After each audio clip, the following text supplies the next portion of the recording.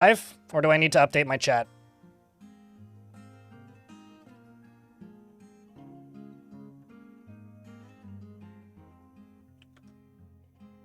Testing? Okay, cool. Test received, Val. Thanks. All right, cool. I was very worried I was going to have to make a new YouTube feed, but it looks like I don't. So that's good. So, I should be recording now. In case I need to make this into a video. Let's dive in, shall we? The Past Land, Colorbeard, is the fortress we are going to be playing.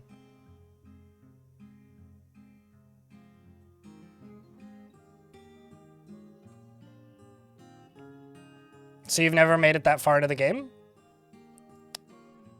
I don't know how to help you with that because I feel like I've cleared that explanation with multiple of my videos, Savage Banana. Like, genuinely, I do not know how to help you. A small milestone would be making bedrooms, making a tavern, making a guild hall, making a public space for your dwarves, making a stockpile. It doesn't... genuinely, I do not know how to advise you beyond that. If you've watched a Getting Started guide and you don't know what the first few milestones you should be aiming for are, I don't know what to tell you. Like, genuinely, because to me, it's pretty clear. Like, try and get the basic needs of your dwarves satisfied, which is drink, food, and a place to sleep and a place to socialize. And then from there, try one mechanic at a time. Look at one system you think is interesting and explore that system. It's Dwarf Fortress's greatest strength is its greatest weakness. Its greatest strength is that the game doesn't force you in directions that you don't want to go. 33 its greatest weakness is that it doesn't force you in directions that you don't want to go. I don't know how to tell you what else to do. Merlin Buff, thank you very much for the 33rd month. Welcome back.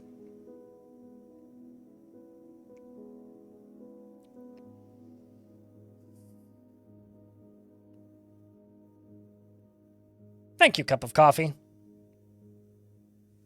What time is it in the Philippines right now? It's got to be like middle of the night, right?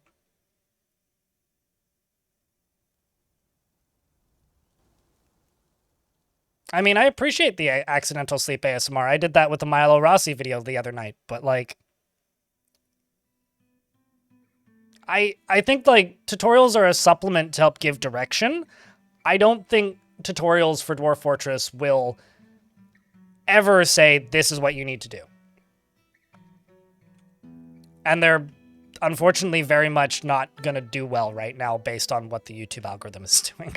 So like, I have no real reason to make more. I have all of the reasons to make a follow-up to a video that did really well in the past in that same format, and cross my fingers and hope that YouTube will play along. Currently, it is September. That means that Twitch has sales. If you've never subscribed to the channel before, you can get discounts through Twitch. This is how this channel stays funded, and it's how it's always stayed funded. So if you're watching on the Twitch side of things, if you happen to have bits on your account, those directly keep this channel around, and if you have a Prime sub, those also directly keep this channel around in the format that it currently is. Granted, it'll probably continue to exist regardless, but if you like the format that this channel currently encompasses, of long forts that get turned into videos, the Twitch chat is how I fund that. OBS just forced me to do that, so yes. Hold on. If you're on the YouTube side of things, thank you very much for watching. Do think about leaving a like on the stream. And I realize I don't allow comments on the YouTube videos, but regardless, thanks for watching. Don't forget to leave a like, though, because that's pretty crucial. And Raging Cave, thank you very much for the 10-pack. And thank you very much for helping fund the channel. I heart you. Ilmarin cheered. That's all. X100. Choo choo chat. Ilmarin, thanks for the $1. Appreciate you. Appreciate you greatly. And Merlin Buff as well, thank you very much for the 33 months. Appreciate you. Zachary, thanks for the 5-pack. And the crowd goes wild. So, for the fort, the named dwarves in the fort currently are Zostra, Nut Dealer, who has a funny last name, Nut Merchants. We got Blazin, we got Snail, we got Arga, we've got Sweaty Poet, Bone Doll, Metroid, Enter Bunny, Server Lord, some Otters. We've got several vampires in the fort, this one being one of them. This one being the other one of them. They're socializing even though they're in prison because I gave them their own tavern in prison. We've got Cricket.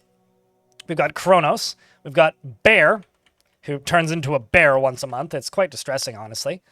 We've got Dwarf Lobster. We've got Tiny. And we have Krav. We also have Clockwork Dragon and Bismuth83. We've got Amethyst, who's making raspberry dye currently. And by not watering them, clearly. We've got Mareb, Freeways, and Sly, as well as Potpourri and Darius. Akunzadral, which is always a name that I'm assuming I'm pronouncing incorrectly. We've got Philly, and we've got Esvin. We've also got Mina, Bootlegger. We've got Dagon's Puri, which is also a name that I'm probably butchering. As I scroll down through the list, we've also got Dulkin. And Gig, who's our mayor, who's meditating on war. I'll take the hint. We've got Ankh as well, who's one of the starting 7. Those listed with Chromite are part of the starting 7. We've got Sage as well, who's our chief medical dwarf. And I will catch up on the chat in a moment. I see the name, something you want to beardless dwarf, Smith preferably, got it. We've got Grazia. We've got Sour Grapes. And Sour Grapes is just pissed off dwarf, who I'm actually kind of amazed isn't dead yet. We've got Romanoid in the military. The military was fixed, by the way. You can siege things without any threats to your person. We've got Pilot. We've got Schmitty Scent. We've got Edict. We've got Tom the Turkey. We've got Poobert. We've got Ice Blue. And we've got Sweaty Jr., as well as Otter Jr. and Neezer. We've got Helmet, which is a funny name. Helmut. And Dulkin Jr. I've started naming named dwarves kids as their name Junior. Anyway, we've got Zostra Jr. And I think that's everybody. If you didn't hear your dwarf's name called and you're concerned about you being dead, let me know and I'll type it in search for him. Catching up with the chat, we've got a hype train running currently. And we've got Devil Dawn with the 5-pack, thank you very much. Zacharus with the 5-pack. And that brings us up to a level 4 hype train, which currently needs 2 subscriptions to level up. Do think about me if you have a Prime sub, YouTube folks. And, or $9 in bits. Appreciate you guys. And let's see, do we have any Smiths? Oopsies. Beardless Smith, preferably. Would you like Lorbam or Attis? Or your Vad? What suits your fancy?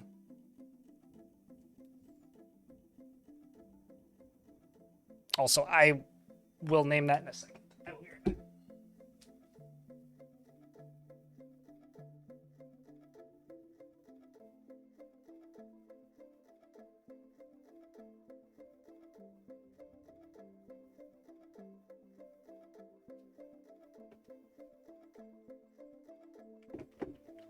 Does color affect your enjoyment of food?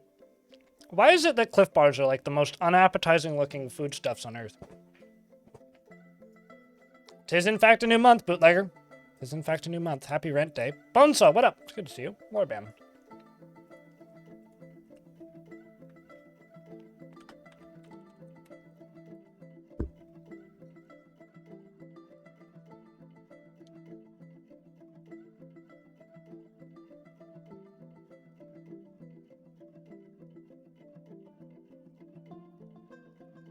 It varies cup of tea, but it's usually 50 to 60 hours.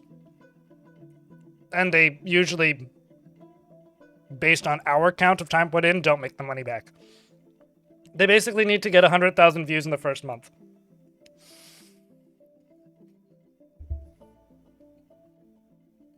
Sorry, my mouth is full.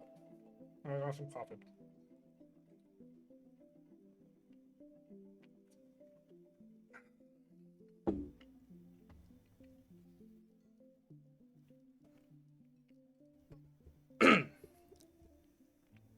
Raging Cave wants a bearded dwarf. Okay. Do you have a preference of job? Or just bearded dwarf? So, Elith, you're a dwarf here. Very rarely develops negative feelings after seeing Elfpole's dead body, and often feels discouraged, generally acts impartially, is rarely moved to mercy, and doesn't tend to hold on to grievances. She is quite confident. She's quite comfortable with others that have a different appearance or culture and doesn't seek out excitement. She tends to not be swayed by emotional appeals and is very humble. She is She is a friendly individual, and she is often nervous. She is stubborn, and she has little interest in joking around, and finds obligations confining, though she's conflicted by this for more than one reason. She tends to stretch out when she's bored, and she snaps her fingers repeatedly when she's excited. She greets others very loudly, and she needs alcohol to get through the working day and doesn't mind being outdoors at least for a time. Yeah, they rarely make their money back in regards to time that I put in to them. And I also, like, as an example, the one I did on Caves of Cud took 2 months to pay back the artwork I commissioned for it. When they do well, though, it's worth it because I make the money back outside of YouTube, usually, like through mug sales or people coming to the stream. Personally views decorum as a high ideal and is deeply offended by those that fail to maintain it, thinks that it is of the utmost importance to present a bold face and never grouse or complain or even show emotion. She considers craftsmanship to be relatively worthless, doesn't care about art one way or another, and doesn't really see the point of working hard, and dreams of raising a family. She likes ash glaze and bismuth, bronze and morion, as well as water buffalo horn. Giant turquoise shell, rings, and guinea fowls for their social nature, and the words of the early dress and the sight of the shadow of rock, and when possible prefers to consume fonio beer and absolutely hates hamsters.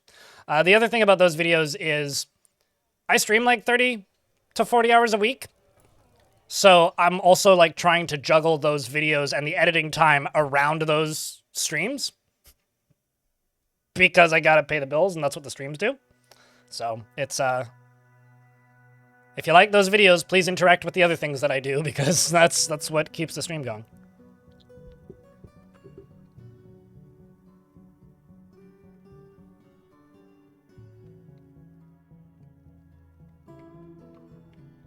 Yeah, I mean, Japan takes that very literally, right, Baron Balloon?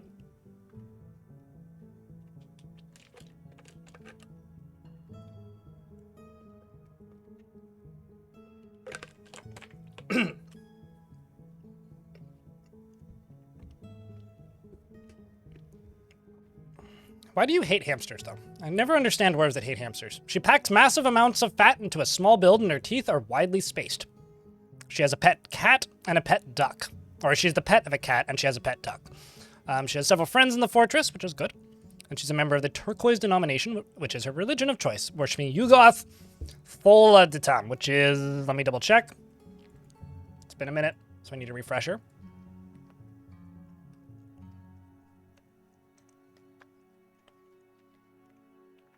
Less popular god, that's for sure. The god of fortresses. Not super popular. No, that's Eustace, not Yugoth. Where's Yugoth?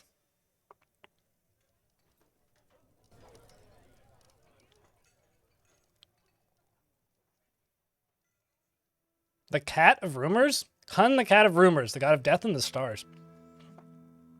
Now I want to know what that is.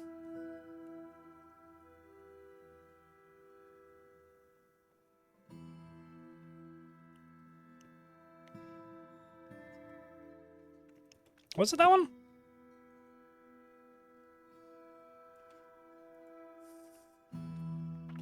Yugoth, where is that god? Was it all the way up at the top and I just missed it? Oh, maybe it's that. Steep Iron. You gosh. The god of earth and caverns. I did just scroll past it. Yep, the god of earth and caverns is what you worship. Cat of Rumors will be an NPC in your next tabletop RPG, or someone's title, I guess. And then Raging Cave wants a bearded dwarf. All right, I'll give you a happy bearded dwarf. You are a gem setter. And YouTube folks, the first person to put 3 smiling face emojis into the YouTube chat gets to name something. Piece of furniture or something else. He is very friendly and always tries to say nice things to others, and he is very slow to anger. He tends to be cheerful. He's not particularly interested in what others think of him and doesn't cling tightly to ideas and is open to changing his mind. He likes to take it easy and generally acts with a narrow focus on the current activity, and he can handle stress, and he is stubborn. He needs alcohol to get through the working day and likes working outdoors, but only grumbles mildly at shitty weather. Doesn't really care about anything anymore. He dreams of crafting a masterwork someday and personally sees the whole pursuit of art as silly. He believes that peace is always preferable to war and does not care about fairness. He's married to a wrestler named Saigon and has been here since the year 304. So he's been here for 4 years. And he likes mica and lead and alexandrite and hippo leather, as well as orchid pink helms and backpacks and barrels and coins and rye for their beer. In the words of the Glimmer of Velvet, when possible, prefers to consume mackerel and fisherberry wine. Does anybody else notice that there's a lot more colors they can like now? Necrontier, thank you very much for the 4th month. Welcome back. Tony Meatballs! What kind of thing would you like? He hates slugs. Same. Absolutely relatable. The Sienna Creed is your religion. And you worship Akil Datan Kadul, which is the god of mountains. I should know this. But it's the most popular god, more or less. One of them. One of the most popular gods. The standard normal god of worshipping. You also are hauling some sheep's wool yarn, you're storing it in a stockpile, and you've killed nothing. Where are you storing that? Because you shouldn't be storing that this way. I need to look, actually.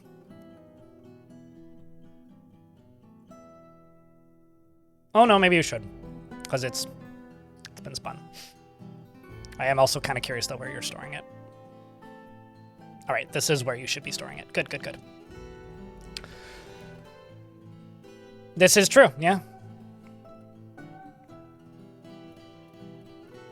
Don't care what it is, you just need a big meatball? That sounds like a military dwarf to me.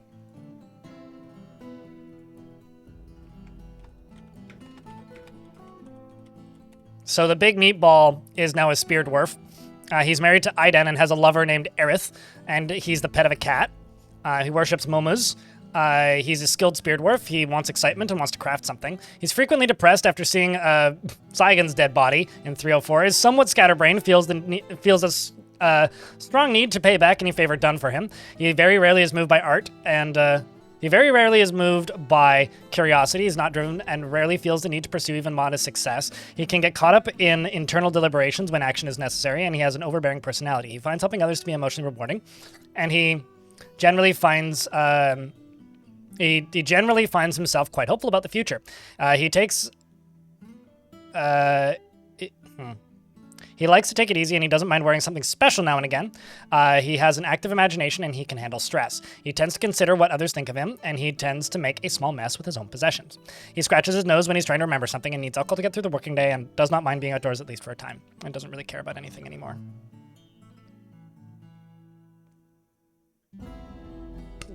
I'm not fond of slugs.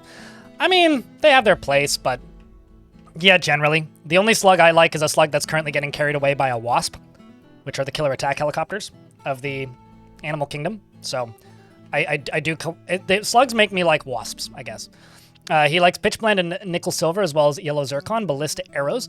Cats for their aloofness, in the words of the Glimmer of Velvet, and when possible prefers to consume giant stoat, wine, and rambutan seeds, and absolutely hates large roaches.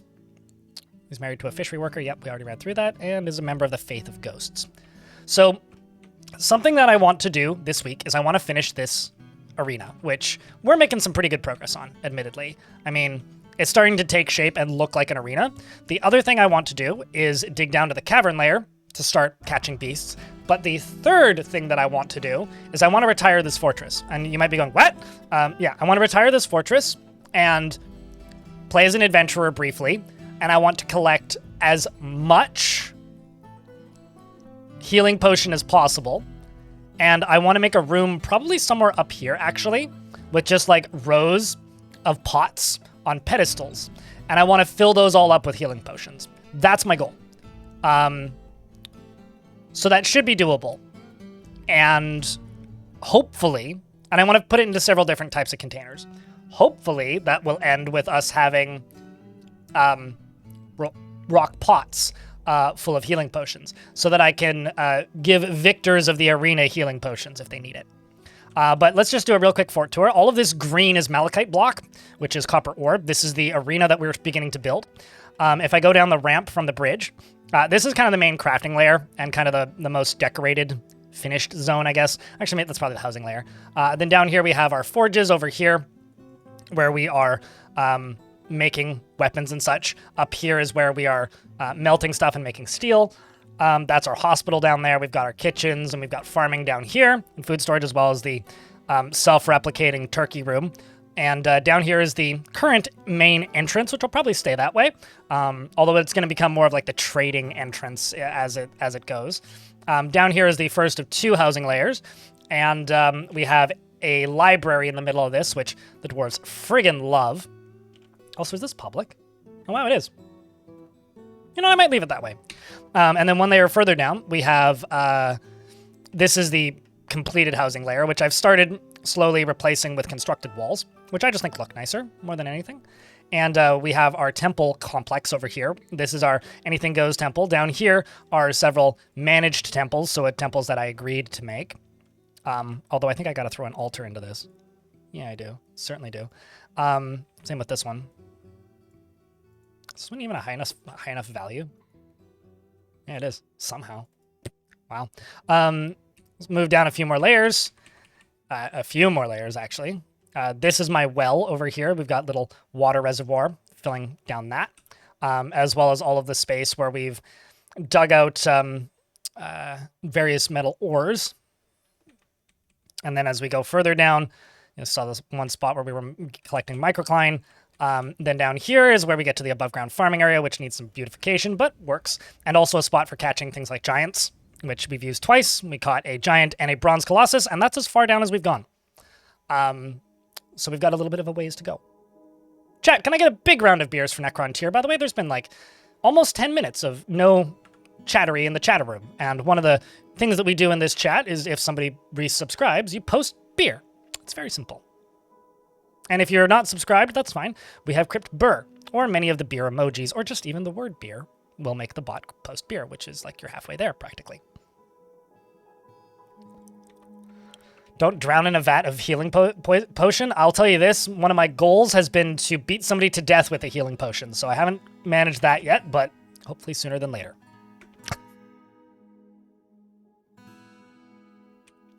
And right here is my little artifact hold. I should point that out. So currently on bedrooms, we are pretty much good. I mean, the children and the babies will need bedrooms, but I want to say I've got some unclaimed bedrooms, but I'm not entirely sure where, to be honest. Yeah, there's one. So I do have some unclaimed bedrooms, so I could give these children bedrooms to keep them happier-ish. A lot of married couples in this fort. I do want to make some more bedrooms here so the dwarves can just move around as needed. These are my two vampires who are in prison. They're in their own tavern, so they're just like sitting there performing and talking and chatting back and forth, which like kind of is sad. But I would like these vampires to fight in the arena. That is the actual plan for them. Oh, all good. DS, all good, all good, all good. I just wanted beers. That's all I want. I just want beers. So I'm a very simple person. I require beers and the occasional line of text. That is it. And as you can see, we have a lot of shirt blocks, so I will actually spread out some flooring just to give this area a little bit more pop, make it a little less gray. Even though it's brown, it's better than nothing.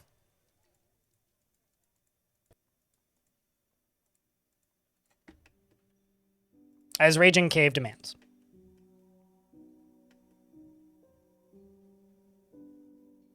Can we get Big Rat the next time somebody names something? Sure.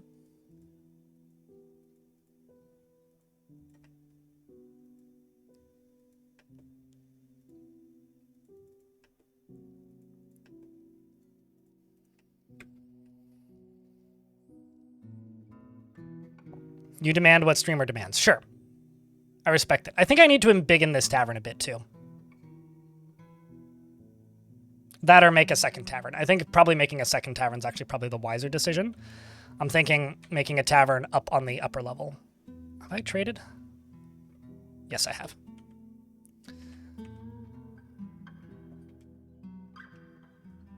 But yeah, goals for today is to continue stealing books for the library, expand the farming, work on the arena, and if I can build a containment chamber near the arena, then also dig down to the caverns. Containment chamber will probably go back here. This is all church, so we'll do this as well.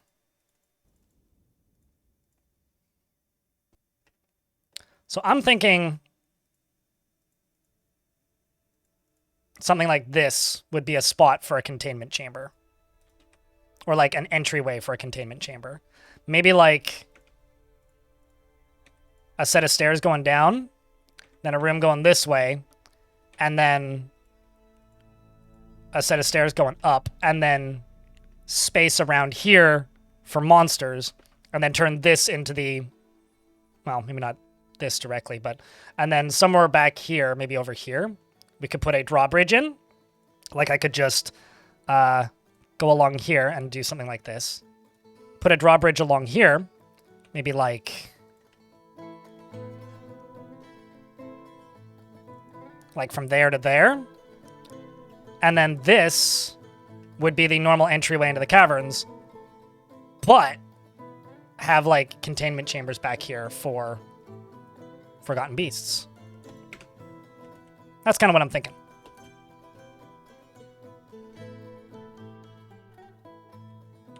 So, Chad, how was your weekend? I mean, the last of my super busy weekends in this summer are pretty much done. All of my very time-consuming family obligations are more or less kaput now, which means I have a lot more free time, so I can properly get back to appeasing the YouTube gods, which hopefully I will, successfully.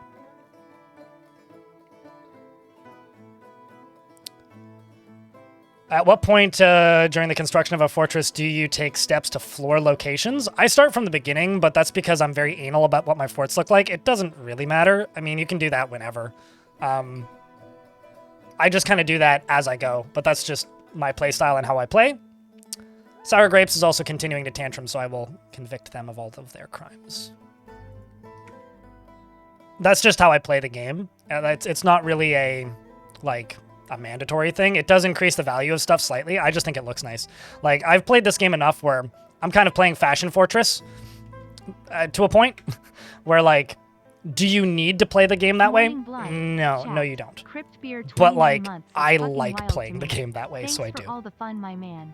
Also, first time going to PAX this weekend and had a fucking blast. Crypt bongo, crypt arrive, crypt undulates. I was, like, I'm genuinely sad that I didn't go to PAX. I knew this would happen, but, like, I've gotten some pretty legitimate, like, how do I put this? FOMO, not going to PAX. This was the first time since, well, I guess I went 2 years in a row. But it's been a while since I missed a PAX. So I'm a little sad, but c'est la vie, part of life, right? Apparently Putnam was at PAX, actually. But how busy was it? How was it? I need to actually look at photos and see how dense it was, because last year it was kind of like a skeleton of itself, almost. It was kind of tough in a way to look at.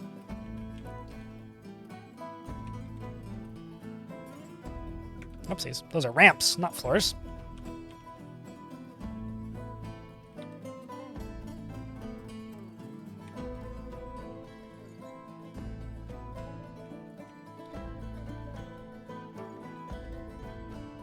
You live, kinda. Congratulations, Celastaris, on your continued existence.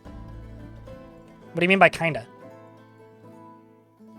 As in, like, you live, but you don't feel like you're living?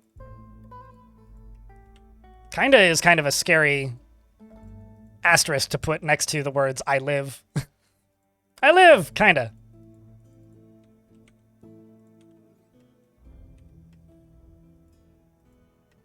Also, I missed a few spots that need walls, which is fine.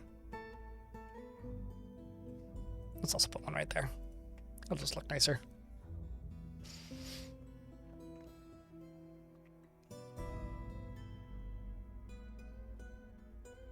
Exactly, Technotroll, and making art.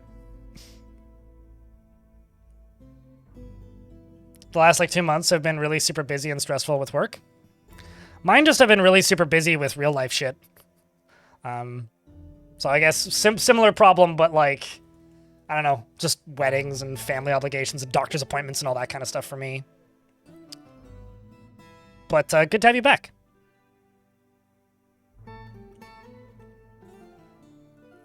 Jokes aside, genuinely. Thanks to have you back. I also need to build up this wall out here. Did that cat/dog walk backwards? The sprites don't flip directions based on the direction they're going, so it sometimes looks like they're walking backwards, yes.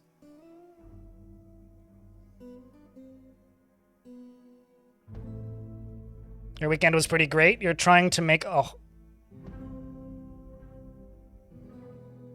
I'm going to read... I know what you're talking about, but I'm just going to read this sentence as it's written because it's really funny. Ash in YouTube chat says, my weekend was pretty great. I'm trying to make a horse so I can do woodwork better.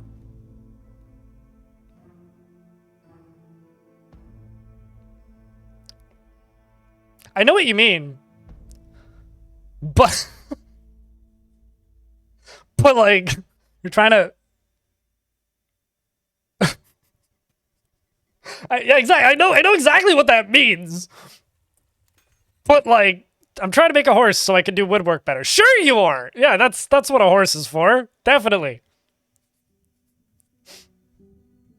What is a sawhorse for $1,000? I no, definitely. Like I literally helped my dad build a sawhorse once, but like that's just such a funny sentence to read. Then what does it mean? A sawhorse. It's like a woodworking table basically.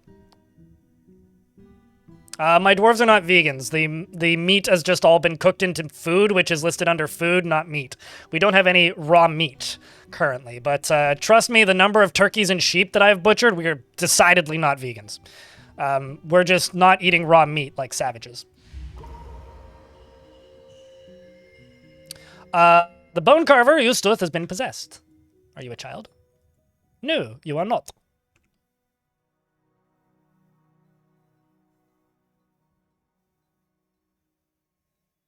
You had a cat get inebriated? I mean, any animal can get inebriated if they somehow ingest alcohol. Did they die of alcohol poisoning?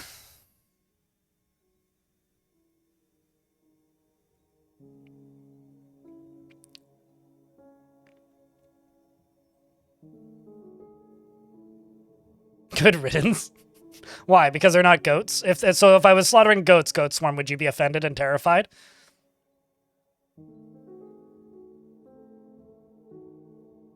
So we got cat bone.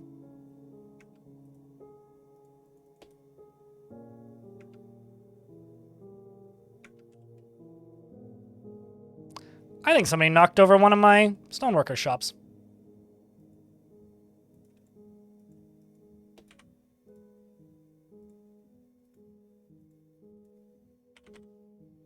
Also, sorry if you hear a backup signal. I don't feel like getting up and closing the door, and I don't think that it'll be backing up for very long.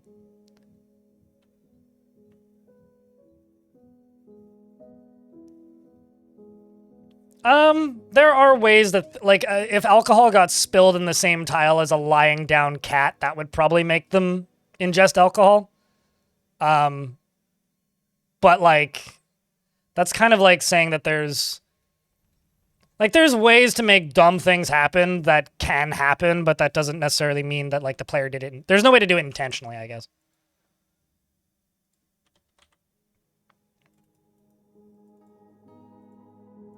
I keep seeing this turkey. I gotta put the turkey in the turkey pen. All right, so the dwarf's beginning this artifact, which is 2 steel bars, cat bones, turkey leather, chirp blocks, and limestone.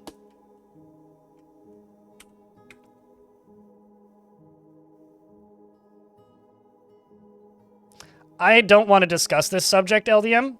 Like, if you want to reiterate a conversation we had 30 minutes ago, just go back in the VOD and re-listen to it. If you left halfway through, that's fine. What they said was, I just got back on the topic again. Do you think Dwarf Fortress can someday go beyond being niche and becoming a mainstream? Stop talking about this. Go back to the old subject. That's all I have to say. It's a pointless discussion. It's not up to me.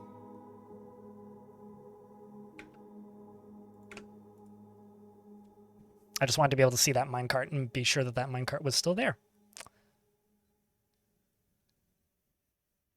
Oh yeah, all the blocks are still getting distributed over to here. Let's increase the number of bins. I'm just going to say, Twitch chat, can I get a round of beers? I'm just making it clear I don't want that subject to come back. Go back and watch the VOD if you care.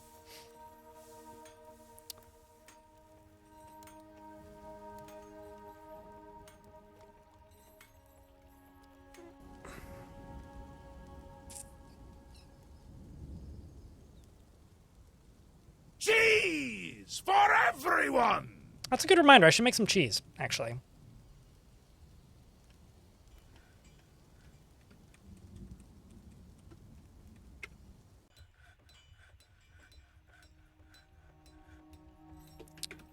I just let that run until it cancels because we got a lot of sheep. And I don't need everybody making cheese simultaneously. Okay, let's go over to here and figure out how I'm going to do...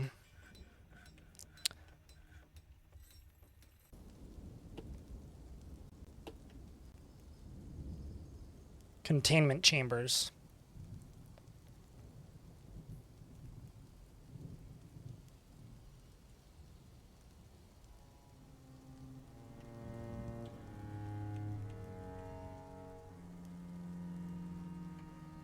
Honestly, probably with lockable doors and drawbridges.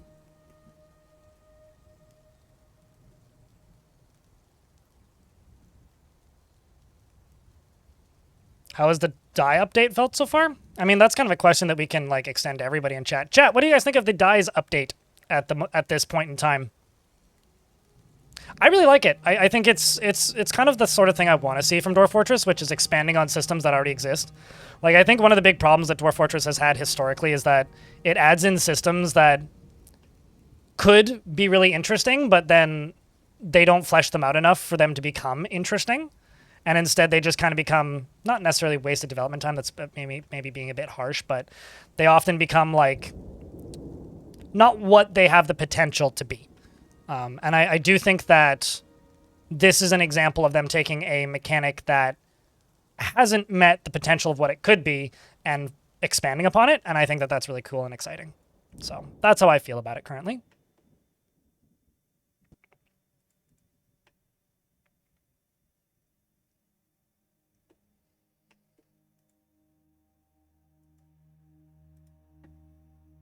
So many bags. Nothing wrong with having piles and piles and piles and piles and piles and piles and piles and piles and piles and piles and piles and piles and piles and piles and piles of bags. I see no issue there.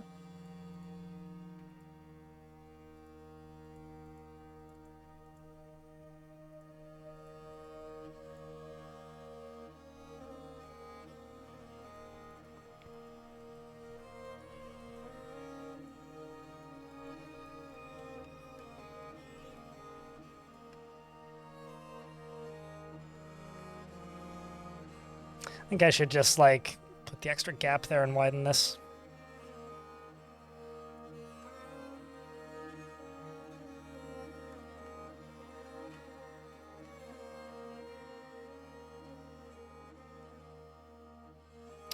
It's hard to force clothers to not use undyed cloth. I mean, I've just limited my stockpiles and linked stockpiles together. It could be better. I mean, every system could be better, but that's why I like to see systems expanded upon instead of just new systems added. Eustace the Bone Carver has created Shit That Thrill the Thar. Sure. Rabid Dishmas. Rabdishmas. A cat bone crown. And claims it as a family heirloom. Can never have enough pots. That's your philosophy. That's yeah, sure. This is a cat bone crown. All craft store ship is of the highest quality. It is encircled with bands of cat bone. Wait, are you hauling it in your inventory? Okay, who's hauling it then? I guess it must be getting put somewhere. It is encircled with bands of cat bones and steel and round limestone cabochons. This object menaces with spikes of steel. On the item is an image of Olbok, Age's Dagger, the Dwarf, and Niglusu, Ruthless Coil, the Even Treachery, the Goblin, in turkey leather. Niglusu, the Even Treachery, is shooting Olbok. The artwork relates to the shooting of the Dwarf Olbok by the Goblin Niglusu in sense nets in the scintillating mountain in the early spring of 174 during Ongor Kok. Sure. The outrageous assaults. On the item is an image of a forgotten beast in Chert.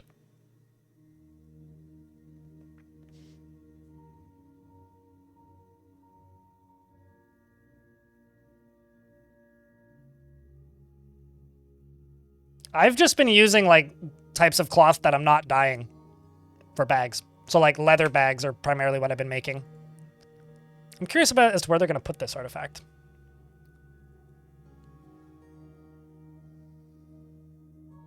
I do think that system can be made more straightforward though. Like what Bioactive is talking about, using linked stockpiles. Like I agree, like linked stockpiles are absolutely a solution, but I think there should be a more straightforward solution. Like I wish I could just specify don't use dyed cloth or whatever. That would just be really nice if that was an option, but... Alright, so...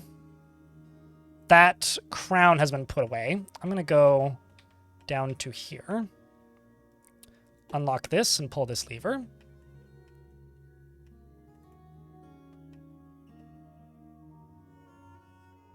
Burrows are not a solution for this enemy, trust me. They are not a solution for this.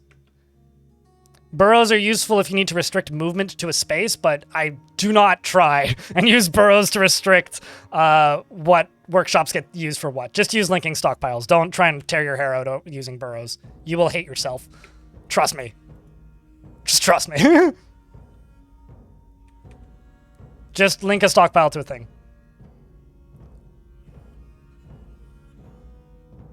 Yeah, I mean, it would be nice to have that filtering, but you can put worn items. You can filter worn items out very easily by simply using refuse stockpiles. Refuse stockpiles will only take worn items or byproducts of items. So refuse stockpiles are actually a really, really, really simple solution to getting rid of used clothing and only having used clothing. Because if there's unclaimed used clothing, it just goes into the refuse stockpile and not into the normal stockpile.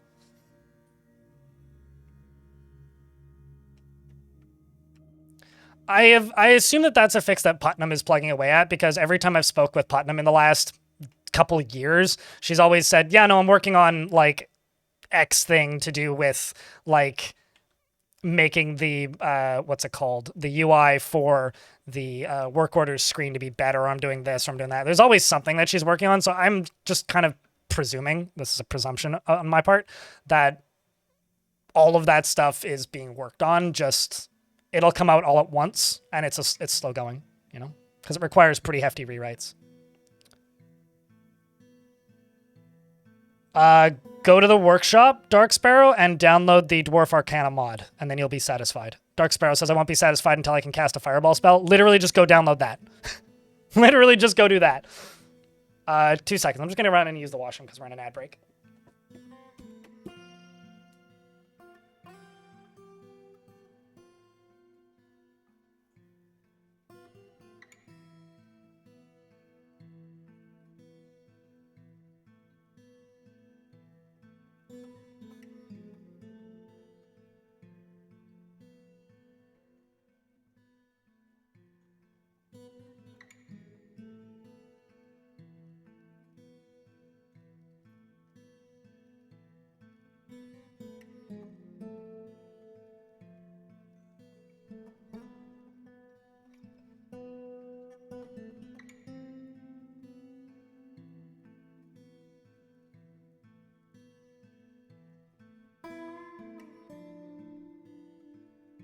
All right.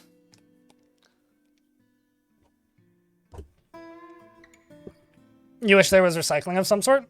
There's multiple mods to do that as well, if that's something that you feel that you need. For me, like, refuse stockpiles are a absolutely functional solution for, like, the need of, how do I put this? When it comes to needing disposal of clothing, I've managed to figure out ways to just use refuse stockpiles to the best of my ability, and that is more than satisfactory for me. There is that one mod that lets you burn clothes or burn damaged clothes in furnaces in exchange for coal. There's that other mod that, what's it called? That lets you repair. I seem to recall there being a repair clothing mod. At that point, like, I know that I'm the guy that doesn't use a lot of mods because I don't think they're necessary, and it's true, I don't. But like, if there's a mod that changes a small thing mechanically about the game that improves the gameplay for you, just use it. I mean, people have been doing that with Skyrim and RimWorld and every other game with mod support for years. Why can't you just do it here?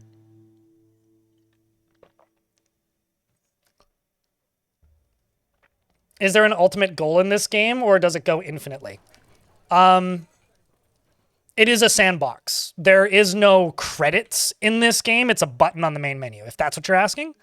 The ultimate goal for most people is to just tell a compelling story that you want to think about for a while, and try and tell a compelling enough story that you are willing to tell friends about it. That's kind of the goal for most people. But I think that is there an overarching goal? Is there an overarching goal in SimCity? Aside from, like, don't get booted out of office? Same sort of deal, you know? It is a city building sandbox is what this game is.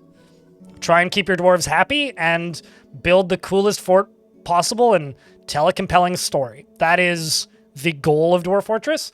There's a negative review for Dwarf Fortress on Steam that I think is actually very accurate.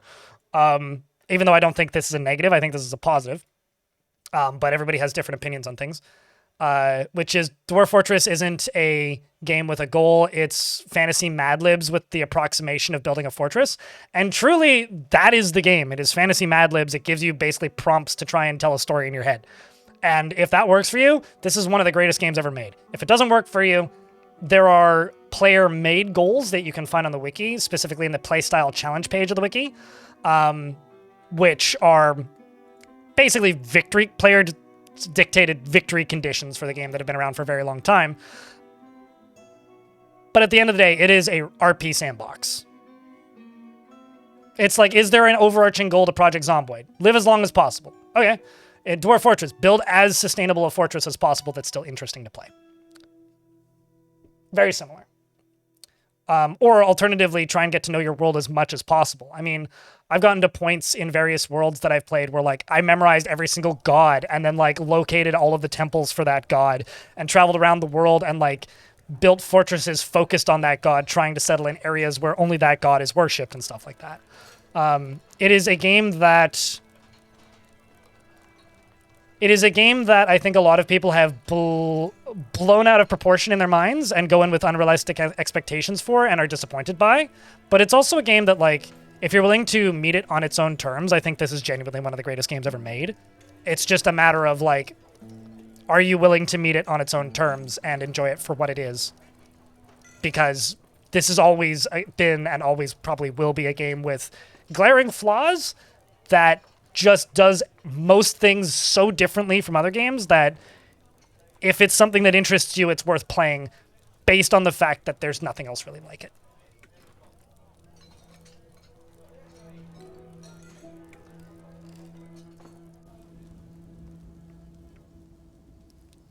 I mean, I have a question. What is, and this goes for, like, anybody, what is the most complicated game you've ever learned? Because, like, it's not that like, people go into this game expecting it to be overwhelming. If you go into this game and you only try and learn one mechanic at a time, it's not that bad. Like, literally, it's nowhere near as bad as people make it sound. Because to me, it's like, learning this game competently is no harder than learning Civ. You just have to keep playing it. Like, sure, you can play through a game of Civ on easy, but you're not really learning Civ. You like knowing where to put different I haven't played Civ since Civ 5, so knowing where to place settlers really, or Civ 6, I guess. Knowing where to like and where and when to place a city, knowing where and when to take an upgrade, knowing where and when to take like how you should be compensating or how you should be building based on the resources you have available. Like learning Civ is hard.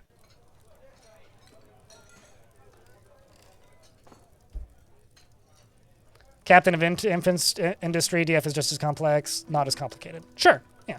Dwarf Fortress, the game, is pretty simple. Dwarf Fortress, understanding its mechanics, is really complicated. But the game itself is actually maybe easier than I think a lot of people expect. Hearts of Iron 4, sure, fair. Fair.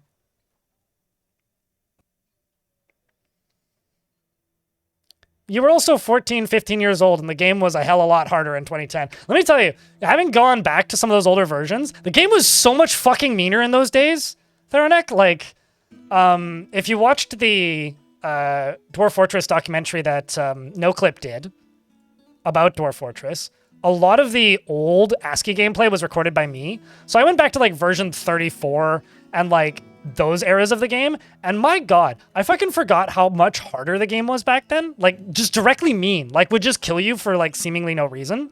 Like, settle on a volcano? Yeah, you're just gonna have, like, 10 fire imps in your face, just, like, torching your entire fort with, like, no real warning or indication of how to avoid it, if you even can avoid it.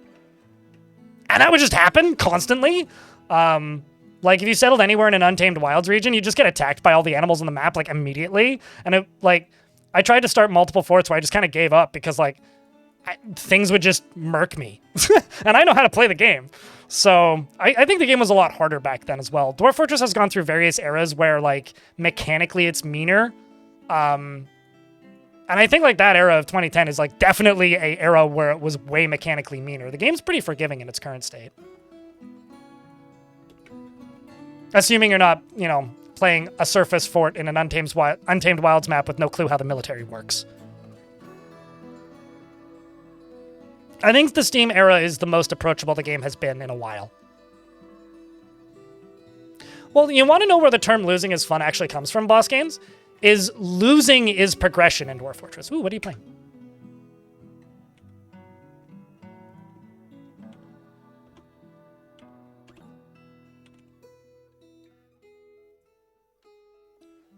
The Shadow of Rock is a sacred solo dance originating in the strategic boots. The form guides dancers during improvised performances. The dance is accompanied by the Iron of Mines.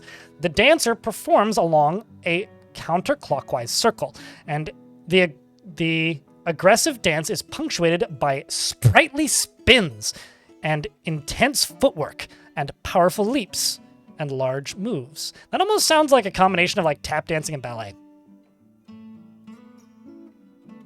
But the reason losing is fun as a term is if you lose, like if a fort falls over, like if a fort collapses, losing is fun because losing is progression, right? If a fort dies, now you have reason to go back into the same world and explore it in adventure mode and take some of your artifacts. Or start a new fort in the same world with the same faction, and surviving dwarves who didn't die in that fortress will probably migrate to your new fortress and you'll get reoccurring characters. Or maybe they will migrate and become part of, like, government and royalty and show up as your outpost liaison, like making a fortress and then that fortress collapsing and you abandoning it and letting it succumb to the siege. And then the next fortress you start in the same faction, one of your dwarves that was previously named shows up as your outpost liaison, and two of them are your merchants because they escaped somehow. And then you can go and look at how they escaped in Legends. And that's interesting because losing is fun because losing is how you push the world forward. Does that make sense? Like, I think a lot of people are very much focused on the fortress dies, well, that's game over. Not really. The fortress dying or the fortress getting stagnant is an excuse to push time forward and continue playing in the same world. That's why losing is fun. Like, losing can be frustrating. But loss isn't loss. If that makes any sense. I think, like, the meaning of the term has been twisted because of, like, RimWorld naming its hardest difficulty losing is fun, which is, like, kind of missing the point, really. Like, losing is progression. Because, like, the world doesn't care about you, and the world is always evolving and progressing. Speaking of always evolving and progressing, this is a dwarven faction over here that was destroyed and mostly rebuilt, which is the Brass Inks, largely. I'm going to actually send a messenger to these people. I just need to find a location with a big population, if they have any. Most of these are, like, mostly destroyed. But I would like to trade with other factions. I want my renown in this world to increase. Maybe not them specifically then, because they are very destroyed. How about these guys? Confined Paints. I'm going to demand one-time tribute.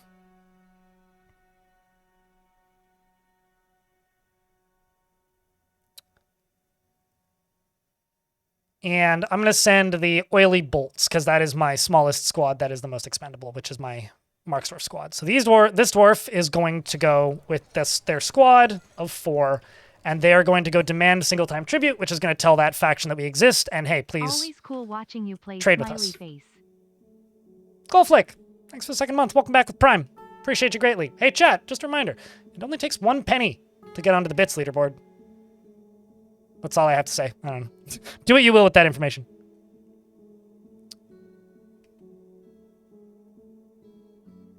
No, naturally. Why wouldn't you take your child on Bring Your Child to Work Day? Or Bring Your Child to Diplomacy Day?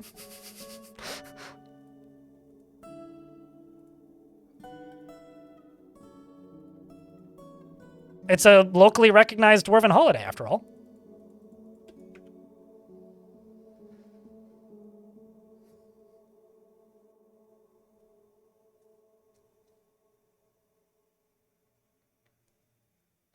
Gentlemen, you've come back with another idea. You've got a dead dwarf civ, and I will bring it back from the ashes and have them be the largest dwarf civ in the world. Thank fuck armies aren't broken anymore. What I would do is just make, like, 10 forts and then immediately retire them. So that your faction has some mountain homes to repopulate. Before you make your fort. Or retire your fort at some point and then, like, make and then immediately retire a couple other forts and then reclaim your fort. Or some combination. And put them somewhere that's kind of far away-ish so that they don't just get murked by goblins. And if they do get murked by goblins, then you can take them over again. Well, they're not sieging anything. They're just going to go demand tribute. They're just going to go run up to the walls and say, "Send us tribute!" And they'll go, "No." And then they'll come trade with me. I'm making friends. Non-violently. Mostly.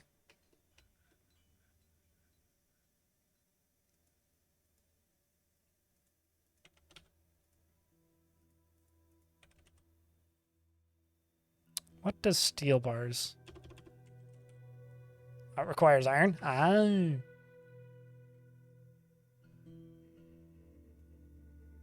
Just gonna... Let's just start smelting laminate.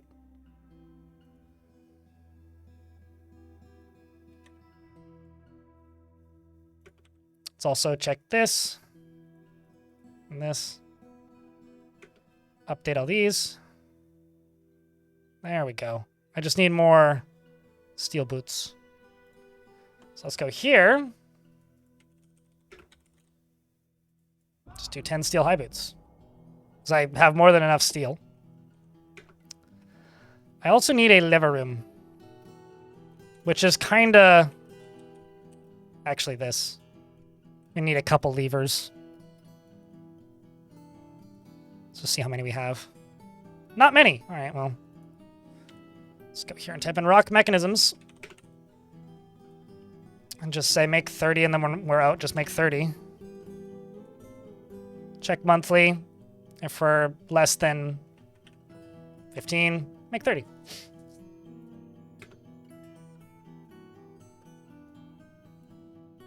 Exactly, small bean lad.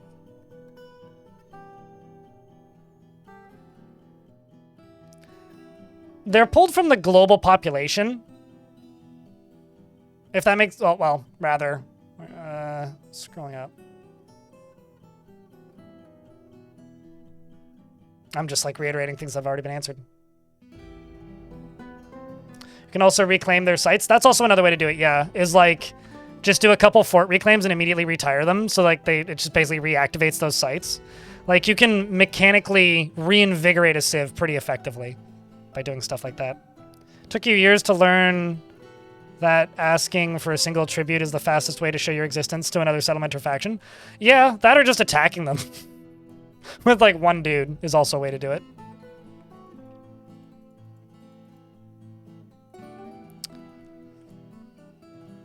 Let's just see. Are we making rock mechanisms? Mechanisms. Do I have the workshops for it? I can't remember. I would have put it over here, right? I'm gonna go with no. I'm gonna go with no, probably not. Probably do not have.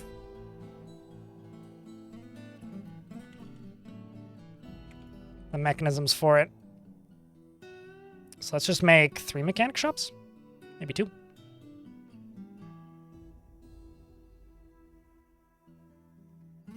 But they still showed as uncontacted? I mean, if they just killed your dwarf, the dwarf has to escape for it to work, usually. Also, attacking things generally takes a couple attempts for them to figure it out, but they do eventually figure it out. Like, sometimes you'll get the notice that says so-and-so saw them when they were escape or on leaving or whatever. That means that they've spotted it and they're starting to figure it out. Hello, Don Joe. How are you? But yeah, demanding tribute or demanding surrender, actually, is usually the fastest way.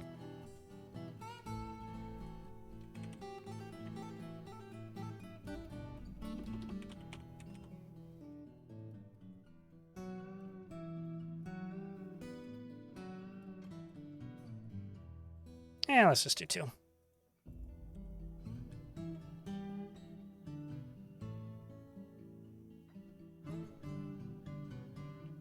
No, not a bunch of times. If it's not goblins, if it's like humans, dwarves, or elves, you just need to send demand tribute once, and then they will come and trade with you after that. If it's goblins, like you have to do it a couple of times because they won't come trade with you, and they'll attack you. So. Although sometimes I've had this happen. I don't know if it's intended or if it's a bug. I presume it's a bug. Sometimes goblins will bring you tribute once, which I think is really funny.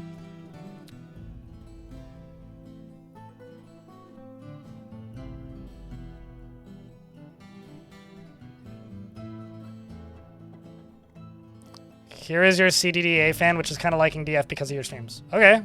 I'm not sure what I'm supposed to do with that information. You're not the only CDDA fan that watches my streams. You are not singular. There are others of you.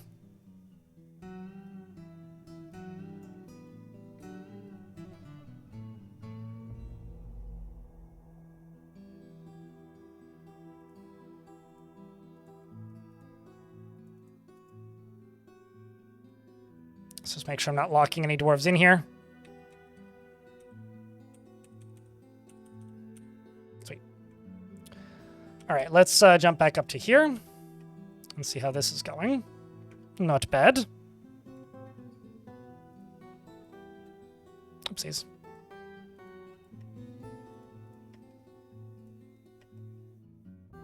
Actually, you know what? Why don't we do this? Just make this into the entryway.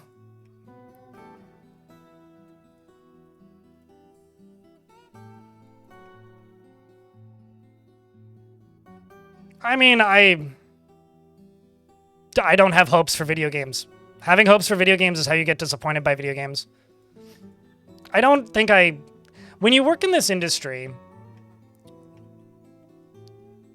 like, even with, like, the only reason I was excited for Jupiter Hell Classic was because I knew for fact that that was a game that I liked because I basically played it before, right? I'd played Doom the Roguelike. But I also was aware that it's a game that a lot of people who watch me aren't going to give a shit about and aren't going to watch any content I produce, no matter how good I make it, which was true. And that kind of sucked and still kind of does. So I don't really get excited for video games. I mean, there's video games I know that I'm going to like, but I don't know that I'm going to like Streets of Fortuna. I haven't played it. So Why would I be excited for something that I know nothing about that is still very much not a going concern yet? I don't get excited about games in the same way that I think some people presume everybody does.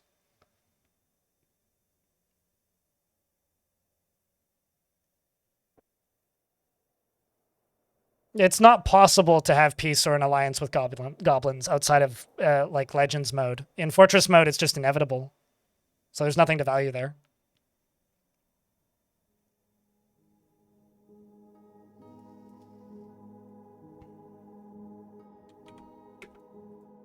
Like, literally, it's mechanically impossible.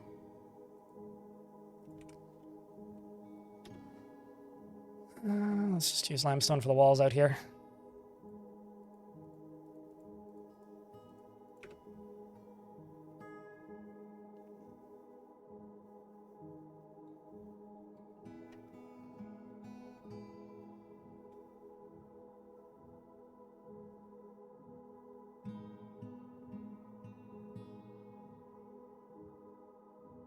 But yeah, no, if you go look at Legends, it'll explain why you're in an alliance with goblins. There's almost always a reason.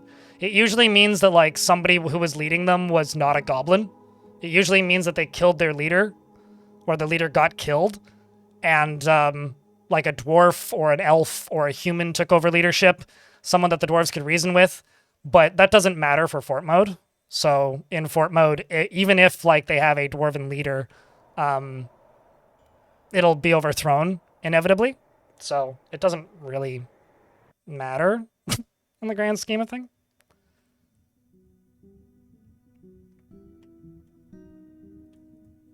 But yes, that can happen in Legends mode. And usually that's the reason, is because they ousted their leader.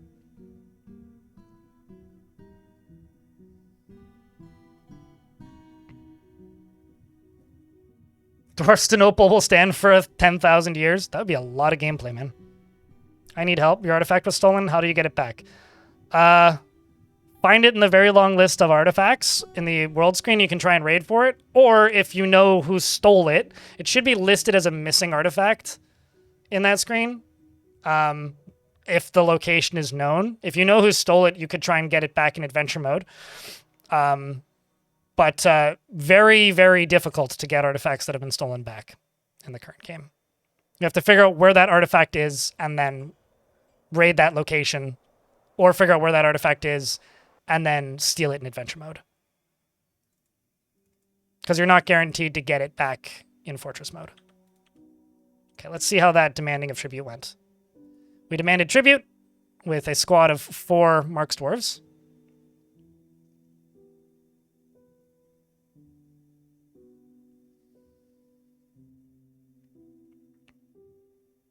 The Mountain of Dyes demanded and received tribute from the Urn of Wilting in Confined Paints. And we got wood opals, a birchen crutch, an iron flask, and a moose leather backpack. Well, that's very kind of them. So now we'll say that we don't have any contact with them yet, but they should come trade with us unless something's been broken under the hood, which is, you know, never impossible, but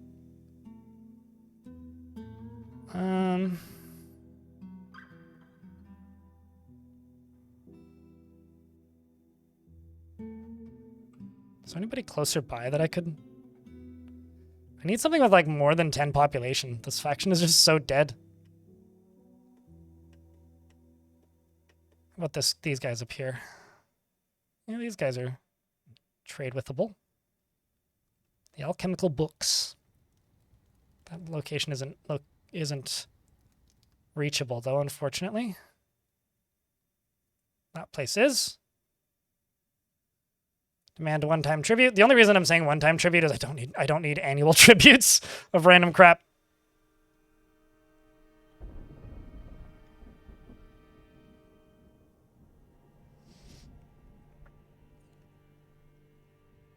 If you watched my videos, you'd know the answer to that question, Bummer.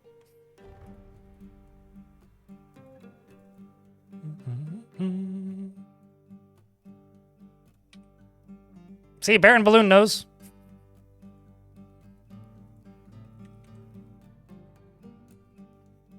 You must have missed it. Ah. I mean, I can't say definitively anything because I don't know. I don't know what it'll look like in game, but so you know about as much information as I do. All that we know is that they will be able to siege properly and damage walls, and they may be able to resort to digging if that is the only way to enter a fortress. But I am very doubtful that they will do the, I'm just going to dig in a straight line directly into your fortress, blah, because Tarn has said he doesn't want that to happen. In the Future of the Fortress video that I uploaded this morning that very few people have watched because YouTube is not promoting it in the slightest, Tarn mentions that he doesn't want, like, someone was asking, like, if certain types of materials are going to require certain picks to get through, and his response was basically like, yeah, maybe, but we need to do more testing. And then that also spun off into, is that going to mean that, like, your picks are going to degrade faster when you deconstruct your own walls? And his response was, no, because that would be too annoying to play. So, at least Tarn's on our side with some things.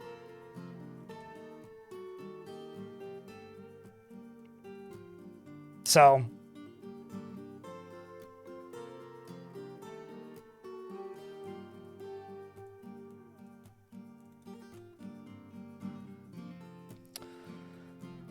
is this still the die fort?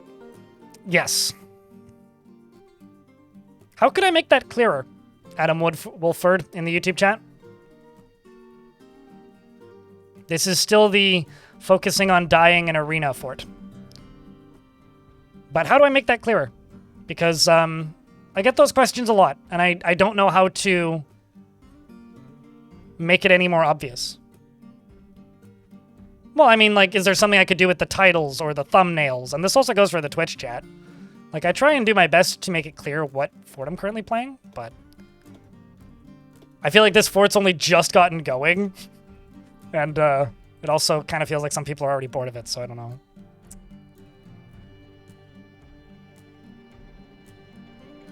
Have you seen the new dying system? It is. I try and keep the thumbnails consistent until the next fort starts, DS. So I don't know what else I could do. Like, I use the same color fonts. I use the same basic wording. I use screenshots of the fort. The name of the fort's up here. Continuing X. So I've tried that, and this is going to be a very YouTube-y sentence. If you say, thing of thing part something, it gets 0 recommendations whatsoever. If I say a sentence, it gets more recommendations. So if I just say continuing name of fortress, and I do that 10 days in a row, by the 10th day, 20 people will be watching. But if I say, like, building the arena, or like something that's more descriptive, I guess, YouTube seems to promote it more. Although YouTube ain't promoting any of my shit at all, so maybe I should try that again. Maybe it's time to go back to old strats, because YouTube doesn't like me much. All right, so I got to connect that to a lever and that to a lever.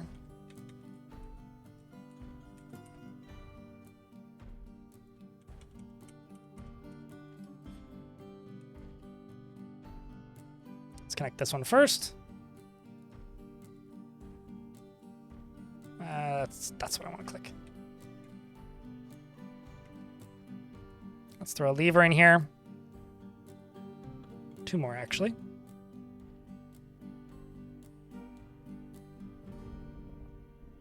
Descriptive titles are, like, dead these days, which... If you get mad at a YouTuber for making clickbait, it's because if you make a title that's just name of the video game gameplay, no one's going to watch it because YouTube will be like, that's not a title worth promoting.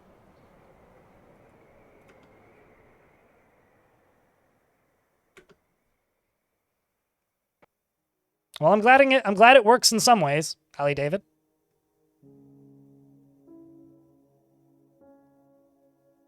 I mean, I stream 3 days a week, sometimes 4, Grundick, for like 8 hours. I would have agreed with you on that sentiment maybe 5 years ago when I streamed 7 days a week for like 14 hours. But I don't know if that really qualifies as quote-unquote so prolific. If you're trying to watch every single minute of every single one of my streams, I don't know what to say. Like, genuinely, like, the archive exists as an archive for me, and I don't really intend people to watch it.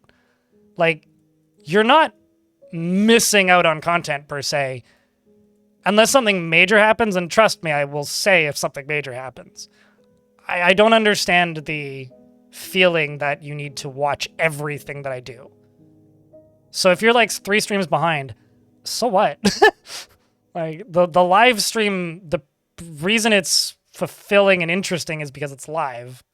But maybe I have an outdated take on this. I don't know.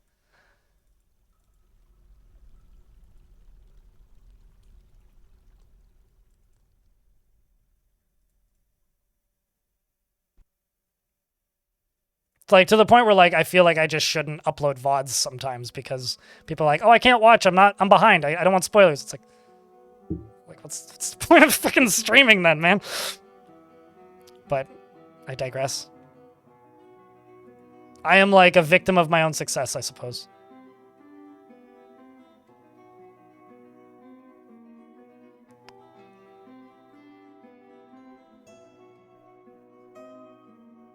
I mean, if you go back, Adam, to a save before it was stolen, it's not save scumming. That's just simply protecting your artifact. There's nothing wrong with going back to a save in a game. It's not scummy. It's only scummy if you are, like, breaking high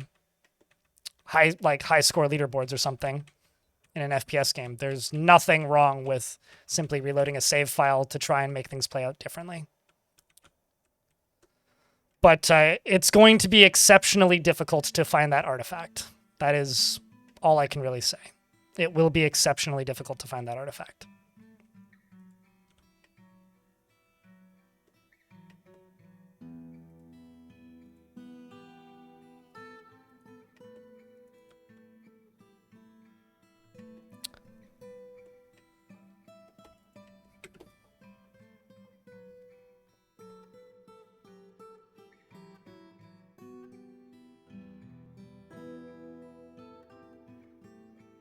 But this isn't a game about playing optimally. It's a game about making do with what you have.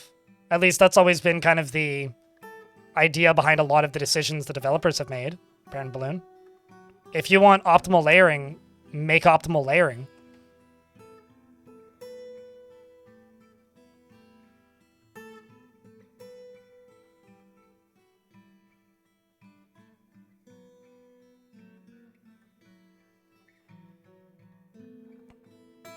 It might very well be like a thief in a bandit gang, Adam, and you may never be able to find it, to be honest with you. Like, if an artifact gets stolen, unless you're willing to go play a bunch of adventure mode, usually it's just gone.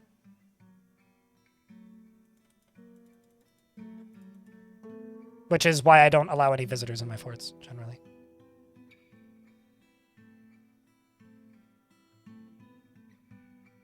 Sure, I mean, I would agree with that. Like, being able to, like, save armor sets between forts would be really cool. That I'd be okay with. But I think, like, a lot of the excitement in this game, and a lot of what makes this game interesting, at least this is my opinion, you don't have to agree with it, is that Dwarf Fortress doesn't really reward playing optimally. And I think that if the game starts to push its design towards making players play optimally, they will often be more frustrated than anything about the game. Because Dwarf Fortress is designed to be suboptimal. It is designed that dwarves can just say fuck it and not do the thing that you asked. And that's what gives it character and makes it unique, is that it doesn't reward a lot of what people expect from games like this. It subverts expectations in sometimes interesting and sometimes admittedly frustrating ways. But I do think that is one of the strengths of the game, genuinely. So I don't know. I don't think that necessarily the game promoting optimal play as, like, default options is a good idea. How are you getting that much malachite? I have no idea. This is the most malachite I've seen since it came out on Steam. Good question. I have no idea. Just lucky coincidences, I think.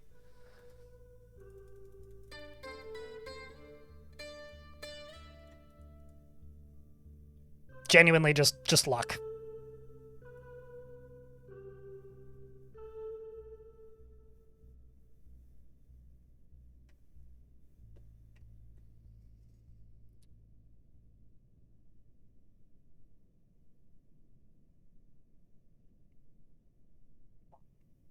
And 30 to 40 hours a week is really a lot. It's not a, well, I should stream more because the YouTube channel ain't making enough money these days. So I don't know, man. It really is a lot, but it's a fraction of what other streamers I know do. And then you have, like, you know, people from the YouTube channel subscribe to my Patreon who are just like, focus on YouTube only because Internet Historian uploads a video once a year and does great. It's like, yeah, okay. That's like pointing at, you know, stay in business school because billionaires exist. It's like, yeah, okay, well, I mean, starting a business and getting into hustle culture is going to ruin your life and also not necessarily actually have the result that you want. And like, well, sure, I agree. Yes, there are wild success cases on YouTube. I don't make that kind of content, so. I am a streamer who makes content to promote his streams. That's what I've always been. I don't disagree, but that was just a comment I saw recently, Bummer, and it popped into my brain. Mid-babble.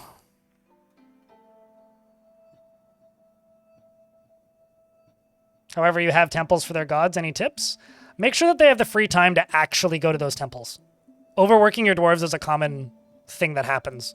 Like, I will often pause all jobs for, like, 3 months to half a year, loaf of bread in YouTube chat, just so that the dwarves can go through and, like, slowly satisfy all their needs.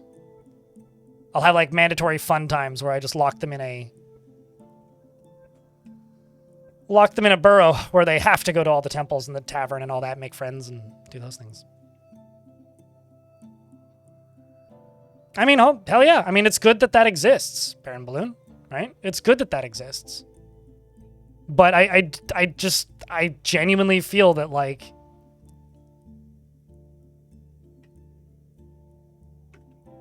you know how there's a whole genre of video games that exists because the physics are fucky? Like, Viscera Cleanup Detail is one of those things. Is one of those games where the gameplay of that is frustration. You are encouraged to interact with a physics system that is bad, and that is the gameplay. I don't necessarily agree with this, but there is design in Dwarf Fortress that is designed to be annoying, so that you happen into those systems. You have to chop down trees to make a functional fort, which forces you into war with elves. You can't take stuff out of a bin before trading to make you accidentally sell an artifact you didn't want to sell. You can't take stuff out of a bin to accidentally try and sell wood to elves. There is a lot of things like that in Dwarf Fortress that is intended to be annoying. I don't necessarily agree with that, but that is part of the idea of this game, is to forcing the player to make mistakes so that the fortress collapses.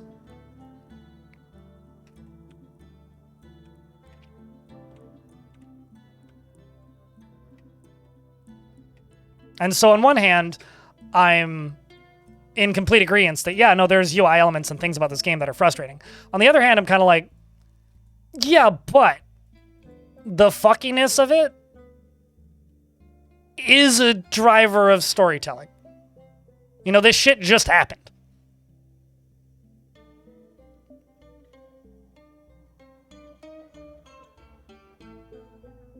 I think it's just when it's a game that is built in a similar, or when games have been built in a similar vein, using ideas that Dwarf Fortress has used for a really long time, and have made them into management games instead of story generators, which is kind of the distinction there. I think people expect a certain level of control that just isn't there in Dwarf Fortress. Which is fair. I mean, people are allowed to expect features from other games. But I do kind of think that, like, the annoyingness of parts of how the game controls is intentional. At least when it comes to the stuff that some people complain about pretty consistently. All that being said, though, yeah, the UI could be better. It always could be. Everything could always be better.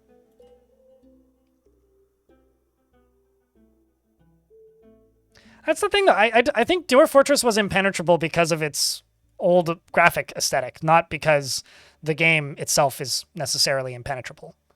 But I think Dwarf Fortress being impenetrable was like the result of the desire to make a game quickly on no budget. All right, now that I've got a bunch of malachite, we can start getting malachite ore hauled back up because I'd used all of it. I have chinchillas? Apparently I have chinchillas. Let's slaughter those. I mean, it was like memes that were spread that weren't actually what I would describe as representative of the game, right? Yeah, no, exactly. Wellesley. You know, you had to learn what you were looking at as much as you had to learn what you were playing. And it was a game made in a style that people were still making and do still make, but don't make as much as they used to when it comes to, like, ASCII games. Like, there are very few developers still making games like that, which, to a degree, definitely contributed to Dwarf Fortress's overall mythic level of fame, I guess. Because, like, you know, there are still new ASCII games coming out pretty frequently, but they don't get the kind of word-of-mouth discovery that Dwarf Fortress got. And not because they're necessarily not good games. I think there's a lot of games that are in similar aesthetics to this that get no press whatsoever and no coverage. Like, Dwarf Fortress was a very lucky time and place thing. It was in an era where some people were still willing to learn games like this, if for nothing else than just the nerd cred. But also it was doing something unique and interesting because nobody was really making any kind of colony game like that at the time. Oh, geez, why'd you do that? And I do think that, like... Let's just do it this way instead. I do think that is part of the reason that, you know, Dwarf Fortress took off, was because there was just nothing else like it, really.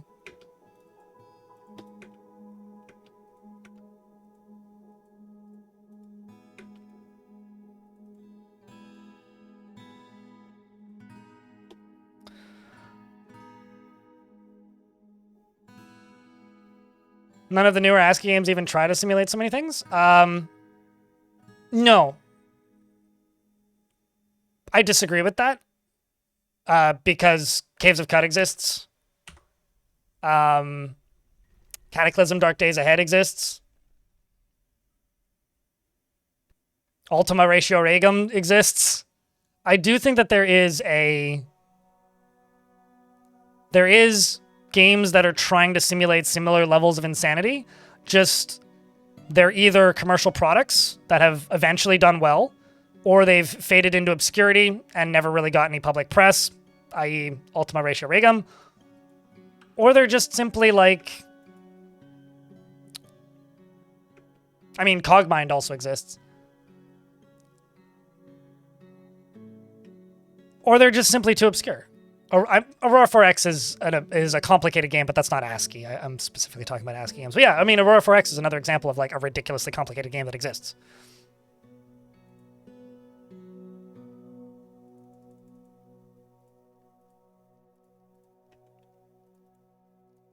But no, I do actually honestly think that Dwarf Fortress exploding the way it did was very much a time and place, right time, right place, and a lot of luck. And, you know, that's how any runaway hit happens. That's how any game blows up and takes off. I mean, that's how, like, Super Meat Boy took off. That's how Braid took off. It was right place, right time. An indie game was able to get onto the Xbox store. I think behind every major runaway independent game success, there is a lot of luck and a little bit of good timing. You know, I took off on YouTube because 6 years before the Dwarf Fortress Steam edition got announced, I was making content and realized that there was an opportunity to be making content of this video game when it released on Steam. Like, largely that was luck, sure, but it was also me seeing a opportunity and running with it. I've been making this argument for years. Bummer. And it's a circular argument. Trust me, there's no winning. People don't know the difference between the words complicated and obtuse. If anybody's wondering what I'm doing, you can now see below this. So I can actually go in here and place, let's just do granite. One block at a time, which will then make this not look like it's sitting on rock floor. Late to Bay, hello. It's good to see you.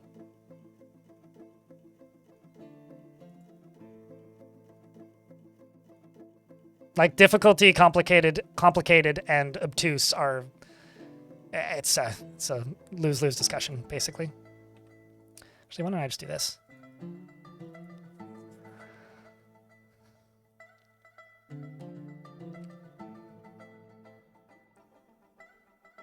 That's how you get tracks to not look awful? Yeah, you make constructions underneath them. Oopsies. At least that's how I've done it in the past. Although now I'm going to be shown that it doesn't work anymore. Probably.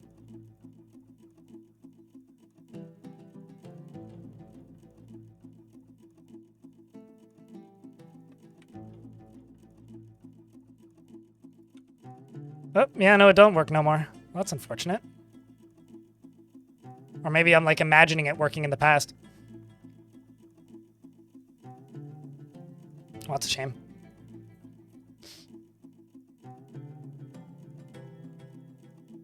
Just about anything that Paradox makes, most grand strategy games, in its own way, RimWorld, it's just a very different type of complicated. Honestly, this is the reason I describe this as a lose-lose discussion. Baruz is there is 0 point to this discussion. Why does it matter? Is my question to you.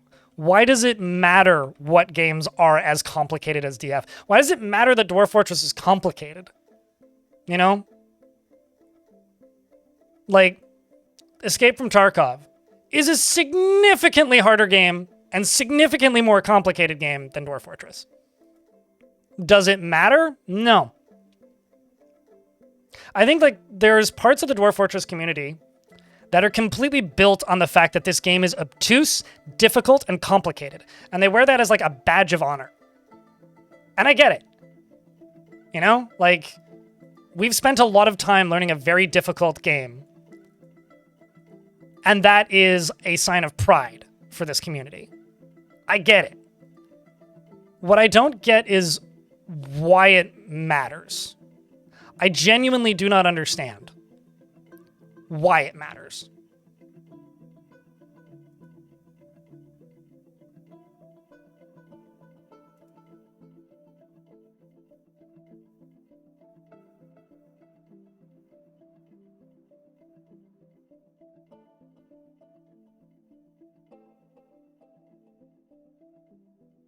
Very confused about this. Hold on.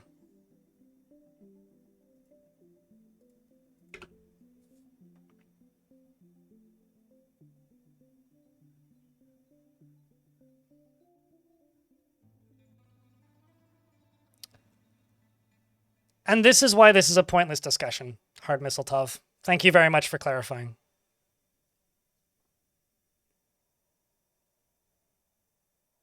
Because the only thing that actually matters in this discussion is, do you have fun playing it?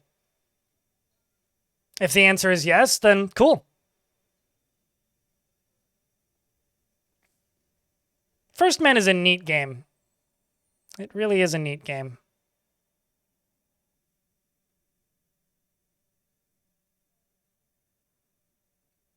Yeah, I'm just going to do that.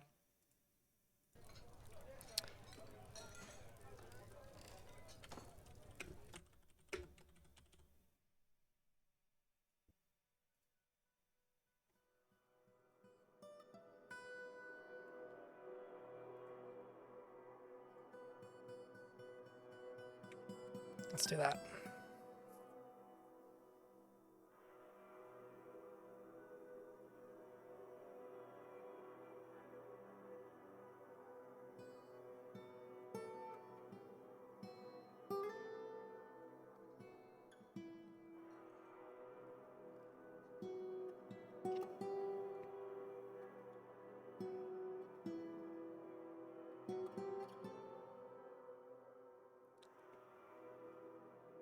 What did I just do? I removed one shoe from a uniform. Because I realized that they were only equipping one boot for some reason, and that removing the second assignment of shoes seems to be fixing it. Because now they're getting both boots assigned. I made a small adjustment to a uniform and then resaved it and then deleted the original. I'm your liaison from the Mountain Homes. Let's discuss your situation. No. No, thank you. Not yet.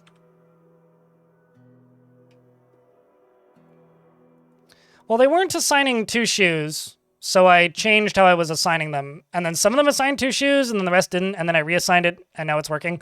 I don't know. Although, to the ones that it says that they don't actually have a full set on, it's because they don't have socks. Because they also have socks assigned, which is fine that they don't actually have those assigned. Like this dwarf running around, grabbing all the bits that they need. There you go.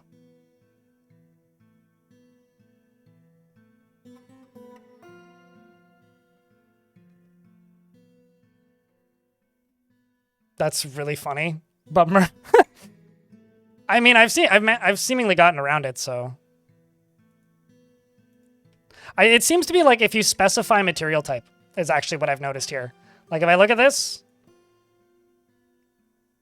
Okay, well, you've got no shoes assigned currently. So you're probably still running around. But like this dwarf has 2 assigned. And if we actually go into the details, it says high boots, just high boots. But when I had them set to metal high boots, they weren't equipping. They were only equipping 1. But when I just say high boots, they equip 2. And they go for steel because it's the highest value, so it doesn't matter. River spirits in a flask? Yep. What's wrong with river spirits? I mean, aside from that, it's a gross, cheap liquor, but, you know, many people drink gross, cheap liquor, so you can't judge.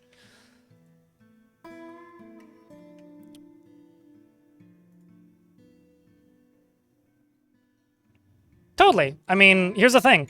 They've been making it less jank consistently and progressively for a very long... That's a hole in my wall. Consistently for a very long time.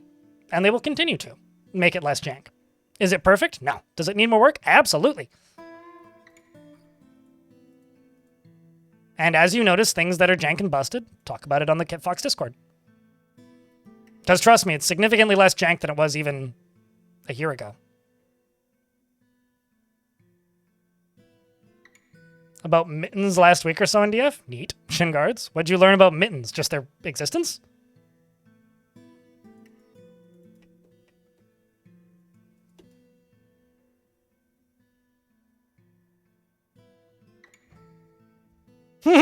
Yeah, pretty much.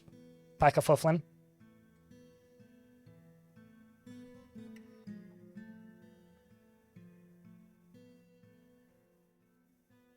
The Mech Warrior games that are releasing these days are just as complicated as the old ones. You just have to enable all the difficult features. But a game having a separated manual doesn't mean that the game is complicated. It just simply means that it's poorly explained in-game. That's all that actually means. And games back in the day were often very poorly explained in-game. Just me playing off of something that was said in the YouTube chat.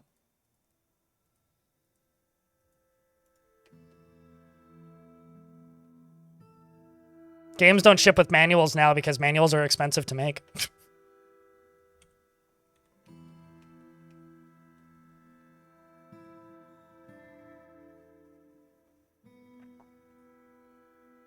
Yeah, I mean, you've come a long way, Bummer.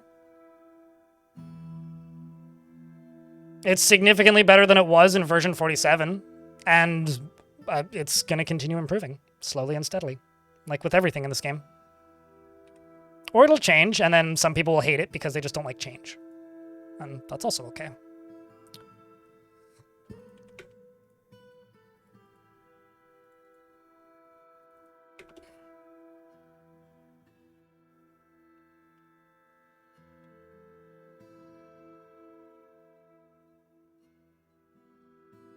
I mean, why make a manual when the community makes a wiki?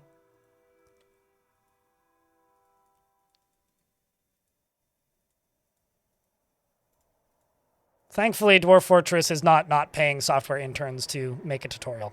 They just kind of don't really have a good tutorial. At least it's a tutorial, but it's not great. It's enough, but... I mean, you can include a PDF, because that takes a lot of time to write, and then you have to update it.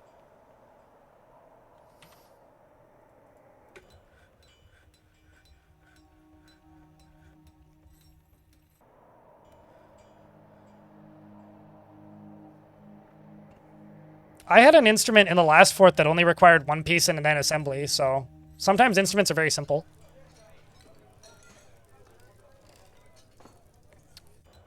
Exactly, bird bones.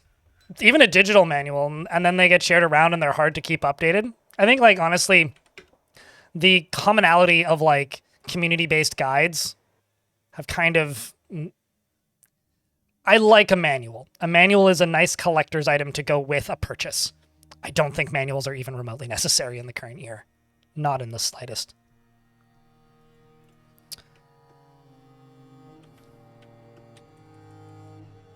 Manuals are fun, but not necessary. And I stand by that. We also demanded tribute from these dwarves up north.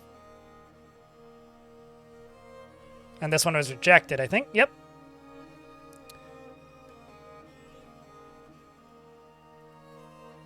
But now we just need to wait for them to come trade with us.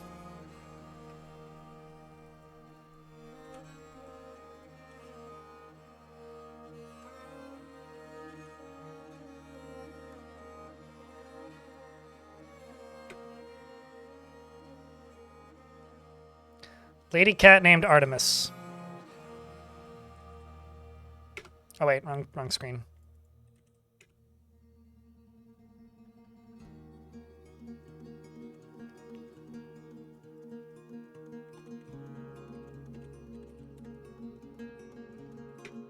I think a cat typed this in on Celestaris' keyboard. She is very stubborn and generally unhindered by the thoughts of others concerning her actions. She doesn't cling tightly to ideas, except her owner's leg, and is open to changing her mind. She's somewhat fearful in the face of imminent danger, including the vacuum cleaner, most likely, and tends to ask others for help with difficult decisions. Is pleased with her own appearance and talents, and is often cheerful. And has a son and a half-brother. And a mother.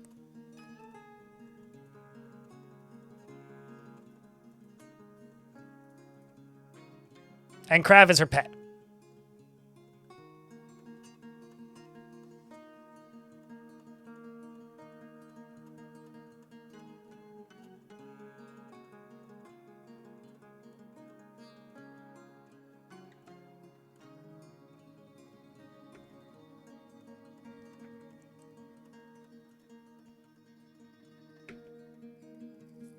Yeah, but I mean, like Birdbones says, I did buy a Stardew Valley manual book for your partner when they update the game. She gets updated parts via email as a PDF. Dwarf Fortress has a manual you can buy on Fangamer, but it's like that. It's a thing for people who already play the game that want a collectible to go with their game. Like it's not prioritized because like why bother when you could just link to the wiki? That is going to get updated faster and more consistently than any manual ever would that's officially supported. You know? Like, it's just... Dwarf Fortress Wiki is the same thing. Like why does a manual matter when, like, guides are just going to be updated in a matter of hours?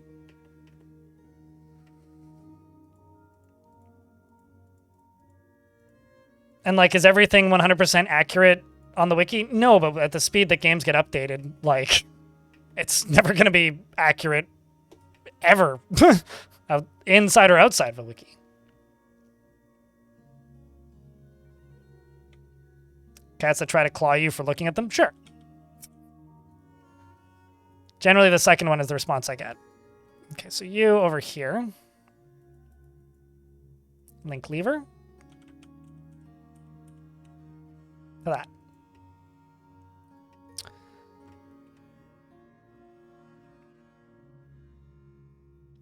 Where did I put that artifact door? I want to say it's this, right? Yes. I may need to increase the value of this after deconstructing this, but...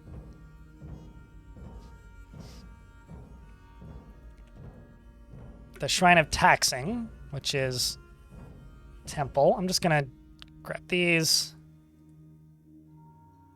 and make this as part of the Shrine of Taxing, which will greatly increase the value of it. Totally fine.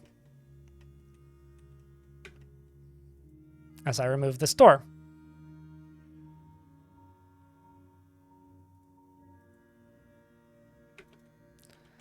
Which is going to go right here.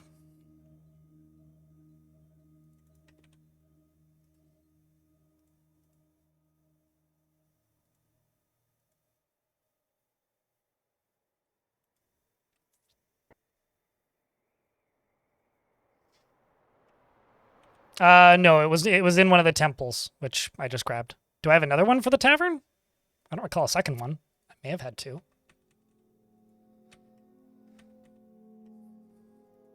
Oh well, yeah, I do have two. I knew I had one. Forgot about the second. I think I'll leave that there for now. Ice Blue's telling a story. Dwarf Shortass became the hammer of the Mountain of Dyes. Cool.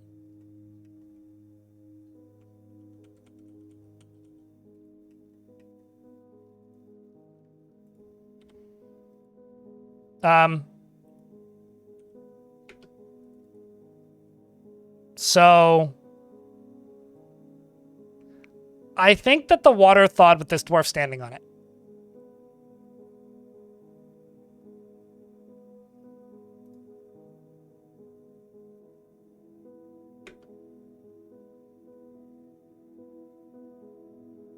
Well, that sucks.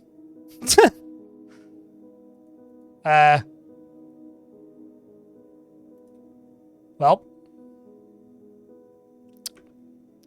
I will make them a tomb. It happens. Fell through the ice. That's actually a very realistic death, you know? Went to go mine out a section and drowned. When it refreezes, we will get their body out. Round of beers for that dwarf. 07. My sweet prince. Dwarves don't even know that they died yet.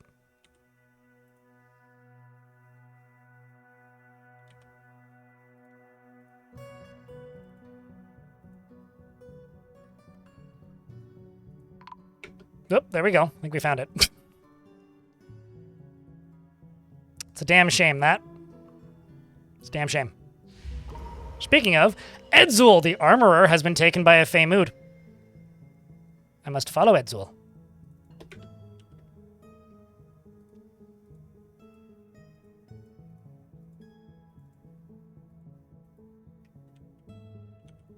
I shall also go up to here.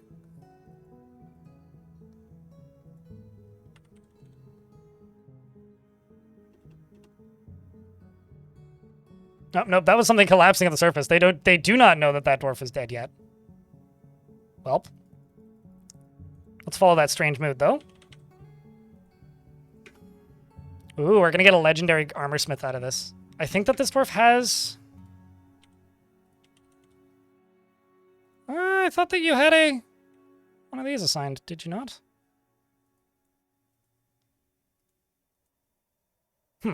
Guess not.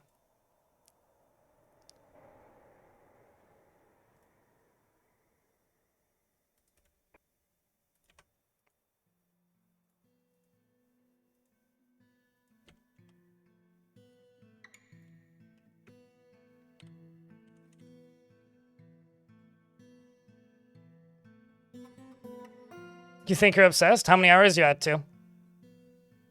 Echo the Echo?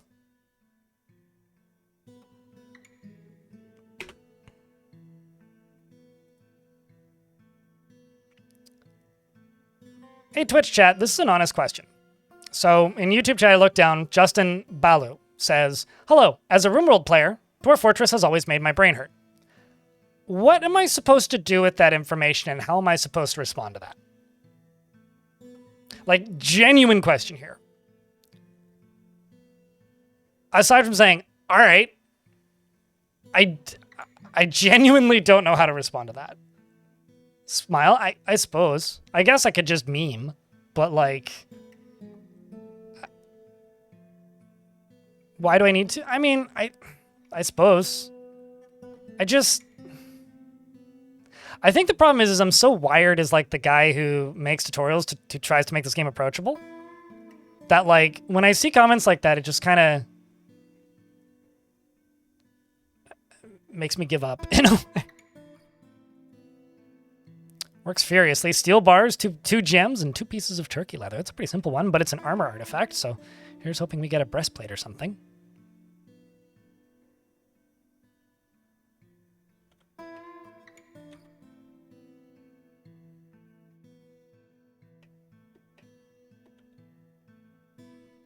I mean, comments like that make my head hurt, I suppose. But, yeah, I don't know.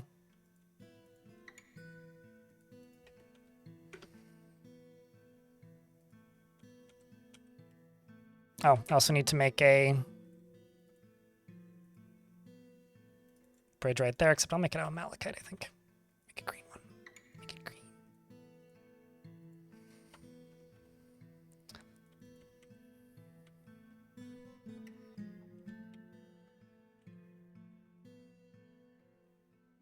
Although maybe I could just suggest that they play the game with like a sack of beans or frozen peas on their head.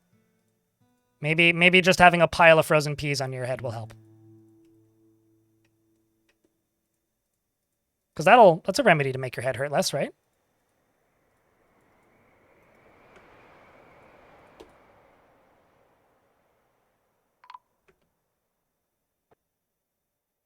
Ah. They finally noticed the dwarf was missing for a week.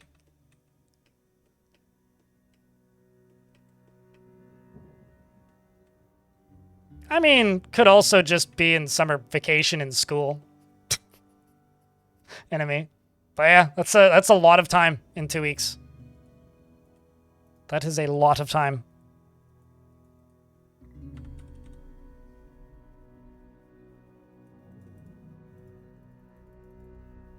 I hope that you've been enjoying it, though. I tend to agree with the anxiety thing. But I also had moments and times when I played a lot of RimWorld that I found that game relaxing too, so I think it kind of depended on what I was doing or what the game was doing to me. And see, this is why, like, I don't know how to respond, because, like, Dustin Bellew in YouTube chat says, well, any answer would have been better than being a condescending douche. Bye. I don't think I was being a condescending douche. I was saying, how do I... You show up with self-flagellation, and I ask why you self-flagellate. Stop hitting yourself. Like, how do I respond? I don't know. If I was being a condescending douche, then what does that make you? Bye, I guess.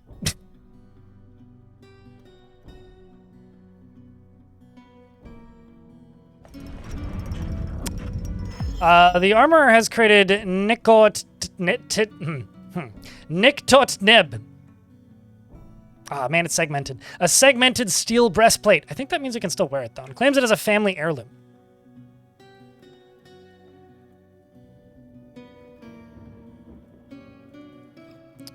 This is a segmented steel breastplate. All craftsmanship is of the highest quality. It's encrusted with brillet cut amber opals, decorated with turkey leather, and encircled with bands of point-cut amber opals. This object menaces with spikes of steel. On the item is an image of Unib, perplexed paint, the iron figurine of Maffel worked lancer in turkey leather. Let's see if I can assign it to Poobert. I should be able to. Bodywear.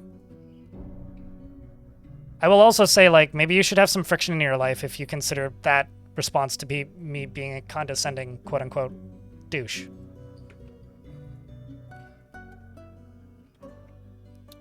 Projection. Yeah, segmented means it's like... Looks like it's from a Final Fantasy game. But it looks like they can wear it, so... Feels pleasure after putting on a truly splendid item. It's like patchwork, I guess. It's a foreign modification to armor, yes. 2 seconds, chat. I'll be right back. I'm gonna go put my mug in the sink. Rinse it.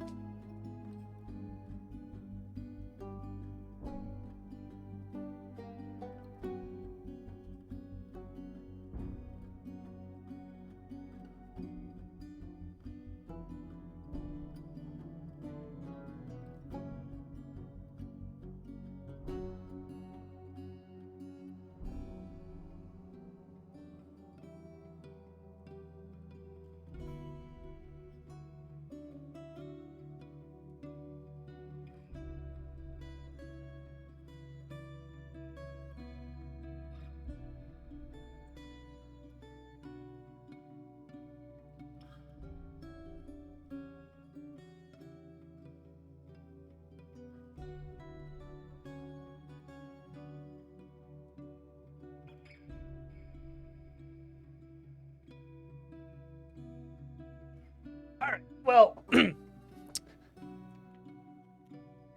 I have an idea, actually. Years ago, I was hanging out with a friend of mine, and, this was, like, before anybody I was hanging out with had driver's licenses. This was, like, elementary school age. And my friend called his mom to get us a ride, because we were stuck somewhere and we'd missed the bus.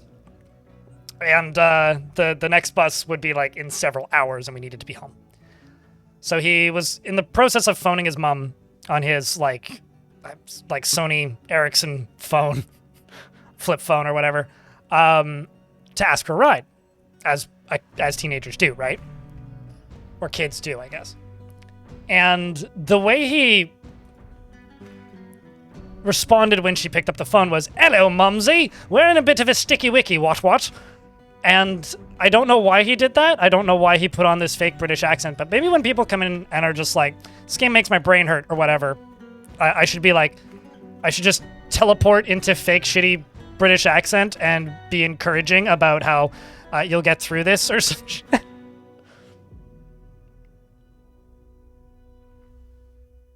Give a new rule after not starting a new Ford after 6. I have a lot of games that I can't play later in the day because then it'll turn into an 8-hour stream or like 8 hours of play, and I just don't have... I have to sleep at some point.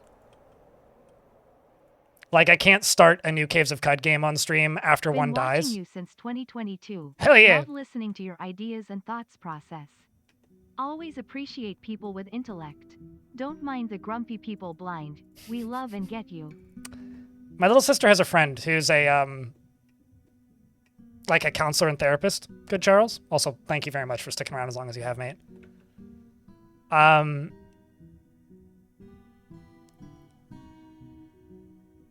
there's a very real problem in modern society where there's a lot of adults or people who are like nearing adult age who've just never been told no or given any kind of like mixed response to a thing because they've only ever been told yes.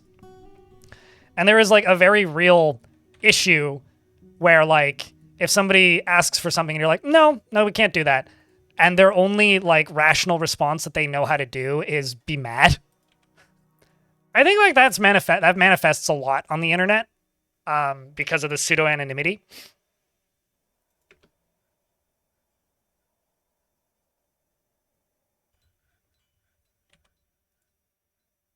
So, but thank you very much. I appreciate the fact that you've stuck around as long as you have, mate. And I'm just, like, mostly shitposting here. I'm just babbling.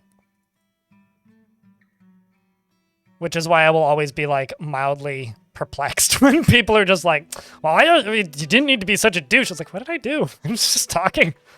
Just thinking out loud, man. The job is thinking out loud. Although saying that I have intellect, I think you're giving me too much credit. I will say that, but...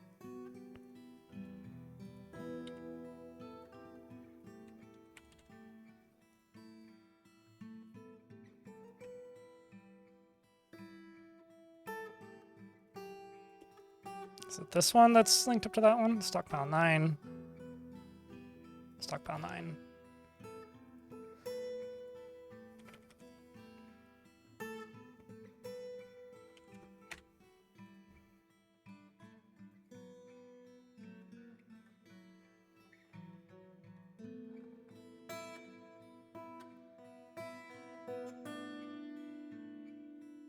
Well, I don't want to, like, I have this thing that I personally tend towards, right? Like, I'm not on the spectrum, at least not enough to be diagnosed with anything because I've been checked, because it runs in the family.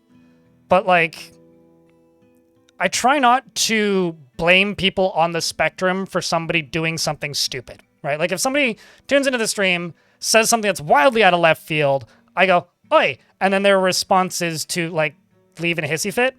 I'm not gonna be like, oh, that's somebody on the spectrum, because then that implies that people on the spectrum are just going to show up and be douchebags, which, not to be like mean to people who are not on the spectrum, that's not the norm generally.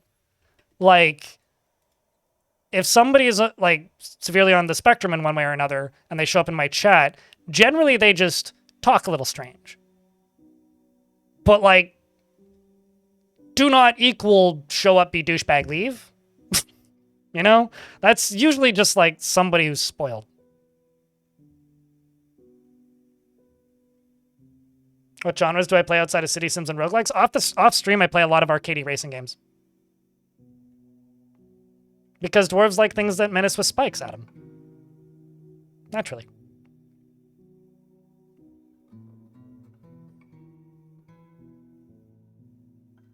It's like Coleman cultures these days, I feel. Yeah.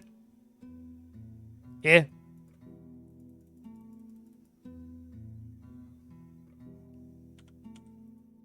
Like, you know, someone earlier today asked me if I was woke and my only response that I could think of saying was that, yes, I woke up today.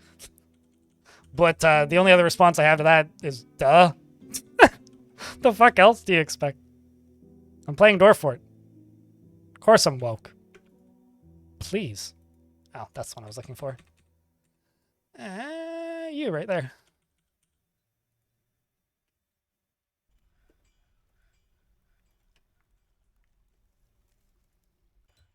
Jump back over to you. Let's throw in 2 more levers. I'm gonna need levers to connect to my levers soon. I'm not broke. But I am very aware.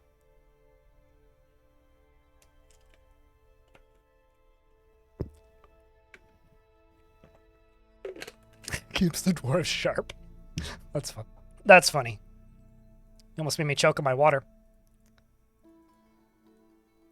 Malachite, and malachite. Oh.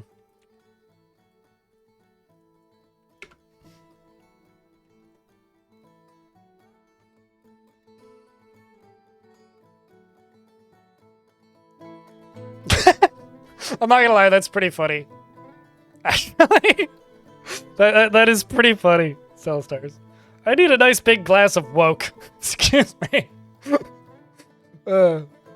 Which, for anybody in YouTube chat who missed it, Celestars was saying that somebody they know mixed wine and Coke and called it woke. That's very funny. Like, truly. Someone should do that. A big old... Like, that would be like the equivalent of, like, a restaurant or bar putting, like...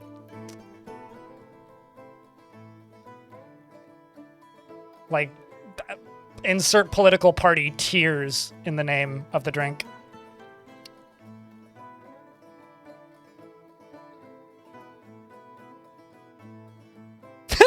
That's even better, Cellstars. Wine and Coke sounds awful. I should try some. You know what's way better than people think? Is Coke and milk.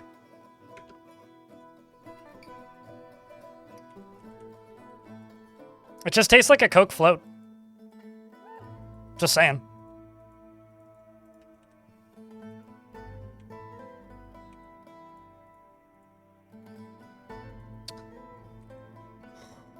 Or like vanilla Coke, if you like that. Or if you've ever had vanilla Coke. It just tastes like a weird vanilla Coke. Coke and port? I mean, that's just wine, right?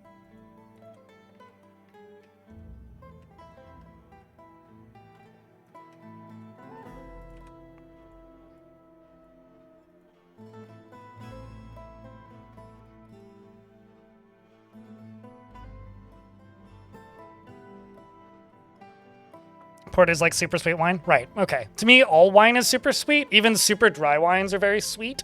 So, to me, like, that's just all wine. Like, all wine is sweet. But I could see it.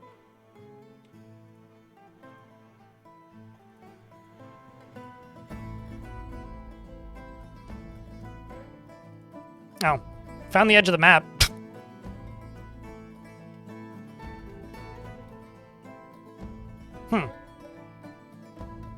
I know it might look like I paused the game, but the frame rate just went to 0. I don't know why, but it did.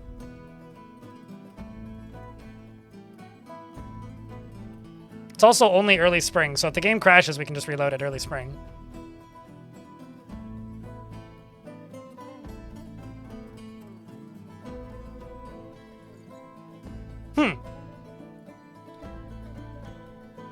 Edge of the map ate all the FPS? I guess so. I'll let it sit for like a minute. French wine and coca? What is that, chocolate and wine? Or is it Coca-Cola? It's frozen in motion? Kind of seems like it. Weird. Although that would be like the first like hard lock I've had in like 100 hours, so maybe more.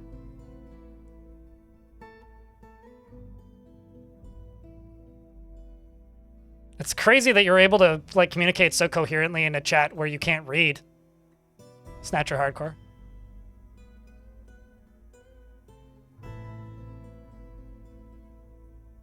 Huh. Can I pause the game maybe?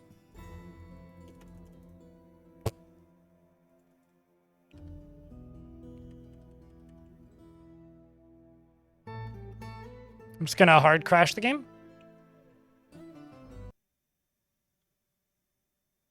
Reload it. It's not early spring, no. That happens before spring. Something evil tries to enter the fort? Something happened. I don't know what it was. But we're only going to go back 13 days. Because that was the last save. We were on the 13th of Granite. It's now the... what? 1st of Granite? So we went back 10 days. It felt like an infinite loop, yeah. It's doing something really secret and wants you to, doesn't want you to see it. No, totally.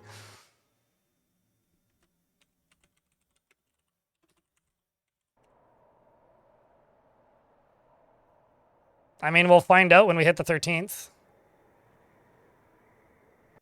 And worst case scenario, I just have to send Putnam a, help.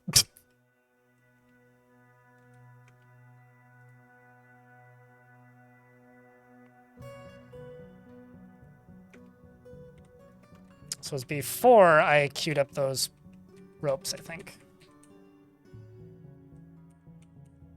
Yeah, Dwarf Fortress went into sleep mode. Where was it? It was over here.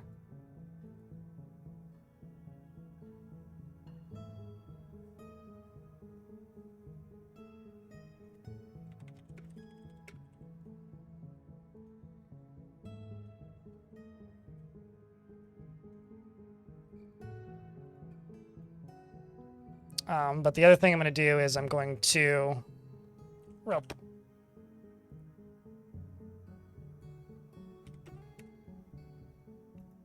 Just make 80 ropes, please.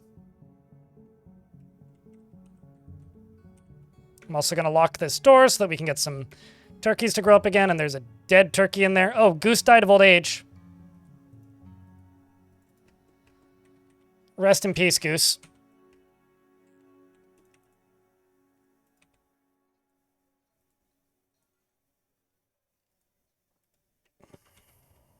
Was this also before Muthcat got discovered?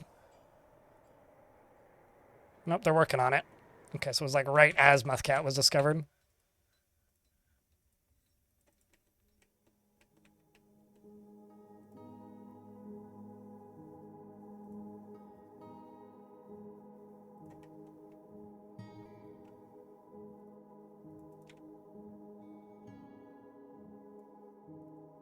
Nope, that's not the tool I want. That's the tool I want.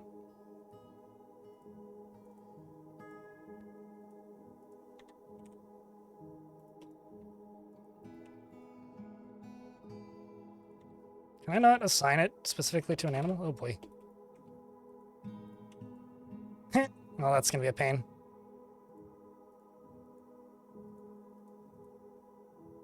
Yeah, whatever.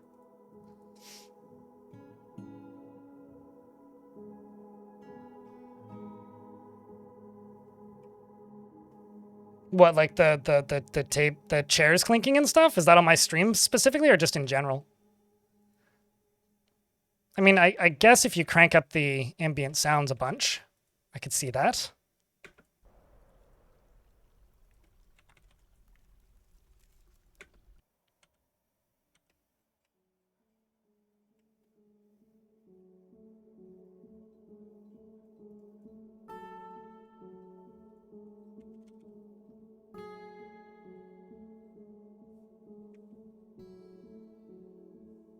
Oh, maybe. I have two, Grundek.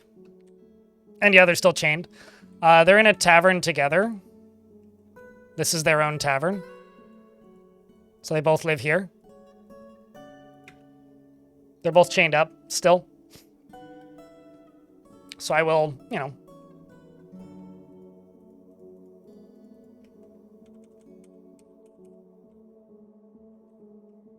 Make sure that eventually they fight something in the arena. That's their destiny. Hopefully not for a long time, because I don't want to make another fort like that for a long time. I think you already knew the answer to that, though, Bubmer. Which is probably why you were asking it. I'm not going to kid anybody. What was I using? Limestone.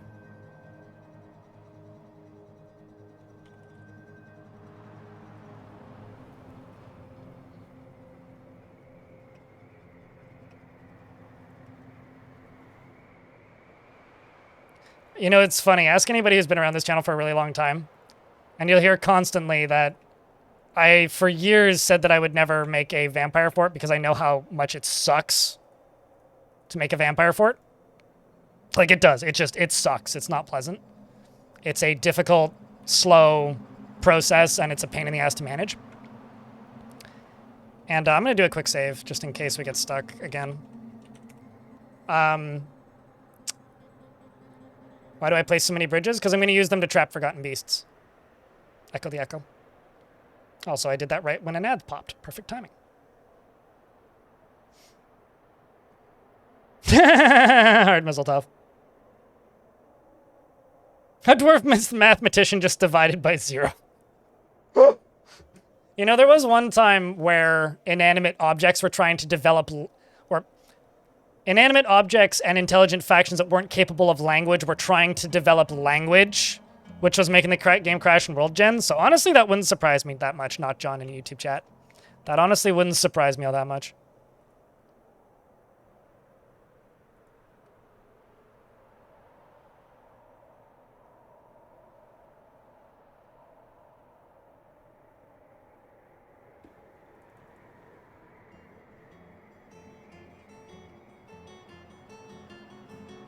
Yeah. Yeah, no, like, there was one time where, like, a kobold was trying to write poetry, but because they don't actually have language, they can't. That happened once.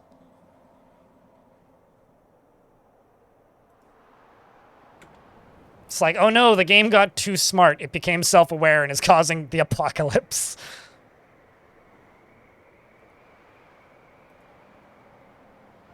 Because digging through this was what broke it last time, but seems fine.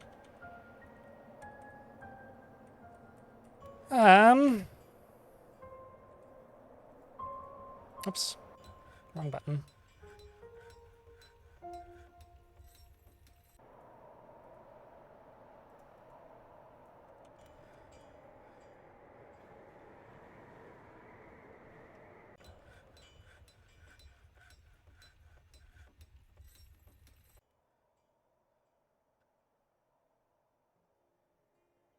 Jables now speak furniture-ish. I'm actually going to do the old school upsy downsies here. We're going to make a fun pattern.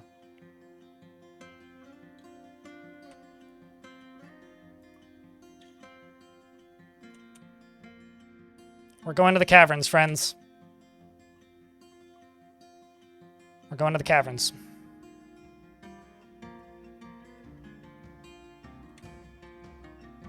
And the first thing I find is more iron. And the aquifer.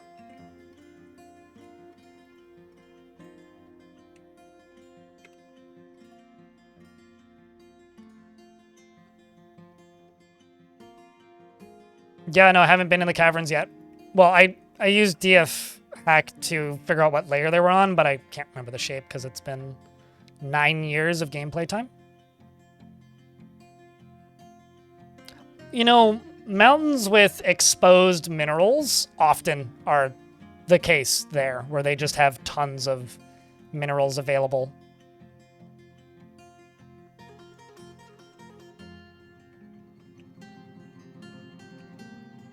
I also have to say a huge thank you to those of you who've tuned in. The 64, or rather 69 on the YouTube side. Don't forget to leave a like if you're watching the YouTube stream. And the 155 here on Twitch. I simply wouldn't have this job if people didn't watch, so thank you very much for tuning in and for taking the time to view the channel, because without you watching the stream, this channel wouldn't exist in this format. So thank you. Seriously.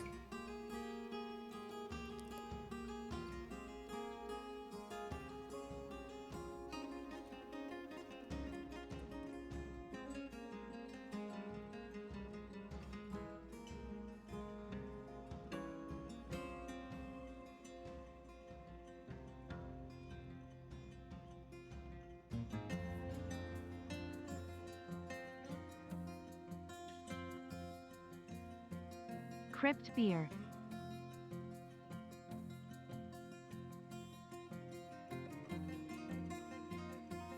Nixie, thank you very much for the 36th month. Welcome back, friend. Welcome back.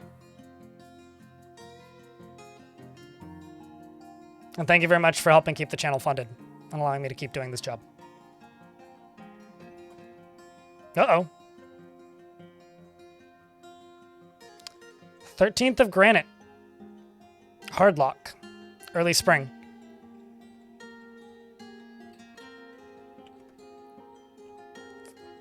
It's the date.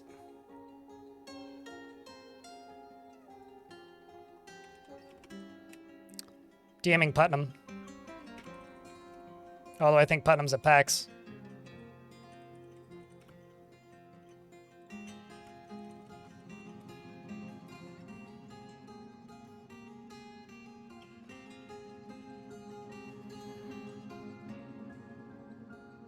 But it seems to have made it through this time?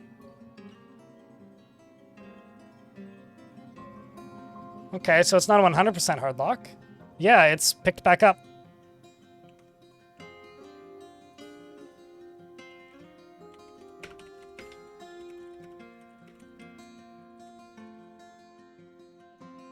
Bizarre. Oh. Okay, no, it's locking up again. Hold on.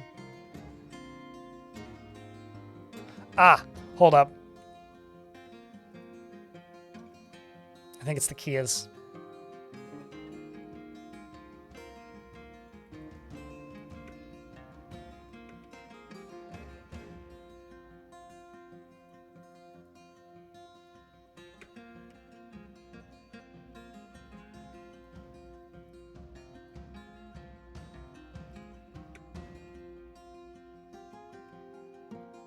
"32 heckin' months. That's 32 months of delightful dwarves, baffling bugs, and in terrific tunes. Here's to many more." How was PAX? Healthy. I think you were at PAX.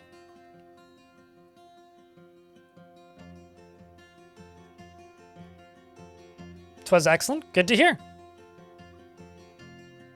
Weird. We just had the game like lock up completely and then like fix itself. So kind of real perplexed, but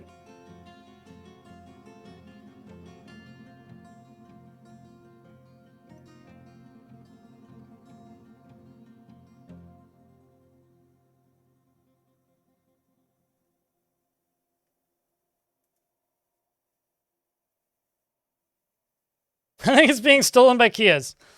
Yeah. Well, the thing is, like, I have had 100% like hard locks that are repeatable before.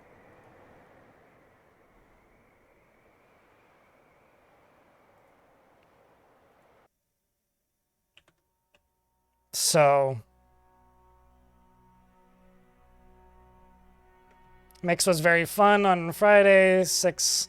You know, I'm not gonna lie. Seattle Indies Expo and then whatever mix stands for really need to like diversify their branding because I can't keep the two of those straight. Those things straight in my head. But glad to hear. Were you showing stuff again, or were you just hanging out? Also, can I get a big round of beers for Elfie? Keeping that sub alive for 32 months. Same with you, YouTubes. Post beers, damn it. If you have one, I don't know. If you don't, then post a juice box or a cup of tea. Whatever works for you, really.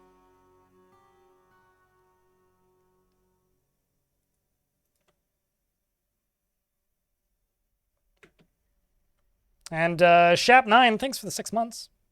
Welcome back. Appreciate you. That's almost a hype train.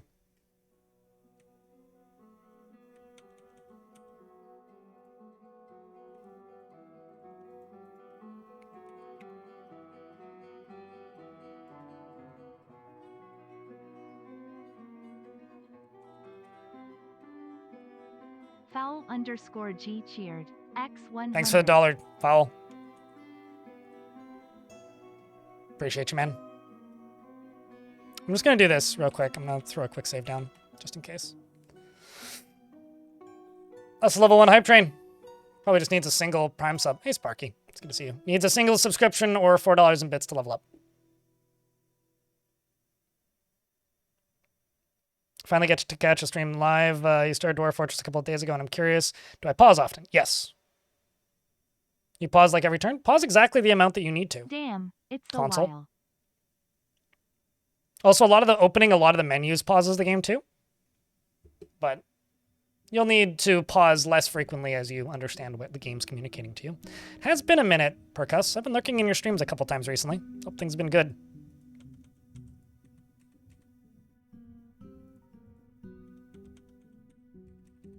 Yay, Primes. Thanks for the 21st month. It's all stars.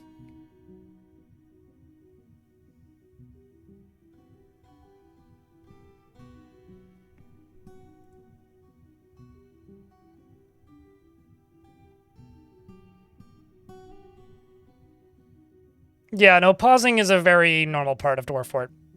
In fact, there's like memes about Dwarf Fortress players like not unpausing for multiple hours after starting a new fort. So, trust me, that is very common. That people pause and stay paused for a long time. It's now a level 2 hype train. Needs 4 subscriptions or $20 in bits to level up.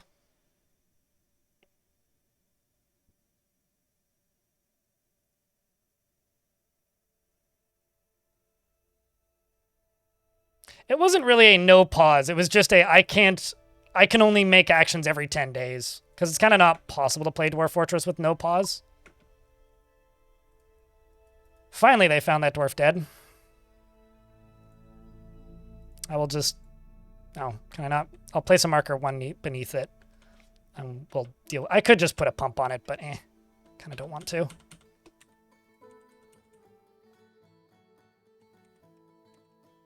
Just going to place a memorial over there.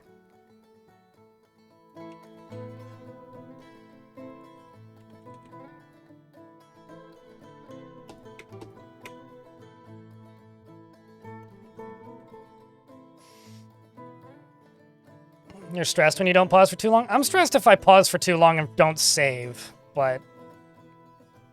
Also, this might be a bit of a controversial statement. But, like...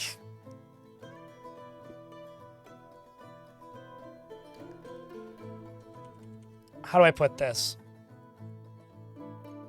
One of the reasons I don't pause is so that I don't... Well, I guess it's not controversial. One of the reasons I don't pause as often as I used to is because I feel like if I leave the game paused, I then just forget to save. which is very important and you need to save.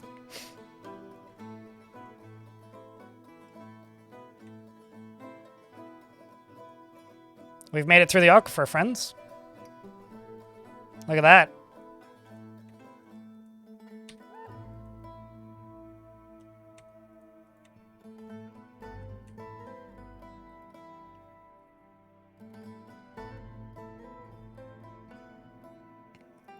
Yes, because a necromancer is a dwarf. Why wouldn't they? Out of dumb curiosity.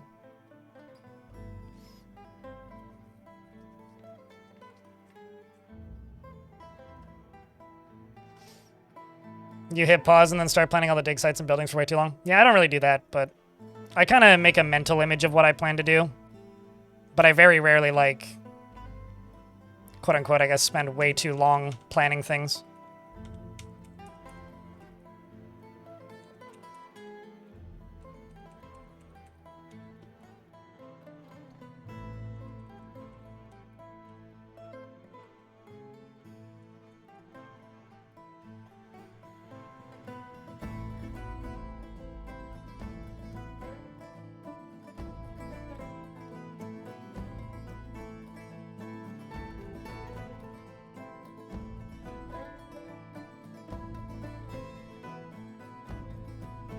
It's gonna be a lot of the... Ooh. Look at these lovely, lovely, lovely water chutes that are coming down. Dwarves get to be relieved after being near a waterfall. Chat room. Hype Train's just about to end. Needs 4 subscriptions or $20 in bits to level up. If you want to help keep the channel funded in style. Otherwise, thanks very much for sticking around and watching.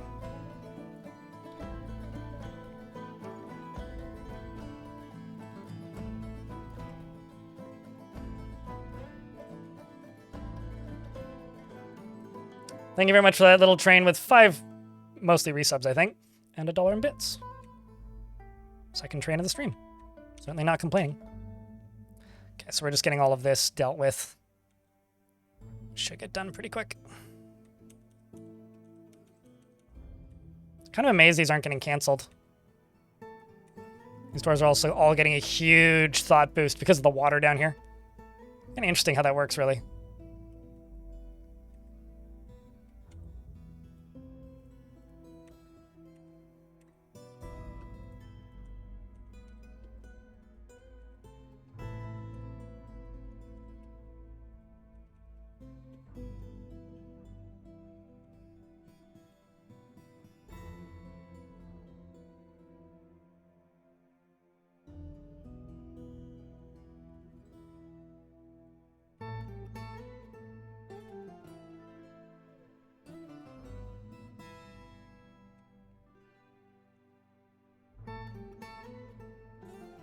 Sour grapes fell back into depression.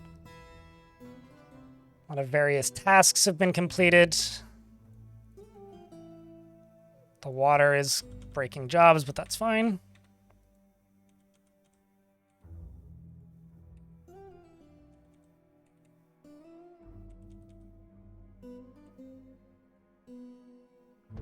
Let's follow lead. University just started for you?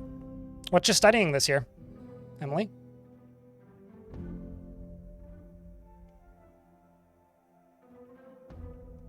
It's extremely feasible and you don't need DF hack. If your first thought is, I don't know if DF hack needs to make it feasible, then you're thinking about the game all wrong. I've done it in many, many, many forts. It's absolutely feasible. In fact, I do it in my video where I follow one dwarf for 10 years. By the end of that fort, most of the fort is intelligent undead. Uh-oh. I moved my camera. Not even sure how I did that. You have discovered an expansive cavern deep underground. Sounds interesting. Cavern reveal, chat. Ooh.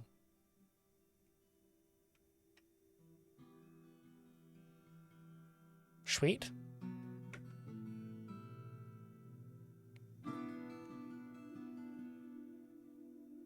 I love Hugh wants you to post beers, chat.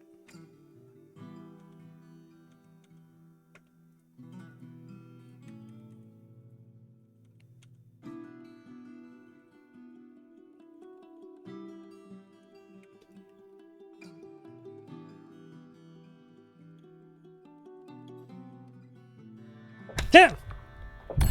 And I've discovered a second cavern, also deep underground. And a magma pool.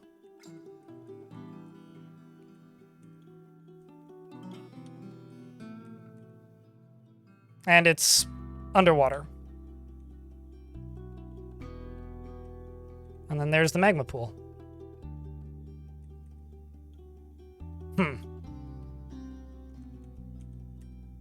This one is a little trickier.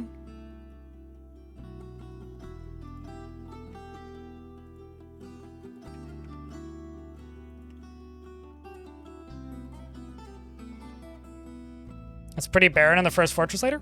What do you mean? Exactly. As in, like, it's open and spacious? That was intended. I specifically generated this world to have open caverns. Because it makes managing them a lot easier and more straightforward. Oops. There's almost no trees? Yeah. No, I mean, this is about the same as you get, except they're just not as, what's the word, compact. So, because it's such open, it looks like there's a lot less trees, but this is actually pretty comparable to what they normally have. Let's also just hack down some of these trees.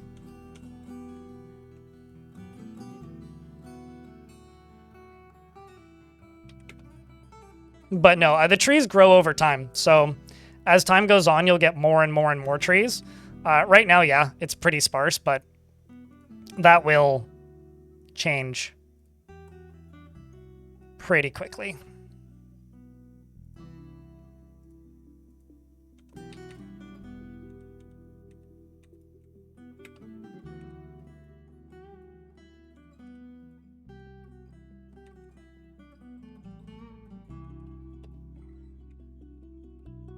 We're also going out to go collect webs.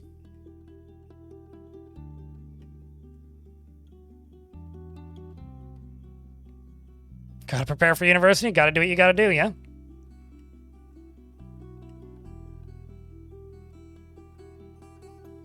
I'm just sealing this off so that we don't have creatures wandering into the map right here, right next to the stairs. I want a little bit more warning. I'm also using chopping down trees as a method of expanding my view. Let's try and explore. Well, actually, I could just bring some squads down. Let's just do that.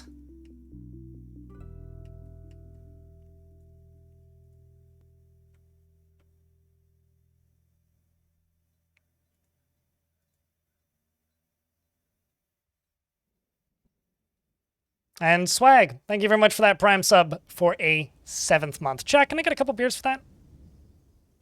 Appreciate you greatly.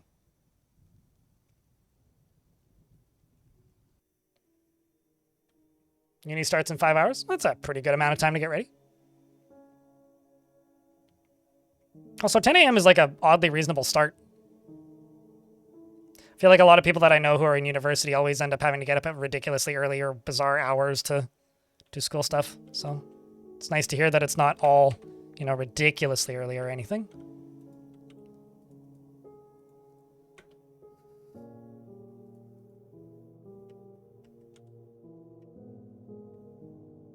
Here come the squatties.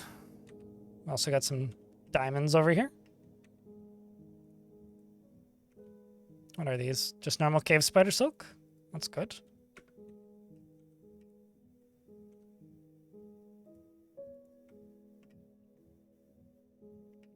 But yeah, the longer that you're in a fortress, the longer the like growable items grow in the caverns. So they proliferate over time. To a point where, like, I think they actually become too dense.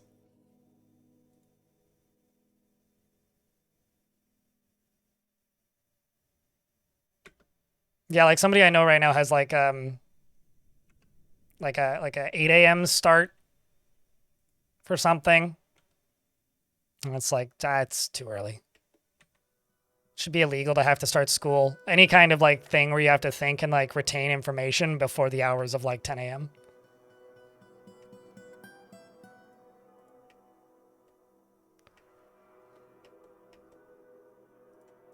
But who knows? Maybe I'm just a delinquent who sleeps in. You know, me waking up at the early hour of like 7:30 in the morning pretty consistently.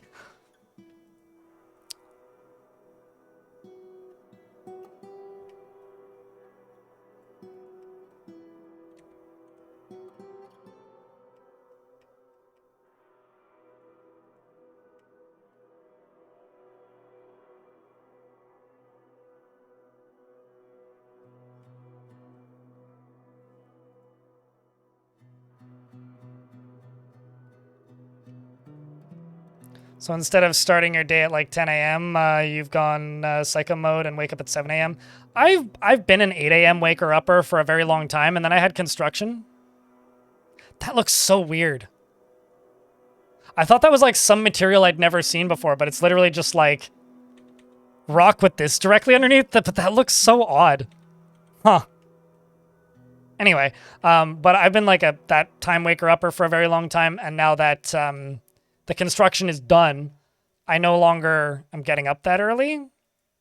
Okay, so that's this is an unreachable area up here, so I should dig through this. But yeah, since I'm no longer waking up that early, I'm now or since the construction has stopped, I'm slowly like sliding back to the 8 a.m., but I'm trying to like keep the 7 because I honestly kind of like having extra time to get ready for stream. It's actually kind of nice. Me, a teacher, fuck yeah, school should start at 10. See, like, kids appreciate it, teachers appreciate it, everybody appreciates it.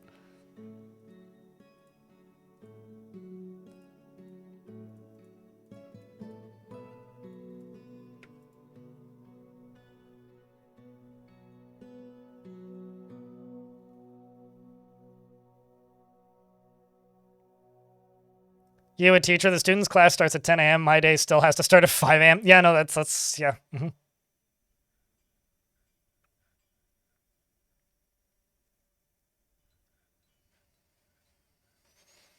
They have to walk all the way around. So the other area that I should dig a little walkway is going to be like right here. So they can just go directly to up here and then just also directly through that. Oh, wow. The aquifer goes deep on this side.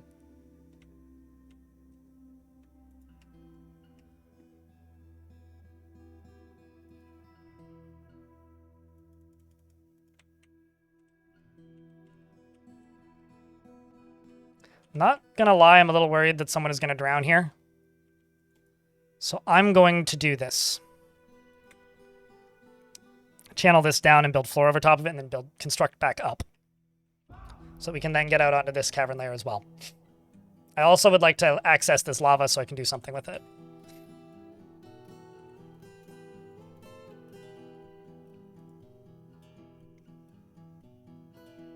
Remember, you had a high school teacher with a 2-hour one-way commute to the school, and he had to leave at 3 a.m. I worked a early shift at a factory, which my shift started at 7, and my dad's shift started at 5. So I got to work when Dad got to work because he was my only way of getting to work without, like, spending more time on the bus. So I would show up and then sleep in my dad's office. I got to work and be sleeping in the dad's office, and every now and again, one of my dad's, like, managers or bosses would wander in and be like, wow, you're here early? I'm like, yeah. Good times, question mark? It was times. All right, chat, I need to use the washroom. You're gonna have to forgive me.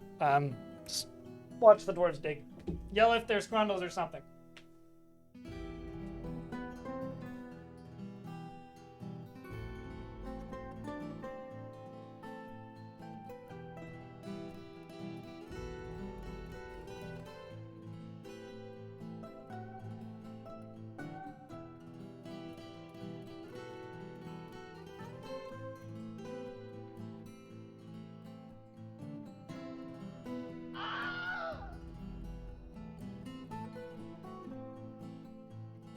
Flubberdubberdaggadaggies?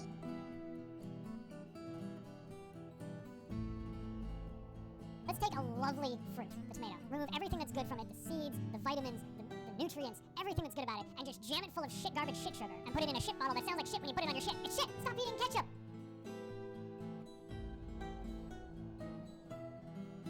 Over here, he has a sword!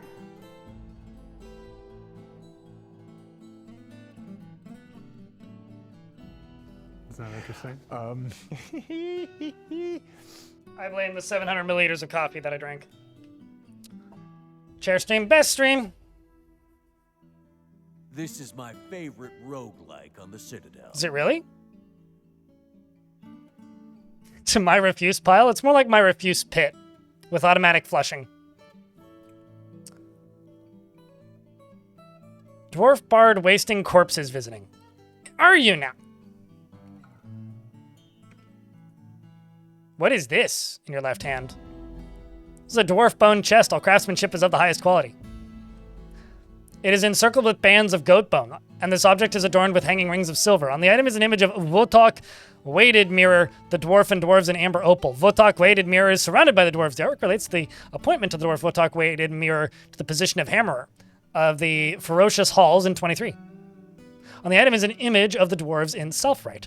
The dwarves are traveling. The artwork relates to the foundation of Learnpick by the ferocious halls of the alchemical books in 23. It is coated with water. Huh. Previously a member of the alchemical books.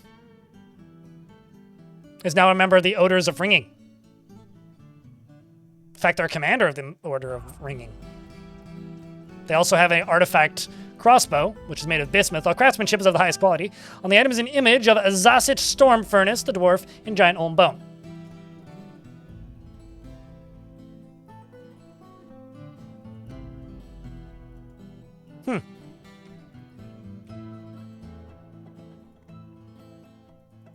Well, you don't seem friendly. But maybe they are. I don't know. I'm going to presume they're not friendly. Technically, they're allowed to visit my library, but I don't know how wise that would be.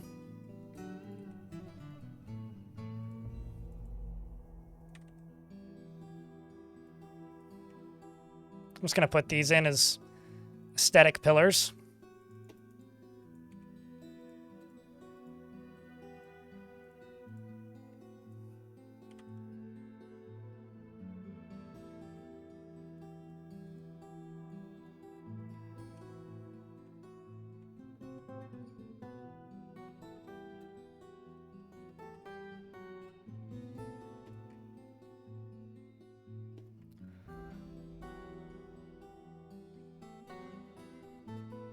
With great power comes great annoyance and responsibility.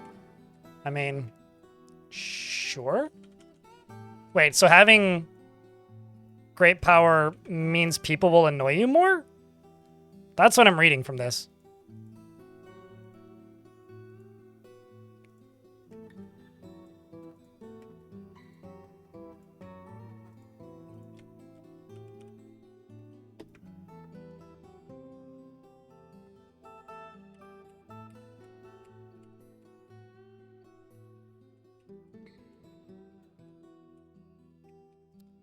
So I'm going to go here. I'm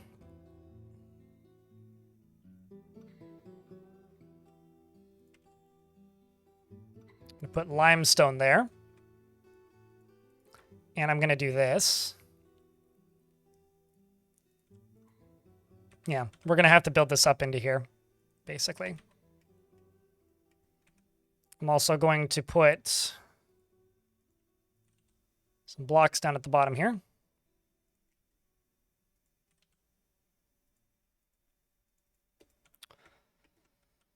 See what we can do.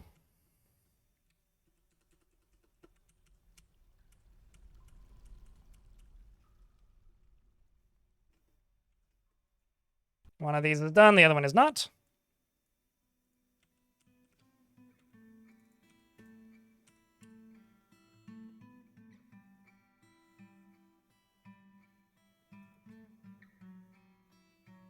With great power comes a great... Well, it's more with great power consumption comes great power built.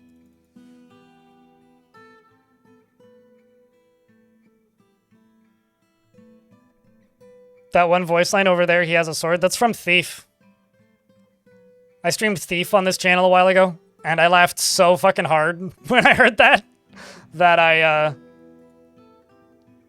well, I didn't, but somebody in chat went into the game files and we pulled it out and threw that in there. I like to think that was just like, you know, an artist or somebody working on the game that they just like instructed, say this line into a microphone. Okay, cool. Throw that in. You missed Thief? It was Thief. Was it Thief or Thief 2? It was Thief Gold, actually. But I never finished it because people stopped watching, so I played it off stream.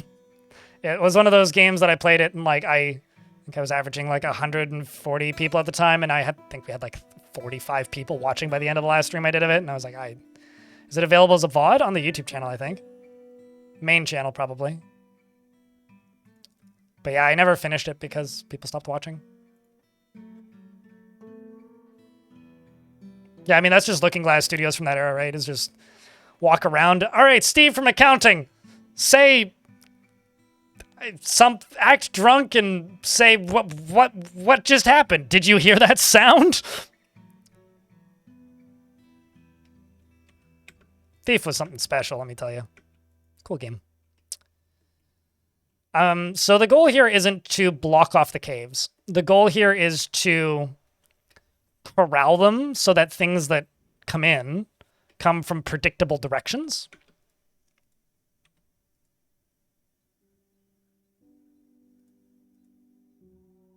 That's the actual idea here. So what I'm going to do...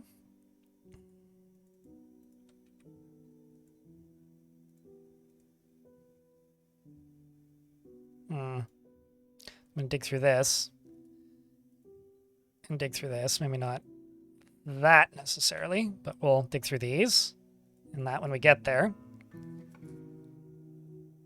And I will build all the way across here, and then probably also all the way across here, although this one's easier to do.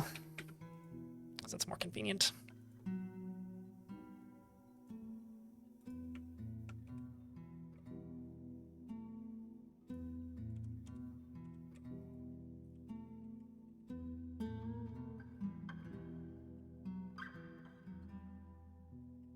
Guess you got robbed. You got robbed of your Thief viewing experience. Yeah, they haven't even gone down here yet. Busy times for our sweet dwarves.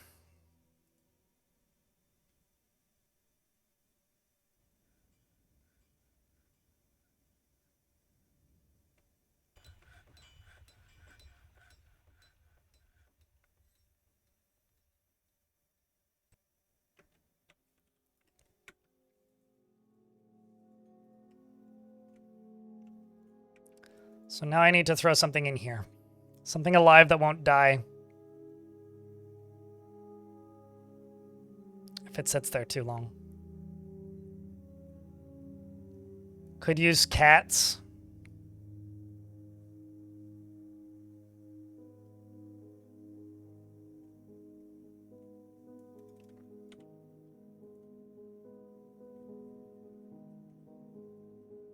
Probably just gonna use cats. There's duck egg in there. I'm just going to lock this door. And hope that the turkey make baby turkey. Which it looks like it is. When we get baby turkeys, then we will... Yes. No, they'll gobble. We won't. When we get baby turkeys, then I will assign them to those chains.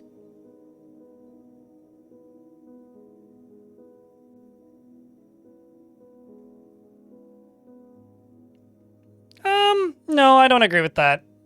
Because if you say any new game is a compilation by different studios, that's not true, because there are studios that are making games the old way.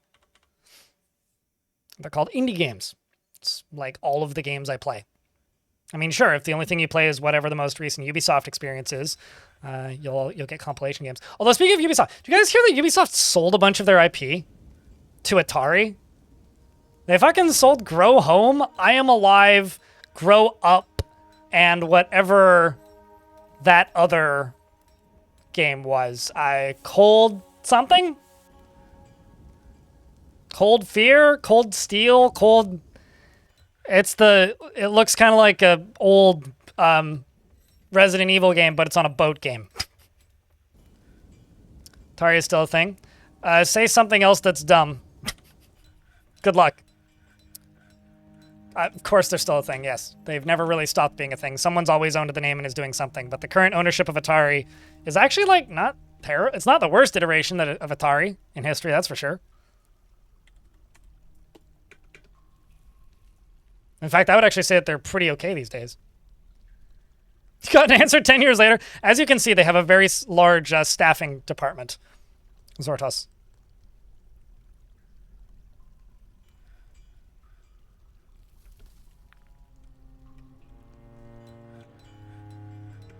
Dwarf? What are you doing? Okay. The so-called knowledge doesn't mean a thing.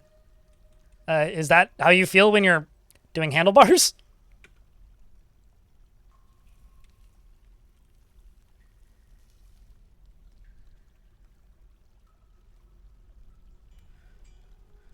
Hell of a backlog. Oh, definitely, yes. Yeah, lots of stiff competition in working for Atari.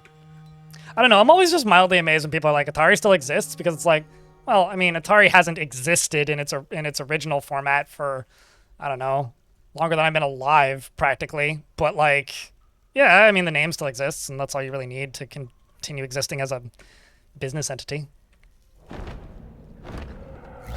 The were iguana atu baxus has come. A large iguana twisted into human, so a normal iguana, as twisted into humanoid form. It is crazed for blood and flesh, and its eyes glow lime. Its dark brown scales are blocky and overlapping. Beware, you will know, not beware, you will know why you fear the night. I already fear the bears and other things. Right, yes. Forgot about this. Where iguanas still have their own sprite. Well,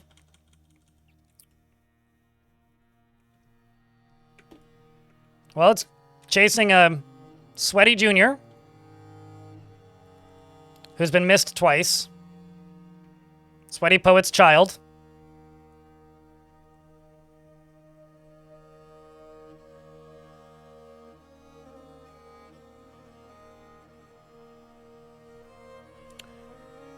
Bites the farmer. Oh. Akun Sidral has now been bit. I'm actually going to send my best squad down to go fight it. You...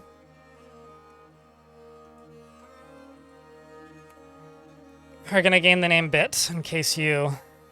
Okay, you are now dead, probably.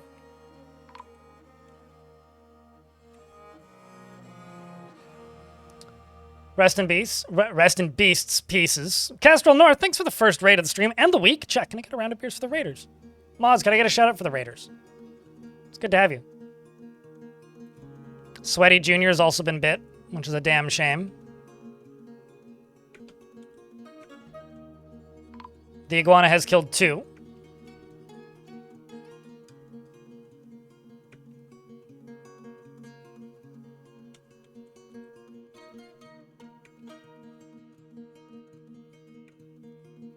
Possibly 3. Did you get bit? Strikes. Okay, you got bruised. Tiny, have you been bit? Strikes, strikes, strikes, strikes. Nope. You attacked it once, but it jumped away.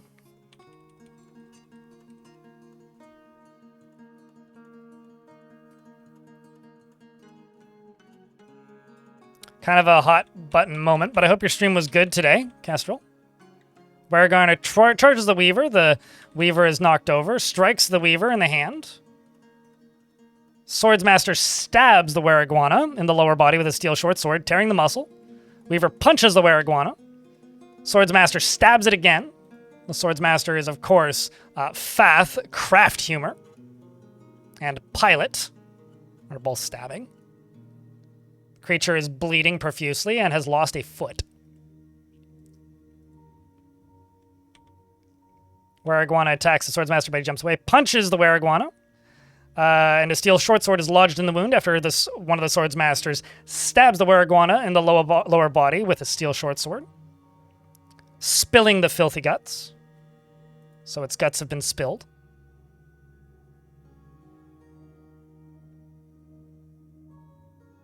Oh, pretty good, Kestrel.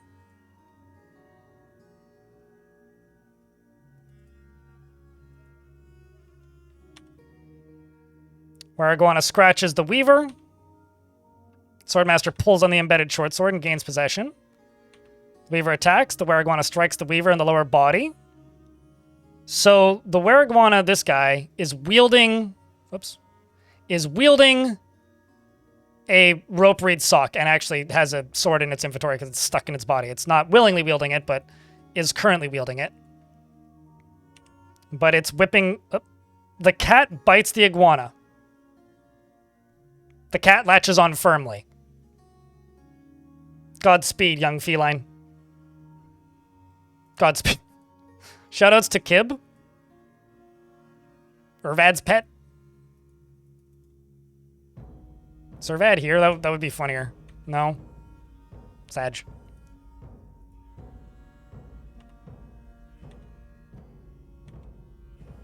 Swordsmaster stabs it in the body with a short sword, tearing the muscle. Were-Iguana strikes the cat in the head, bruising the muscle. The force bends the neck, tearing apart the fat. Poor kitty. The Swordsmaster slashes the Were-Iguana in the Were-Iguana in the upper body with a steel short sword. The Swordsmaster stabs the Were-Iguana in the upper arm with a steel short sword, and the severed part sails off in an arc. The cat misses the Were-Iguana. The Were-Iguana misses the Swordmaster. The Swordmaster stabs the Were-Iguana in the lower arm with a short sword. Stabs it again, tearing the muscle. It attacks the Swordmaster, but he jumps away. The Were-Iguana loses hold of the rope reed sock, probably due to their arm falling apart. And the Swordsmaster stabs the Were-Iguana in the left upper arm with the steel short sword, and the severed part sails off in an arc. That's why they lost hold of it. The short sword is lodged firmly in the wound. The Weaver punches the Were-Iguana in the left hand. It's kind of doing it's only a flesh wound at this point, because what does it still have? It has 2 arms that are gone and a foot that's gone. It's got, elbows, basically. The Lost Rags. What a good name. Nightmare Knots. Atu Nightmare Knots. Has 22 kills. And, killed Sweaty Jr. And killed 2 of my dwarves. Almost 3. Poor kitty here is winded. Oh! The cat's gonna die, chat. What a hero. How about you? How are you doing here, dwarf? You've only been struck, right? Yeah, this dwarf's only been struck. So currently it's not wielding anything, it's just got a sword stuck in it. Swordmaster pulls the embedded short sword and gains possession of the short sword after it attacks twice and misses twice. It gets stabbed again in the head, which shatters the skull and tears apart the brain. Swordmaster stabs the Were-Iguana in the head with a steel short sword, which shatters the skull and tears apart the brain. And there's a Swordmaster in midair. Bring out your dead! Flying backwards because it jumped out of the way. And Pilot was the one who killed the creature.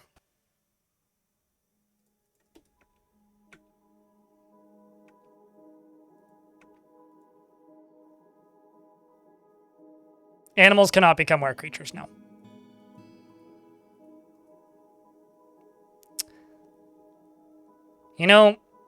I know chat's probably going to tell me to do this anyway, but...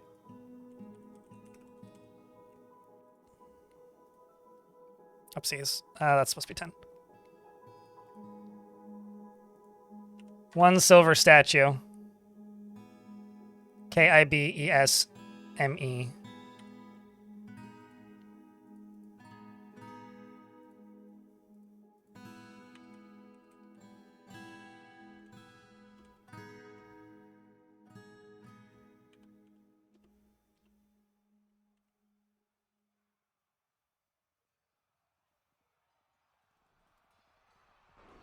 ES, not MS. Why do I read a thing out loud and then immediately forget what it is?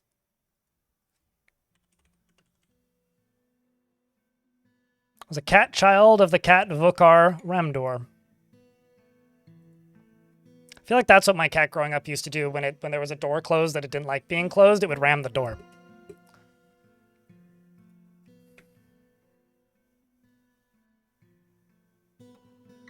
Sorry, kitty.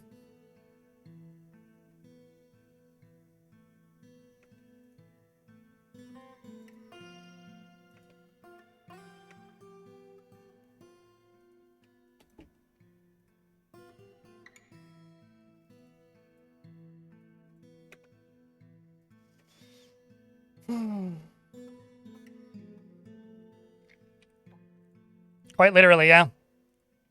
Died fighting as it lived. Fighting. Poor Sweaty Jr., who was born in this fortress. Child of the Sweaty Poet.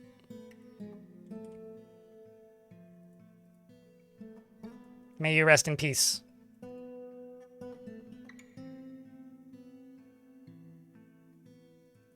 Is the dwarf that killed the Weriguani Coyote hybrid unnamed? None of the... No, it was Pilot. Pilot is not unnamed.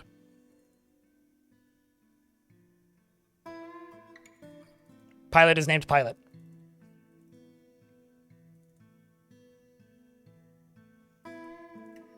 That's one of the reasons I was looking, is so that I could give them a name, but...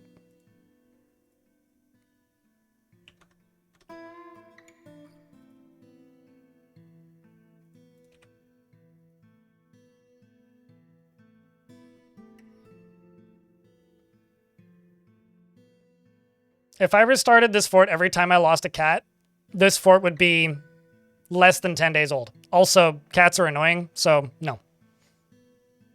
I mean, you could play that way, but then the only playable way to play this game would just be to never have cats in your fort. Like, literally 0 cats would be the only way to make this game playable. Otherwise, it just wouldn't be playable.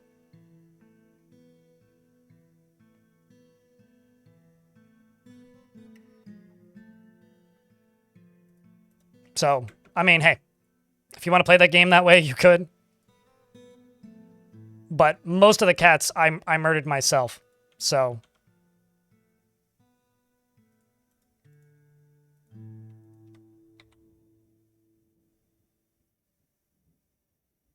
I've butchered most of them.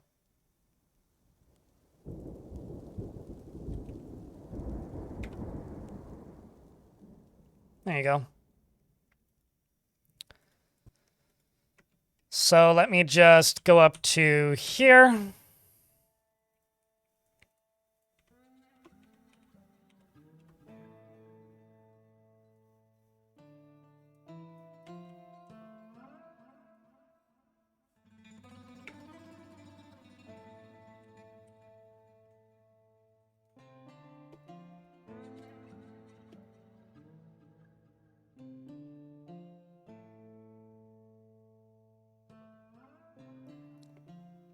No, we can forget it. Right away, Viking. We can forget it. The Weriguana did not continue to live. The Weriguana died when its brain was shattered.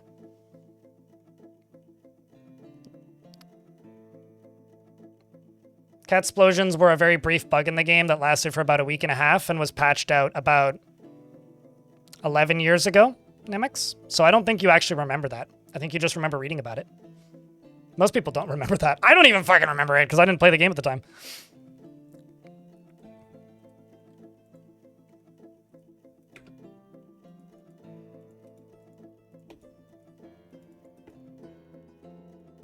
It really does look good, Magu. Really, really does look good.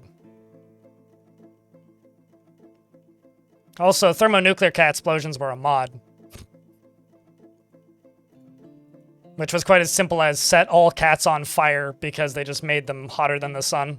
Which is a very simple temperature mod.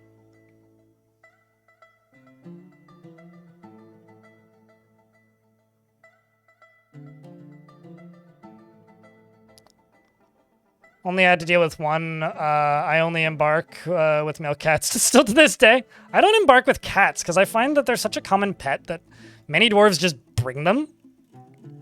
So I very rarely feel the need to embark with cats.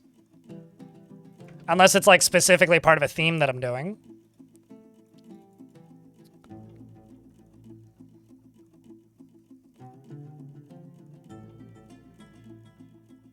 Yeah, I also didn't play the game during that one. My favorite bug that I witnessed was... Ooh. My favorite bug that I witnessed was a dwarf... What's the word? My favorite bug that I witnessed was a dwarf... I'm blanking on the name because of this pop-up in front of me. Was a dwarf being ridden to death by their baby. Basically the baby AI taking over mums and then having to turn on dwarf contraception. Or like burrow all the babies on a food stockpile so mom and dad could eat, or so mom dwarf could eat.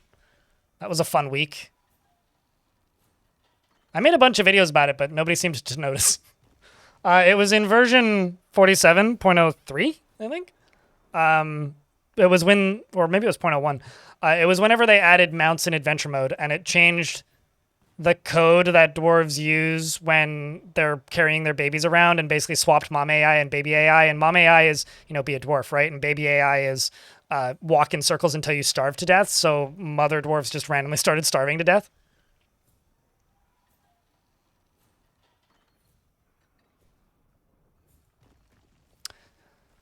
The dead walk. Hide while you still can.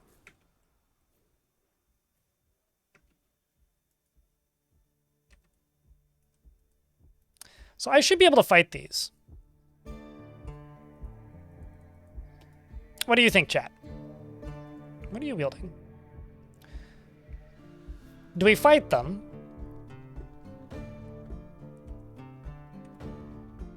The headless sprites. What I love about that bug, enemy, is that that bug was in the game since version 1. Like, the very, very first version of Dwarf Fortress had that bug. The random headless, skinless dwarves. But nobody noticed until Steam, because the only way you'd tell before is by literally going to their description and literally by going to their description, and it would just say that they didn't have a skin tone color.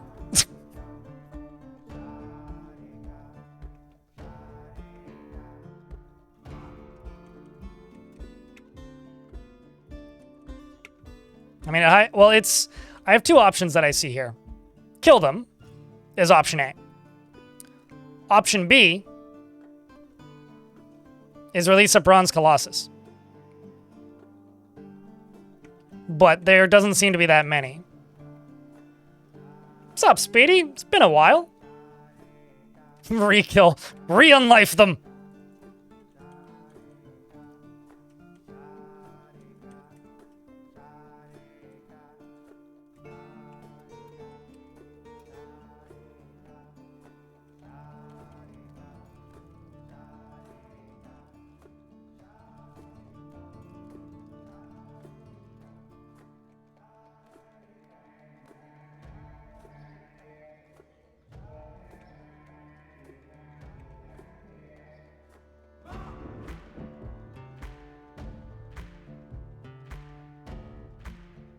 Not until you kill it. They just have generic descriptions until you kill it, and then you get the statue. When you get the statue is when you find out what they're made of, or what they look like. Whoop, I just about killed a cat. With that drawbridge.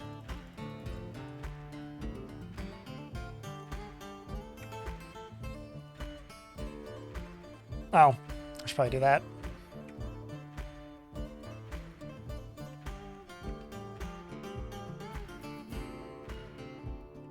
So they'll probably come in this way.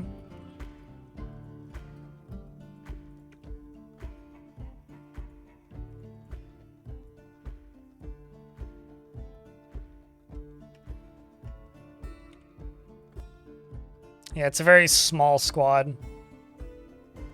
Oh, did I give you a nickname by mistake? Whoops.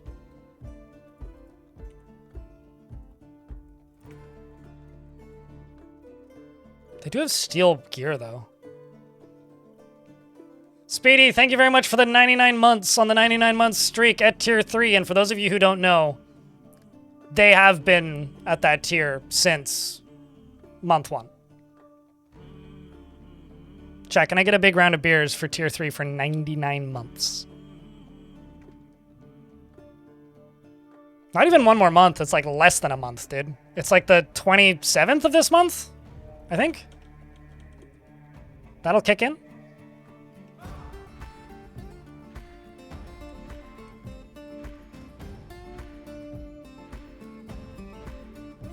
Yeah, I think for this army, a Bronze Colossus will be overkill.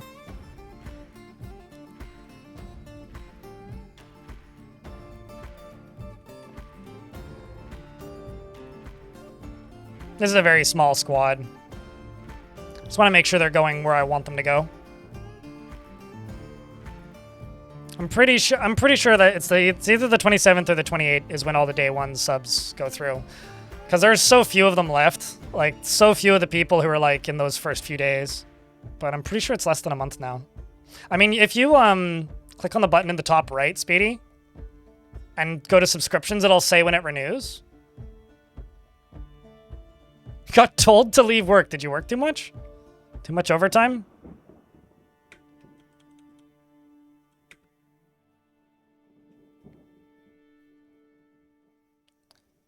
An ad break is going to go through. I'm going to pause the game when the ad break hits.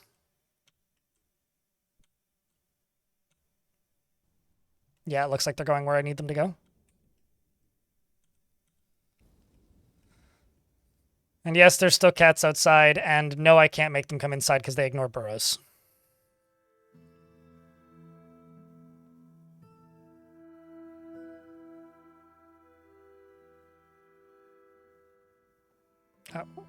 Your friend was in the ER, you mean? Or what's with the ED? But yeah, I mean, that would be a reasonable reason for somebody to be sent home. That's as long as I've had a sub button, Ekios. I mean, I've got a 109-month resub on one channel. ED equals ER? Really? So I've never seen ED as anything other than erectile dysfunction, so yeah. Or Elite Dangerous. Do I plan on playing CUD? I tell people the same thing I always tell them. I play CUD when I feel like it and when the desire strikes. I played a shit ton of CUD when it released on Steam, and I will be burnt out and not play it likely until there's a major update. Or at least a year has passed. Hasn't quite been a year yet. Because I binge play that game, and then I go, I'm good, for a while. And I'm kind of in the, I'm good, kind of moment. So I will play it again when the vibe strikes. But yes, I will play it again. Thoughts on Tome 4? It's fine. I don't play a lot of Tome, so these days. Long back in the day I did. Although you may have just gotten caught in an ad. Does CUD have DLC planned? Yep.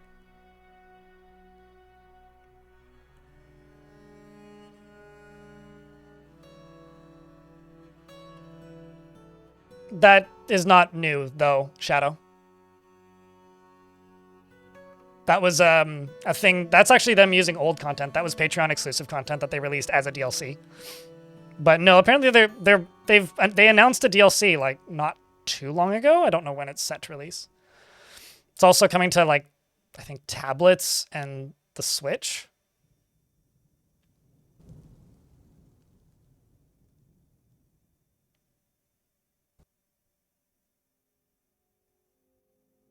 That's terrifying. Well, I hope everybody comes out on the other end all right, Speedy. I don't really know how to respond to that, so. And just saying thoughts and prayers just kind of sucks. So, hopefully everything turns out all right.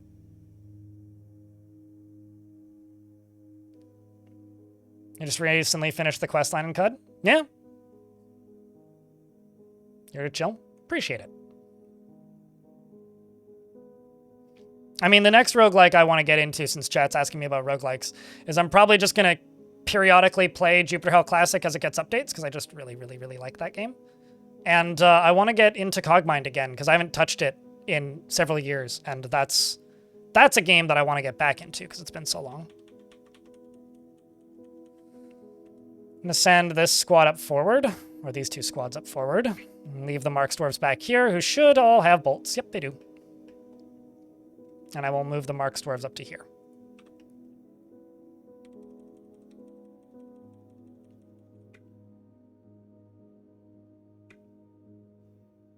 So leading the charge is Schmitty Scent.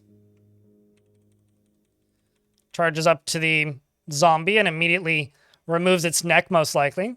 Stabs it in the head, tearing the muscle, pulls the neck, tears apart the upper spine, and the corpse strikes him, but it's blocked and instantly dies. Possibly because the bookkeeper, Axe Dwarf, stabs the corpse in the head with a short sword and the severed part sails off in an arc. The second one here dies equally quick. Bolts are also flying. I'm going to move the Marks Dwarves up here and the rest of the squads over to here. Another one dies almost spontaneously as it lived. lodged the sword in the wound immediately, stabbing it in the upper body, tearing many muscles on the liver, stabs the hammer dwarf corpse in the head with a steel short sword, and the sword part sails off in an arc. And there it goes down onto the ground, and the mark dwarves are coming up, and they begin firing bolts. The next zombie falls as quickly as it arrives. There's one undead remaining on the map, which is shooting bolts, apparently. And I'm going to tell all of my squads to go kill this thing.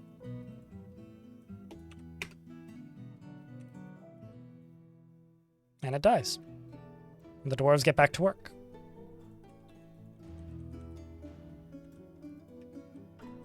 That was a very small siege, but where did it come from? Must have been from this. Oh. So this is the Brass Inks, who are all of these destroyed locations. I thought these were destroyed locations that just had populations living in them.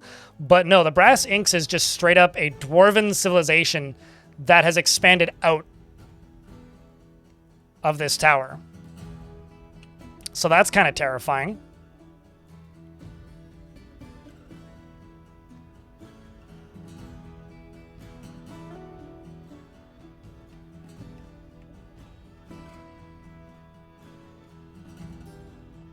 Are we near a Necro Tower? Apparently I'm near a Necro faction.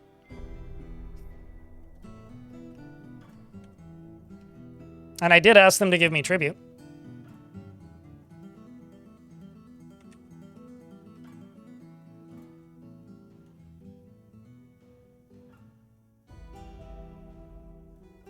Brass Inks is a dope name. Kind of is, yeah.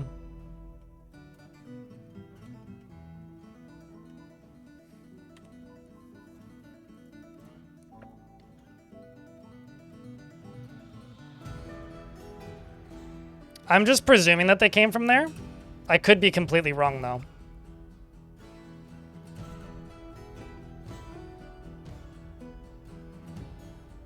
I mean, this is the Decent Smith, which is a active dwarven site. I am going to assume that all of these helixes are run by that necromancer group. So we're going to attack them. We're going to go raid them. I'm going to send Poobert and squad to go begin doing damage. I'm also going to start a new militia captain squad with just normal ass metal armor. And we're going to start bringing in dwarves that have some skill, that are not mission critical.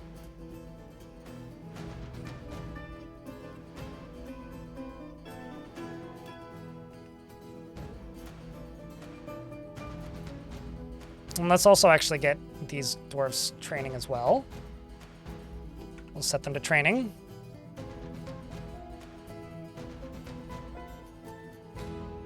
And they go to pick up equipment, and Gig has been reelected.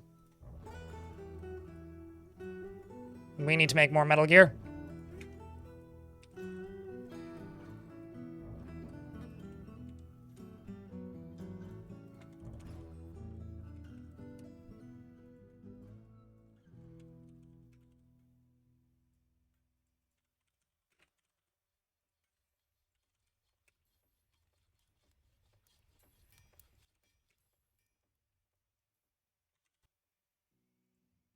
Let's make steel spears. And I will go down to you. Actually, I will go over to you. Say, how much charcoal do we have? Quite a bit of charcoal. Do I have an automated task to make charcoal? Don't actually know. Yes, I do. You've been reelected? Still getting reelected. Yep, Gig. Still at it. I kind of bounced off of Keeper RL. It was just a bit simple. Not to say that it's a bad game. Like, I think it's definitely got... there's definitely a lot of reason and a lot of things to like about Keeper RL. I just found it kind of boring. It just wasn't doing enough for me to really want to play it. There's definitely a neat game there. I think I'm just spoiled by Dwarf. There's like a pretty fine line for me with a lot of games where it's like, do I want to keep playing this game or do I want to just like play Dwarf? And that one kind of fell on the, I just kind of want to play Dwarf Fort line.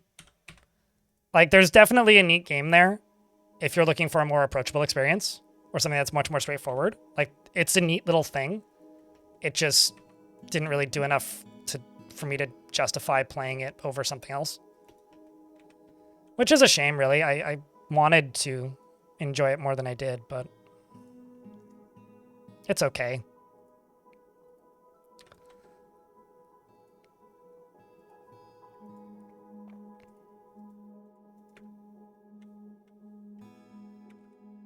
And games being simple is not a bad thing. It's just, meh.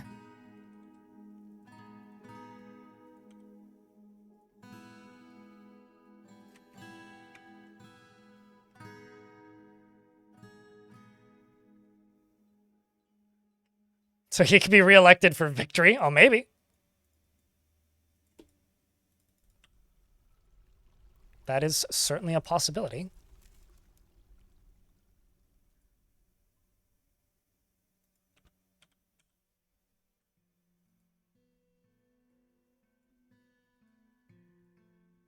There goes Pilot. And Tome the Turkey.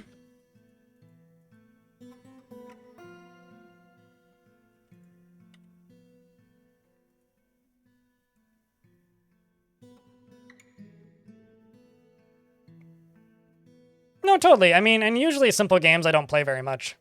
Like, I can play a simple game. The devs need to dev it more, IMO?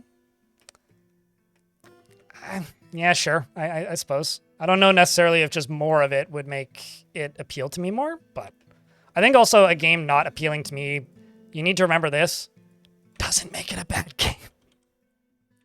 It just means it doesn't appeal to me. But very much the opposite. Just because something doesn't appeal to me does not, like, make it and give it no reason to exist or anything. It just simply means that, I didn't like it so much. And the other thing I got to do here now is I got to go to this and go limestone.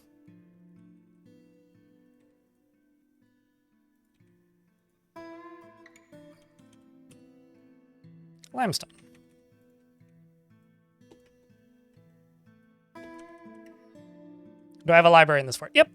Yes, I do.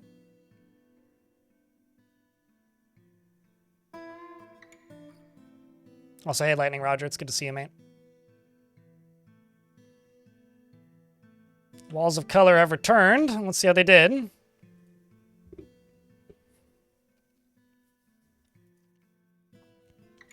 The strategic brutes attacked the blockade of ores of the Brass Inks. That blockade kissed, and Poobert led the attack. The defenders were led by the dwarf Rotten Butcher's Saigon Tongue Shot, the Hardy Lancers. Yeah, this is literally a necromancer faction that's taken over a whole dwarven faction worth of places. The dwarf Zulban Poobert's tactical planning was superior to the dwarf Rotten Butcher, but the defenders had a strong positional advantage. Pilot struck down the dwarf Deller in blockade kissed. Rotten Butcher's lower lip was destroyed. Another Rotten Butcher was struck down. The dog Reg clashed with 4 animated dwarves in there, and then they didn't fight anymore. Yeah, okay, we just got to keep hitting them. And so now we can see the extent of this necromancer ownership over this faction.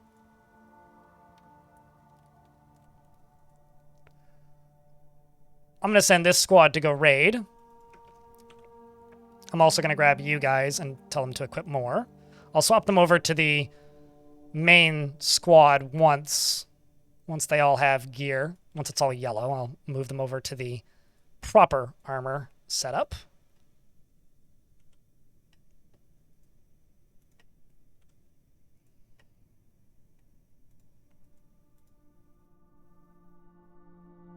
How can you view the world map? There's a button down here, right there, down bottom right.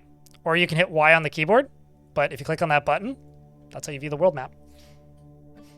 You click the button. It's a little hard to see, though. Also, I think these were the guys that attacked us, actually. The Whimsical Immortality, who are now apparently openly at war with us as well.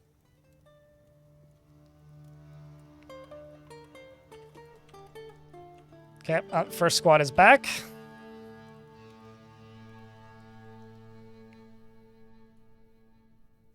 Let's go pillage this location.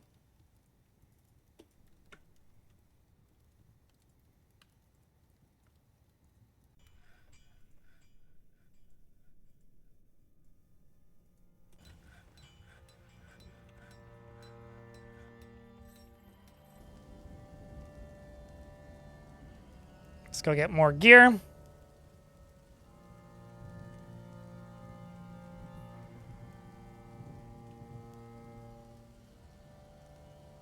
You've never seen that button?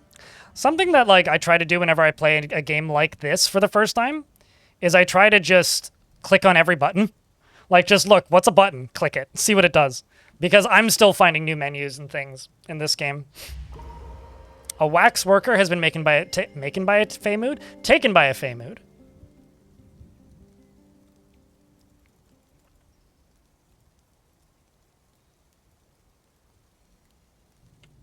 I presume that'll be just a Craftsdwarf shop?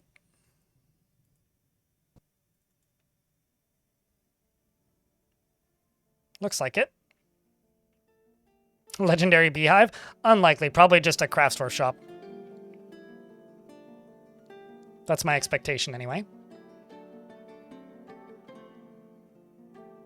No, you can just open it right away. Solaring Gusik. You don't have to wait until you get trading to be able to open it. Like, you can just open it the second you start the fort. In fact, it's actually a clother. Saigon has been elected to the position of the Sacred Tomb of the Fatal Doctrines. So we are killing religious leaders of this religion because the dwarves have to elect new ones now. But I don't think that's one of my dwarves, is it? No, it's not. We are killing historical figures off map right now, presumably with this squad.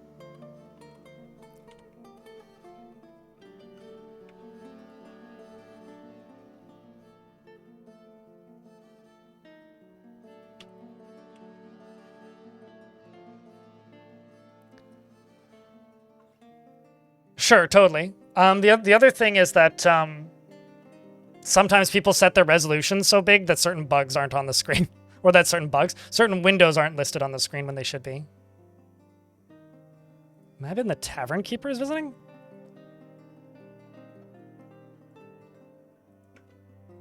Human Tavern Keeper, hey? Member of the Ivory Cult and the Creative Flax. Member of the Distant Knife. I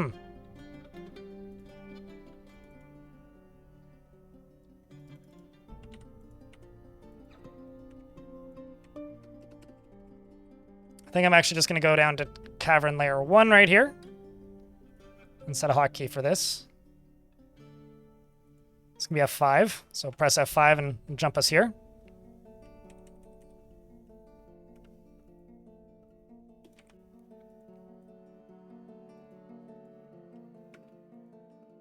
Just going to put floor on that and also throw in another drawbridge right here.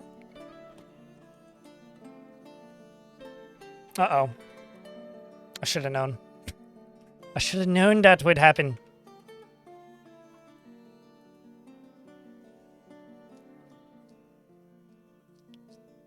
I mean, I did demand tribute from that group, so there is that. Also, that other squad just returned from that raid. So this was where we got that notification that someone, like, was killed, but maybe it wasn't even us. The strategic boots slipped in undetected by the blockaded columns of the brass inks. The Mountain of Dyes stole treasure from this location. Interesting. Got steel anvils, nickel cage, bronze puzzle box, cat leather bag, bronze short sword, and sheep's wool hood. And here I thought that we attacked them. Okay, well, we'll pillage them instead.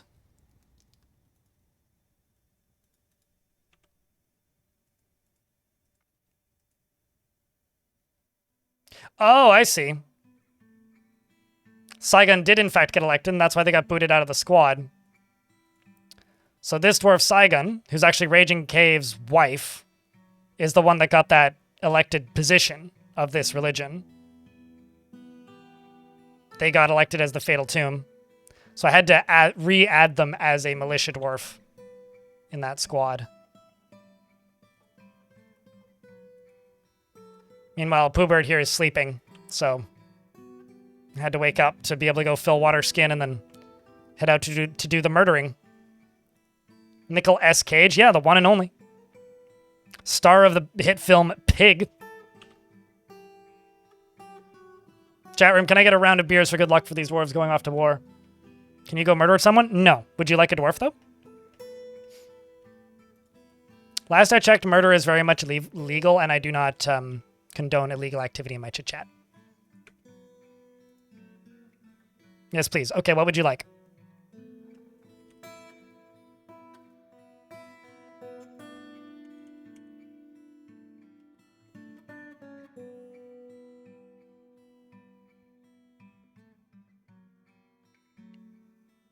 You see an epic story in the making? Yeah. And my goal is to build a fortress that is built around making forgotten beasts fight. This could honestly turn into a pretty epic fort.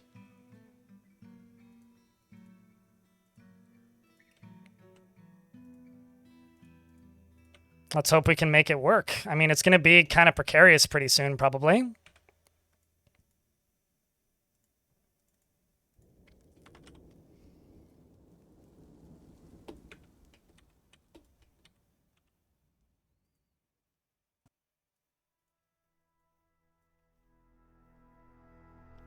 Now we're talking.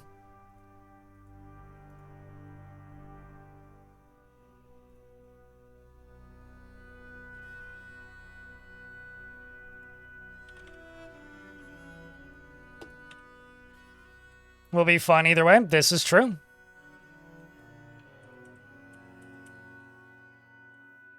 That is certainly correct. It will be fun either way.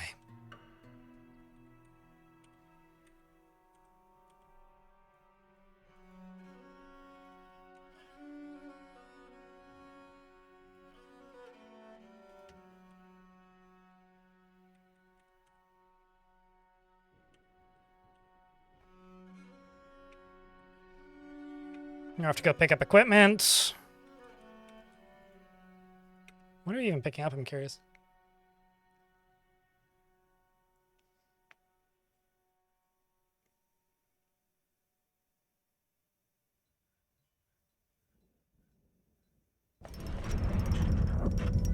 The wax warder has created Echo Shulud, a frilly rope reed mask, and offers it to the Mountain of Dyes. It's a symbol of war, clearly.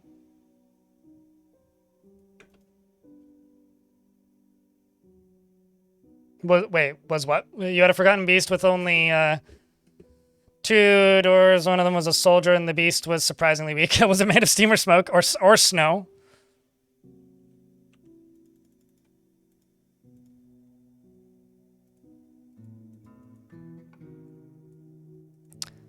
This is a frilly rope reed mask. All craftsmanship is of the highest quality. It is encrusted with cushion-cut clear zircons and encircled with rope reed and turkey leather and encircled with bands of oval shirt cabochons. This object is made from rope reed cloth on the item, and the thread is pale pink, exceptionally colored, with radish dye. This object menaces with spikes of turkey leather and chert. And I'm going to assign that to my mayor.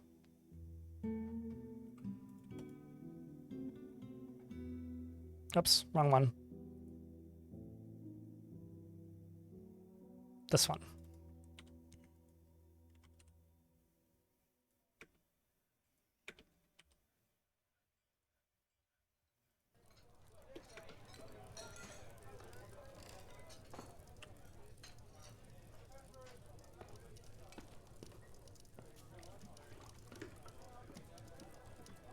You've had named dragons kill beasts by themselves? Oh, certainly, yes.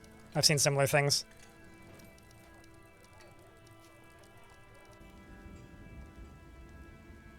I saw a troglodyte kill a forgotten beast once too. That one was a ball of snow.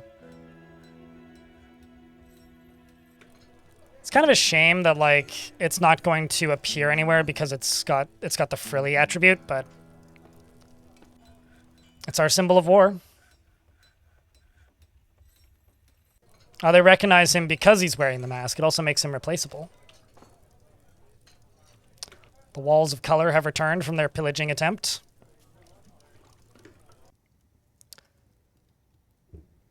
The strategic boots attack the turquoise courtesy of the brass... The turquoise courtesy, what a good name. Of the brass inks at pointed papers. The dwarf Zulban Pubert led the attack, and the defenders were led by the dwarf Rotten Butcher, Rith Amused Merchant.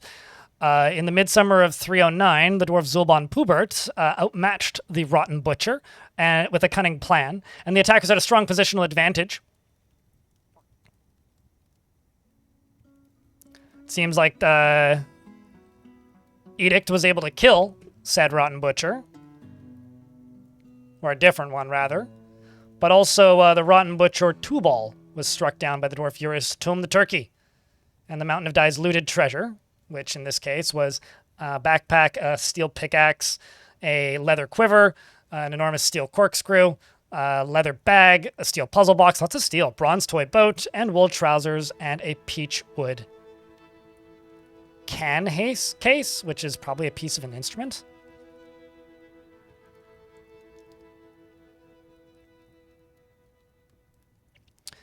I'm going to attempt to raise this location.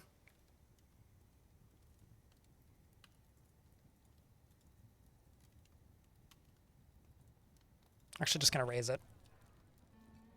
So they're going to raise instead of just wandering it into that map there. So once you wake up, Romanoid, you're going to go destroy that location. Then when the commander of this squad gets back, we're going to go raise something else.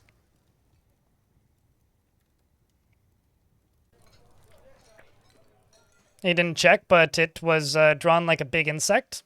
You killed it accidentally. If you go look at its body, it might say smoke or water if it was made out of one of those very fragile materials.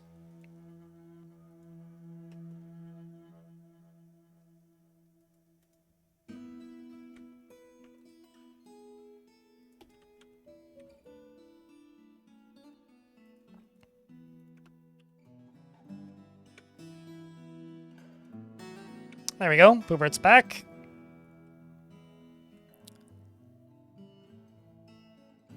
And then you, we're going to try and raise.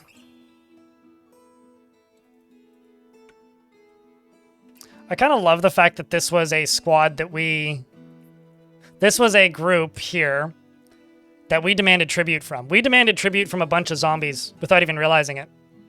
Isn't that funny?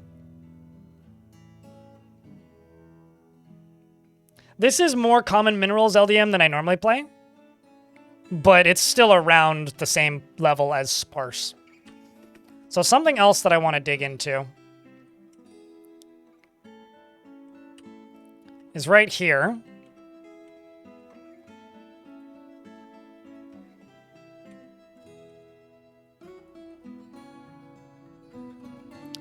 I just want a dwarf to dig all the way to the end of this and into that. Because that'll give me full view of the bottom of that, which will allow me to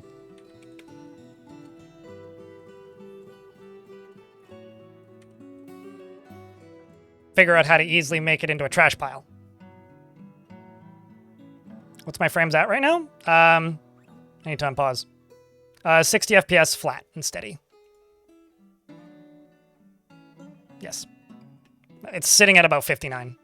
That's what I've defaulted it to.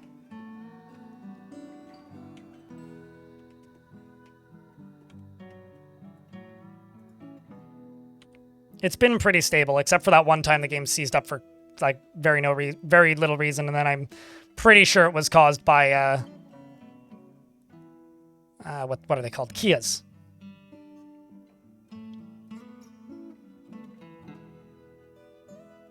You'll launch the game and read the description if the body is still on the floor. Yeah, I mean, if you can find the body, you can generally pretty consistently figure out what a creature is made out of.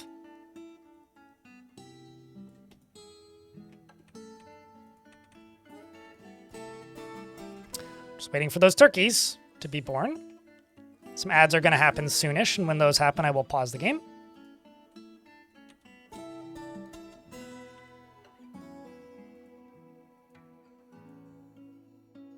There we go. Full sets of armor. Here's a go-go. I'm going to assign a new squad to this, which is metal armor full. Which means they also have clothing that they need to equip alongside of the stuff that they're already equipping. And this clother shop right down here.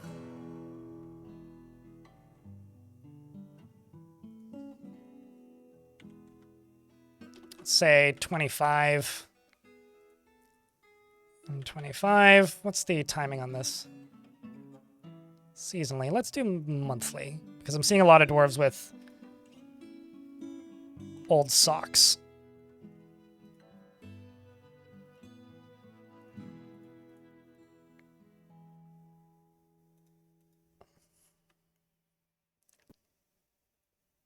Many game collection. It's cool that Derek Yu is still out there making cool shit. You've discovered a great magma sea and discovered a unusual volcanic wall studded with gems. All right, so I guess digging through here gave us a view down into here. But what I'm going to do is I'm going to put a brick there.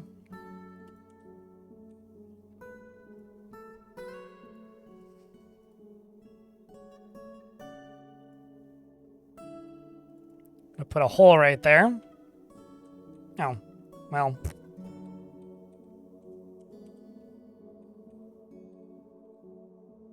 I'm not going to do any of this, actually.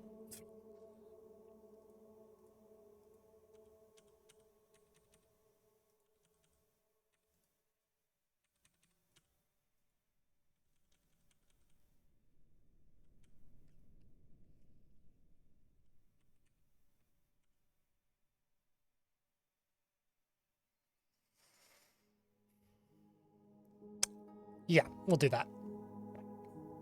Also, chat, we're in an ad break. So I'm just going to leave the game paused for a moment.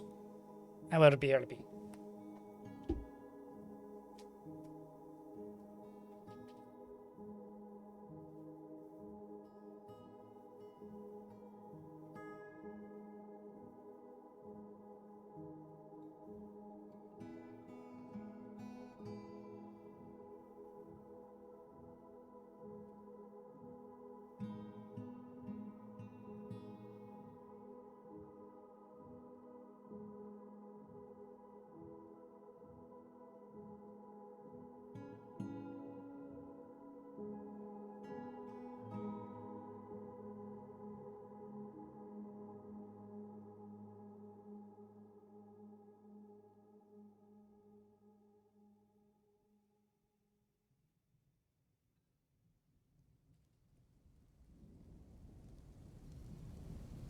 Wait.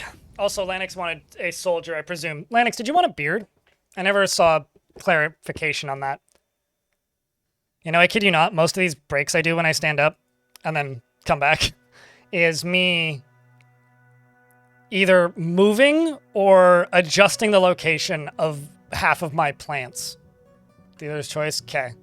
I'll give you Saigon. You're 26 and married to Thicot Flight's Page, who's also in the military and is a swords dwarf, actually. Is in a different squad than you, though.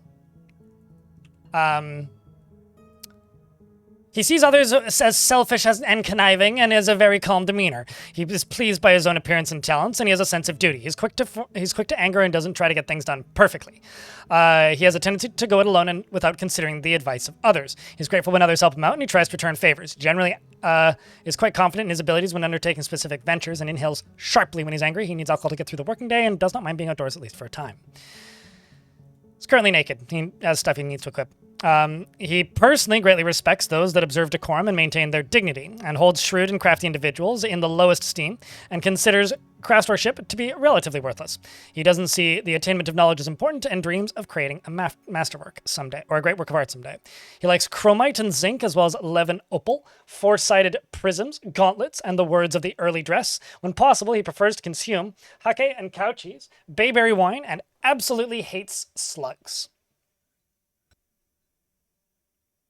Well, he's trying to maintain his dignity by equipping clothing. So he's no longer naked, he's just shirtless now. Now he's just badass. Well, he's got a breastplate on, but I mean, I've got pants and greaves as part of the gear, as well as socks. So ideally, he'll will get fully clothed with time. And as more clothing becomes available, he will equip that as well.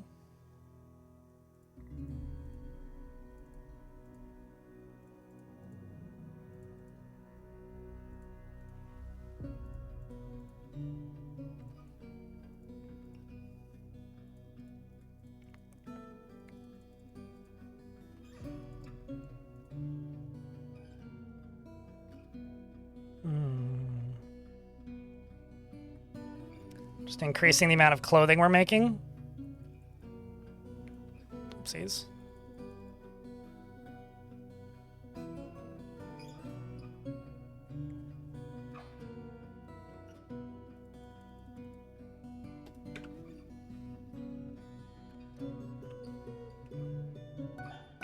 And now we wait for the squads to return.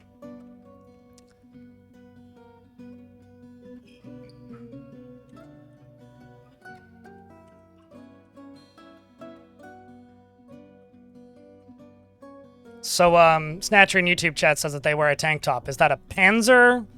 Or, like, what variety of tank is your top? That was me realizing in real time that I don't know that many tanks. How goes the arena? Oh, it's going. I mean, it's starting to look pretty schwanky, if you ask me. But I'm also in the process of setting up a billion other things, but should actually add another level onto the arena. We're also now invading. We found a Dwarven faction that's right next door to us, which I just thought was a Dwarven faction. Turns out it's actually entirely taken over by necromancers. So it's a full-fledged necromancer zombie faction. So I'm attempting to raise their locations.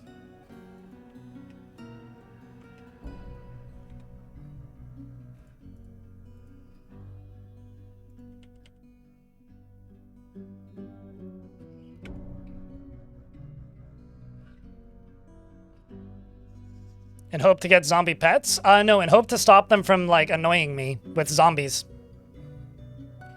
Although, I mean, if I cage trap some, we could use them for something, but all undead entities are hostile to you, regardless of, like, what faction they come from. So if I find, like, I guarantee you they're not going to have, like, you know, dogs that I can capture or anything. They're just going to, they'll be dead. We'll just kill them because they're undead. They'll be, like, non-animated dead, just dead.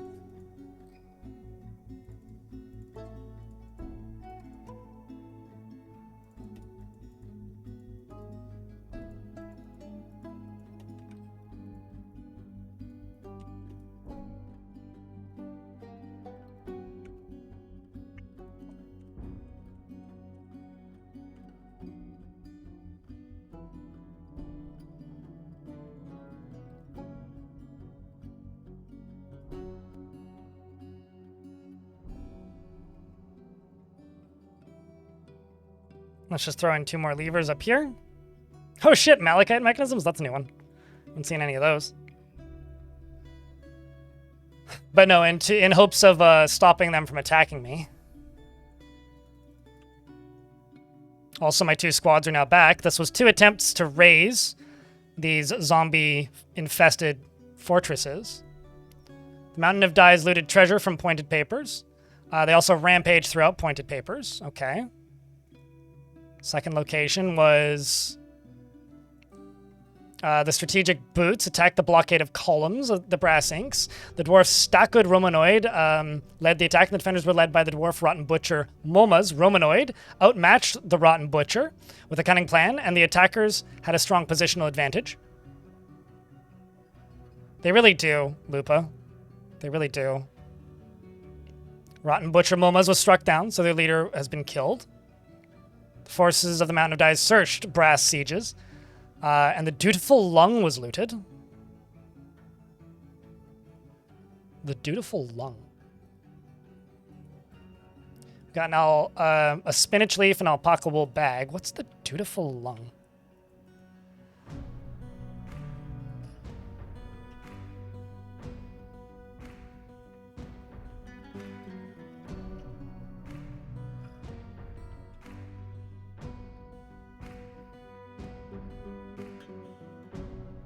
Huh.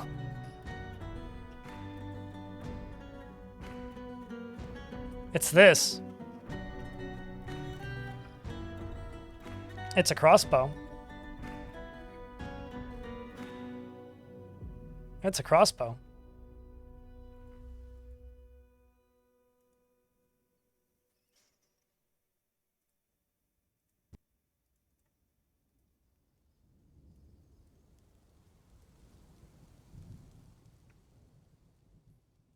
That's pretty cool, actually.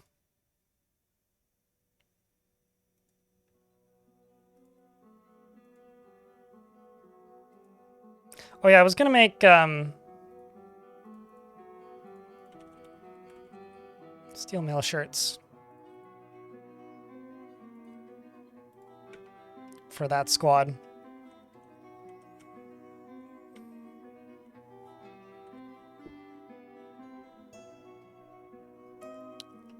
Seems it was just very lucky. I mean, sometimes you just get lucky.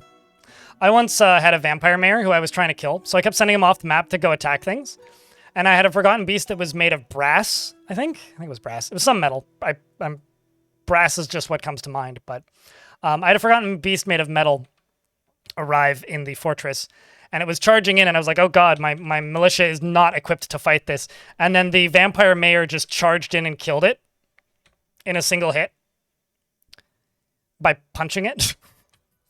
And genuinely, maybe the most impressed I've ever been by a singular combat move done by a dwarf.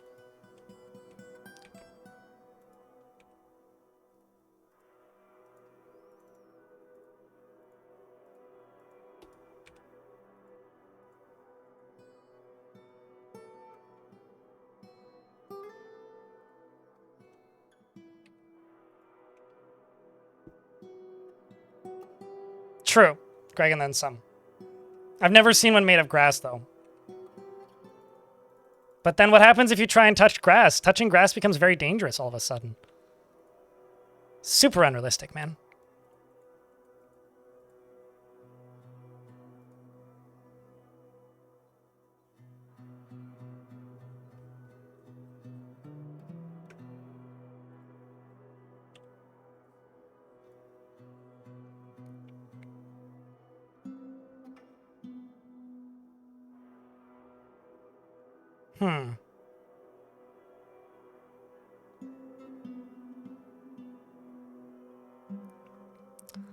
Also, Channel Smokes is a pretty good name.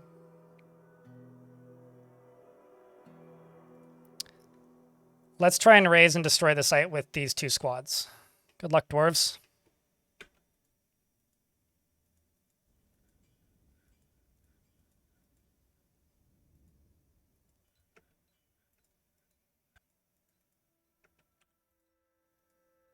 How many kills are you up to? Nice. Romanoid, 0 kills so far.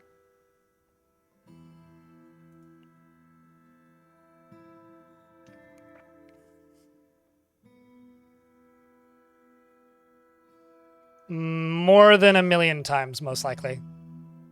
I mean, there's of course like inspirations that are obvious. Like dwarves, you start with 7 dwarves, which is like inspired by Snow White, right?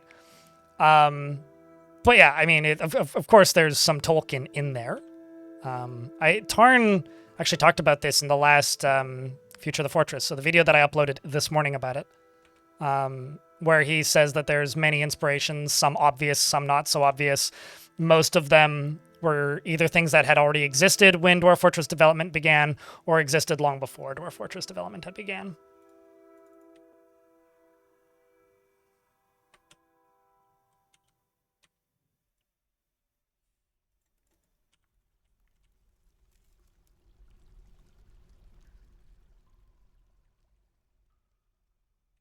You're trying? I mean, you're doing a good job leading, so it doesn't really matter if you get the kills yourself.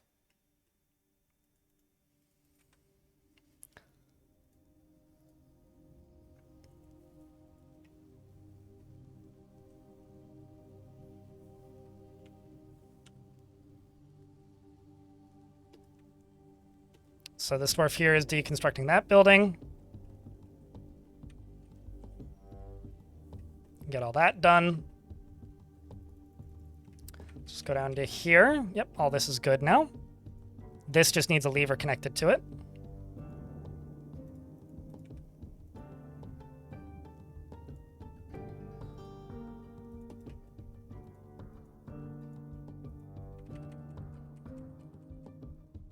Oops, no, that's not where I want to go. I want to go up.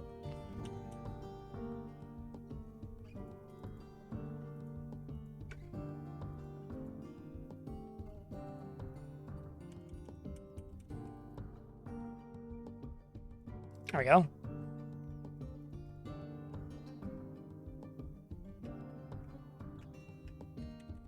And then down in here, should be able to just do that.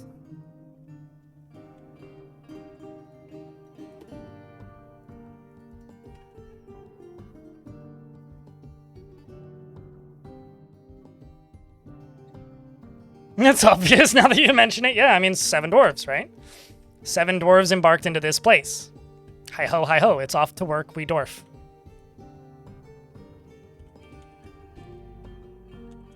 Trying to think how big I should actually make this arena. Or rather, big is the wrong word. How tall I should make this arena. Because I think we're probably getting pretty close to a height that is, like, reasonable for it. What do you think, chat?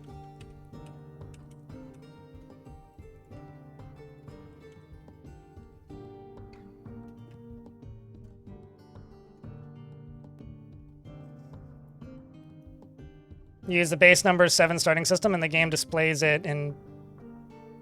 But the game displays it in base 10?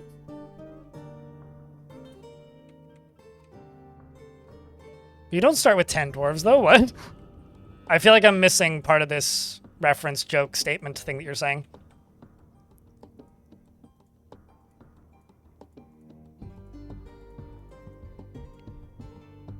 I've not done the health potion adventure, no. We've been distracted by zombies. Although I think I'll probably do that tomorrow. I think we'll probably start with that tomorrow.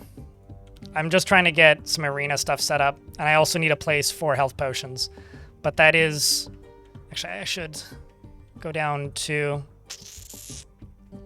Probably actually like right here. Oopsies.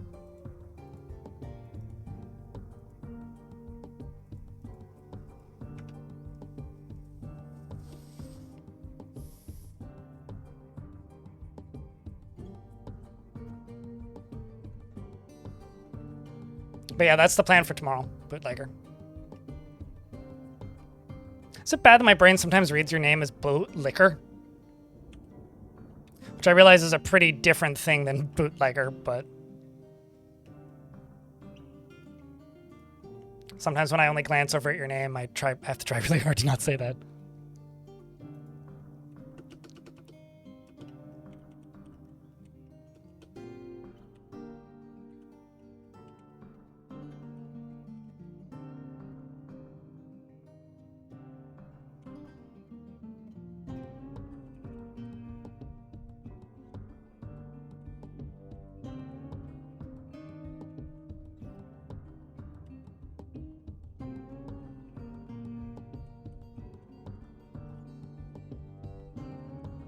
Trying to see how close I can get to the arena. Perfect. I think it was right there. Yep. Without touching the surface. Sweet. Actually, let's go all the way down.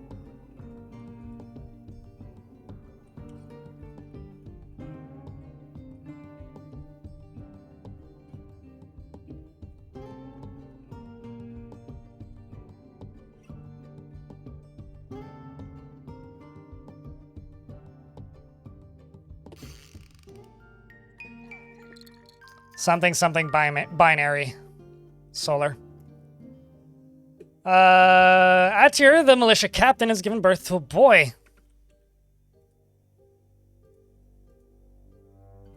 Oh, it's my Marks Dwarf. Congratulations. It's your third child.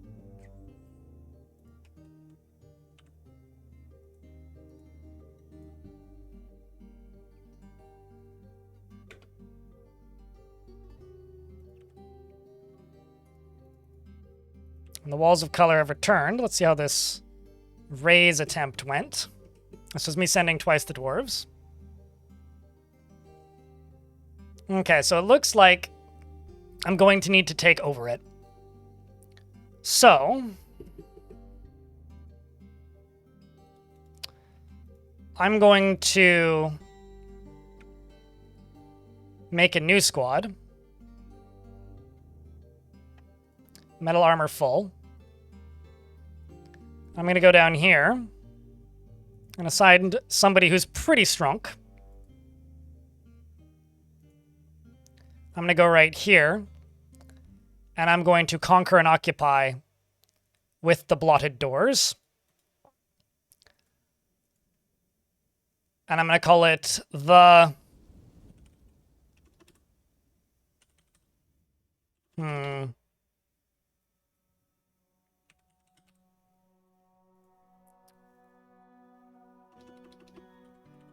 I was going to say the paintbrush.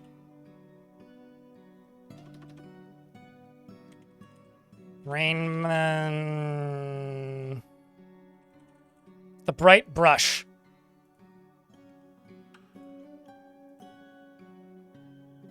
Although first this dwarf has to pick up equipment.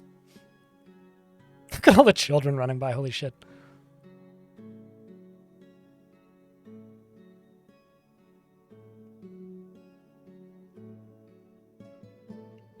This dwarf is going to go equip their final suit of armor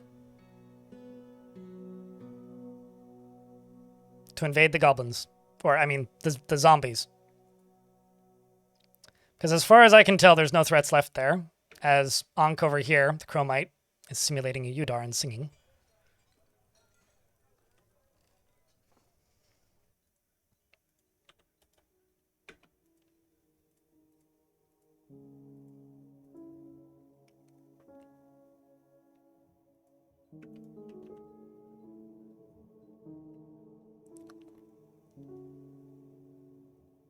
How you doing, Ethiok? How's your day been?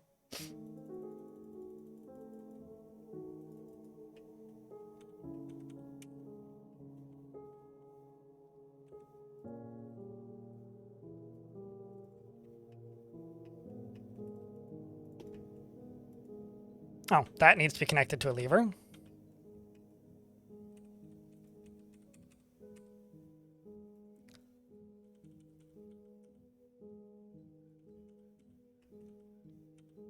Oopsies. Let's go to right there.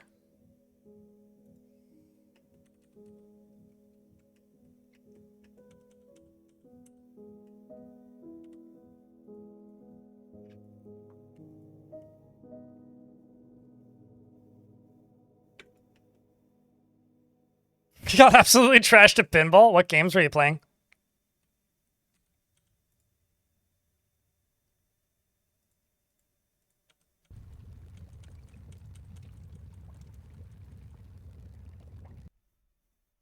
If you don't mind sharing, of course.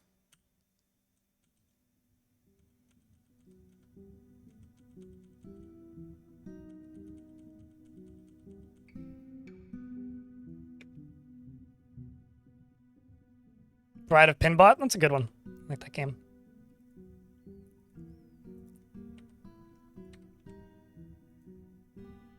Nut Dealer is off to go dig a channel. What do you think, chat? Place your bets. Is the Bright Brush going to successfully seize this location after he gets his last nap? Yes or no? What do you think?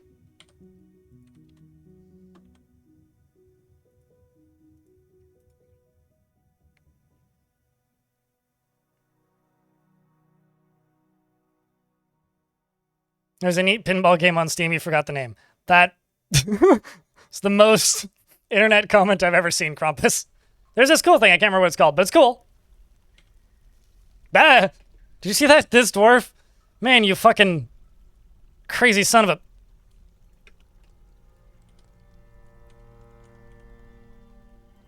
Holy shit.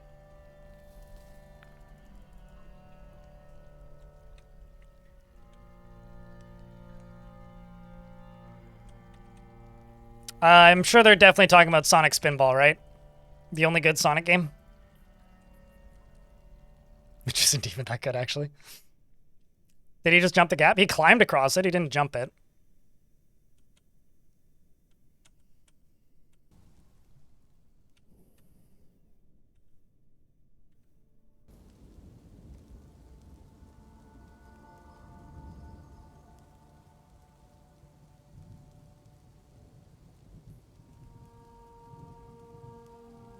Actually, why don't I just do it this way?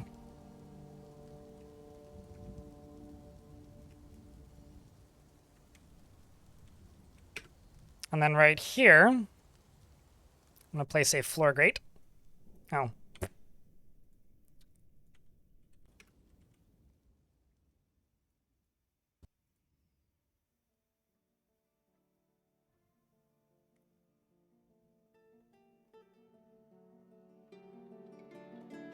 Let's make it out of microcline.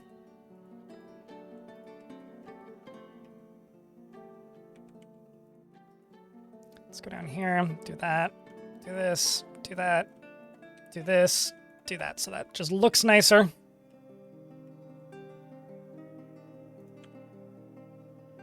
So our dwarf has left.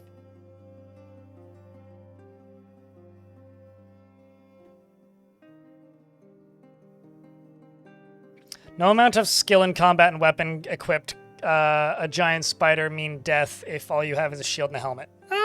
That's not true. If the dwarf is vertically above the creature, I've definitely seen them. I've seen dwarves in melee kill web spitters, but it requires a lot of luck. Also, chat room, we're doing quite well today. I will say that, but we are currently sitting $20. Actually, just under $20. It's like $18 away from my daily minimum here on Twitch. So if you happen to have a Prime subscription, think about me. If you don't, that's okay too. Oh, Xenotilt? Yeah, I'm familiar with Xenotilt. Didn't they make Alien Tilt as well? Like there's 2 Tilt games, if I remember correctly. So if all of this succeeds, it shouldn't take too long. But if it succeeds, then we should get a... Yeah, well... Okay, I realize how dumb that sentence is now that Xenotilt is the alien one. But there's another Tilt game. There's 2 of them. So that's a really interesting color. Chat, what material is that helmet? Is that dyed leather, maybe?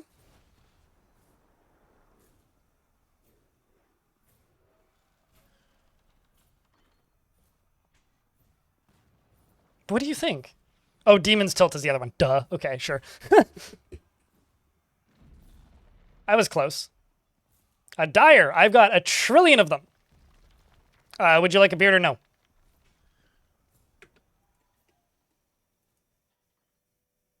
It is. What color is that? It's lemon with willow bark dye and coated with water. I think that dwarf died.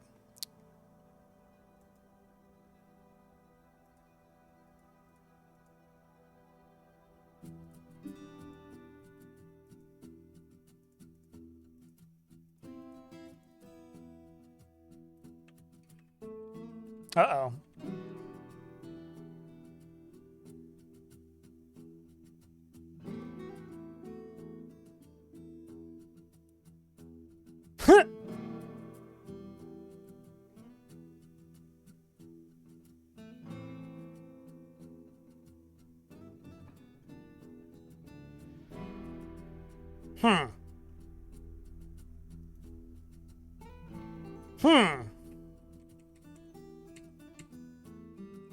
Got some dwarves that aren't returning. Hopefully they return. See how this siege attempt went. Oh, never mind, we succeeded. The Mountain of Dyes defeated the blockade of columns of the Brass Inks, and the new government was called the Blockade of Shocking. I guess Thor is now in charge. Round of beers for that, chat. Round of beers for that. It's malachite, so the ore of copper. Now's a good time for me to name Stormwolf, actually. You wanted a dyer? Which one would you like, Stormwolf?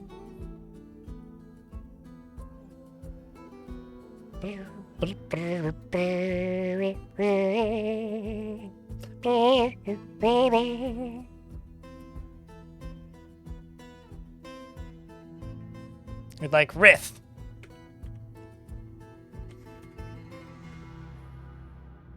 As in this one? Creator of Tatlush Ghoul.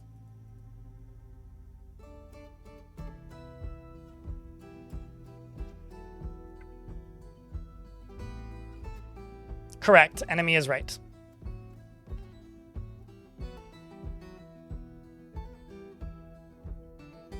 You can get more dimple cups from the underground, Ethiok.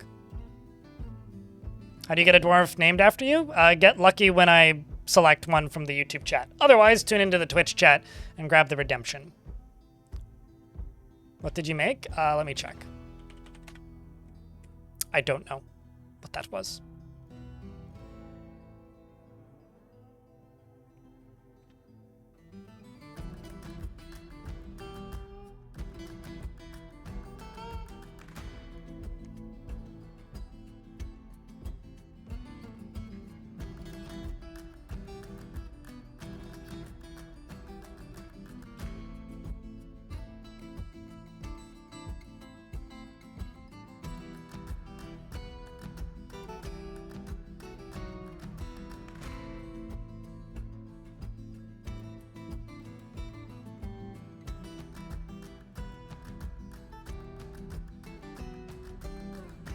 Maybe I'm going crazy, but I don't see it here on the list.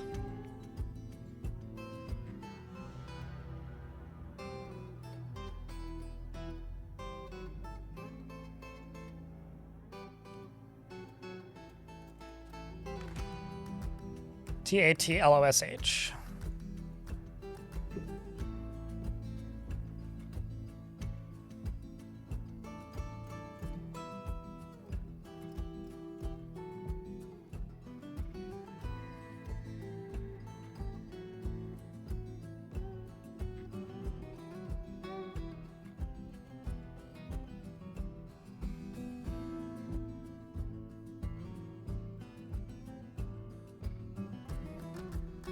Ah, there it is.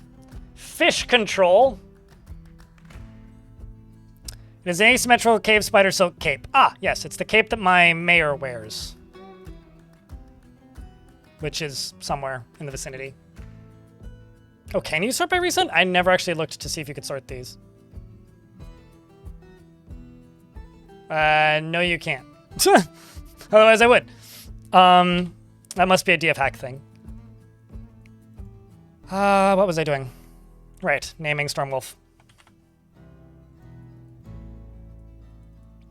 She's completely unmoved by art or the beauty of nature. She's conflicted by this for more than one reason. She never acts without prolonged deliberation, even to the detriment and the harm of those around her. She feels best when everyone gets along without any strife or contention. She is quick to anger, and she does not go out of her way to help others.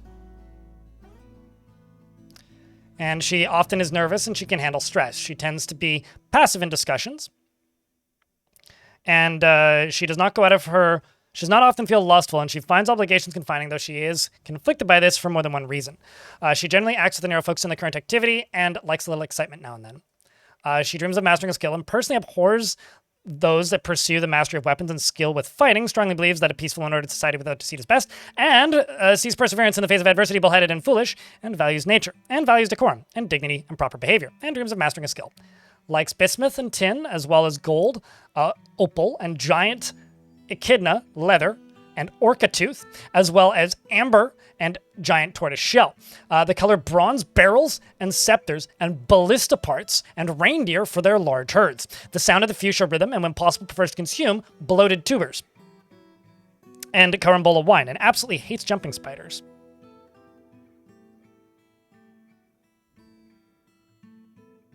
Pretty good. Peculiar. How about yourself? You have several friends in the fort, and you're a former member of the Godly Book, and currently a member of the Natural Company. And the Mountain of Dyes, of course. All right, so...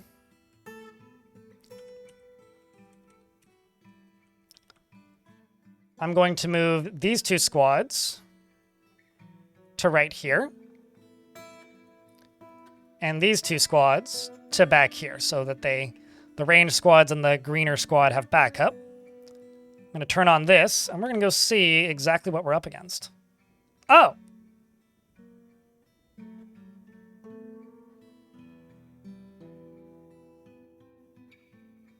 Well then. That's a much meaner army.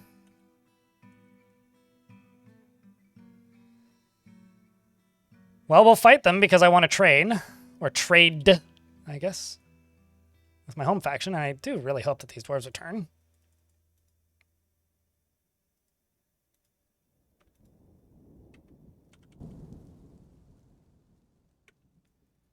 And I should also jump up here and just make sure. Yep. I do, in fact, have a location here. It has no workers available, but it is a part of my faction.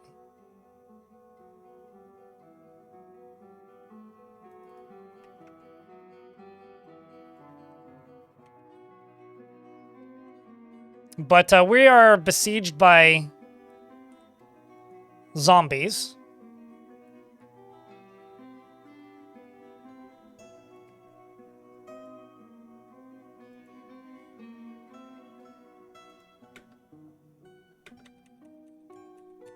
And this even is a human butcher. Uh-oh.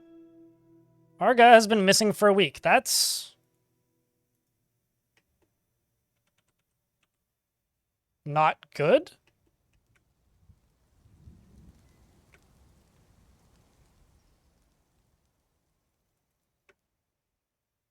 Like, really not good. One of my starting 7 has vanished.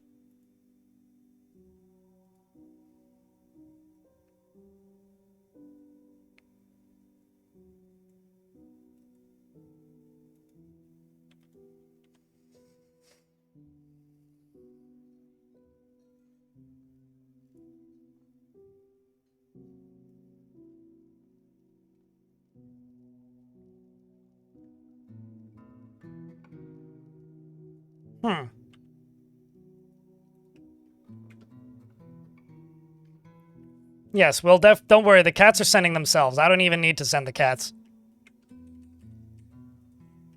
But this is going to be a much tougher fight than the last one, let me tell you.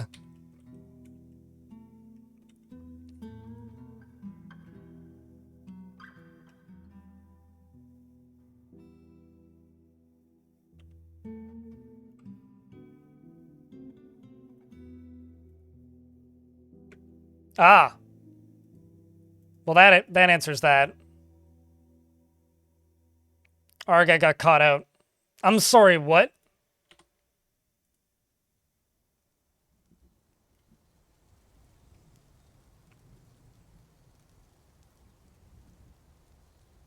The Coalition of Butters? This is the chat. We found the overlord of the Coalition of Butters. You know, honestly, this world Keep up the good content, man. Thank you so much for all the tutorials. Has the vibe of one that's like very, very old, but we just settled next to a faction that's completely been obliterated by the apocalypse, basically. Also, their last name is Need Severe, which is very funny because they needed all of the bread, you know? Corlane, Thank you very much for the 3rd month. Welcome back, mate.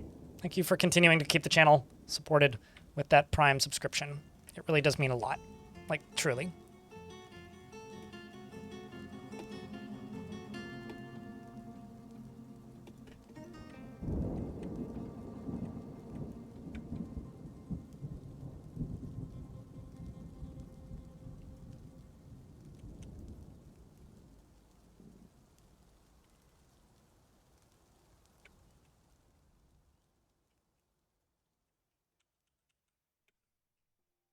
And here comes the intelligent and unintelligent undead.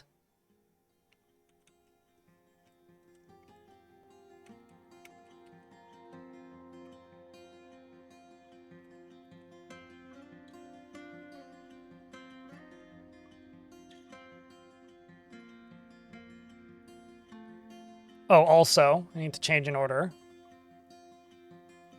Forbid used ammunition during sieges.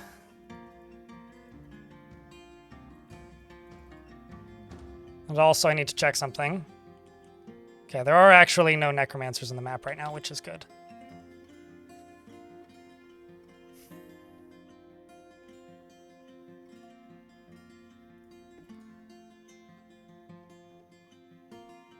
Well, I knew that they'd been at war.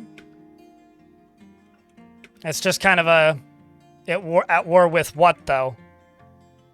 Vibe, if that makes any sense. Also, I'm a little worried that the dwarves not returning thing might still be there a little bit. I'll try bringing them back with DF hack in a couple minutes here, but I want this siege to play out first, and if we can get it done within the next week,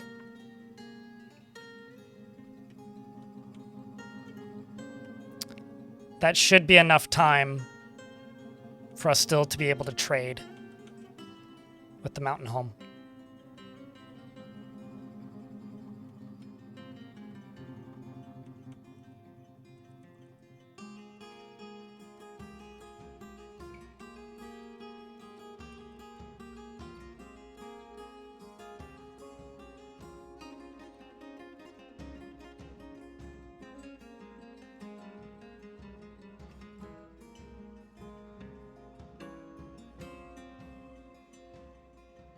And these guys are strutting around and strafing like crazy. I mean, armor is considered a finished good. And some stray cat is being a dumb.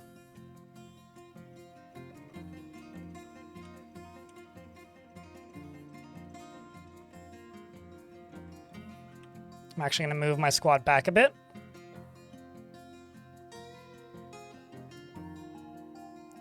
Here they come, chat. Can I get a Vile Force of Darkness for good luck?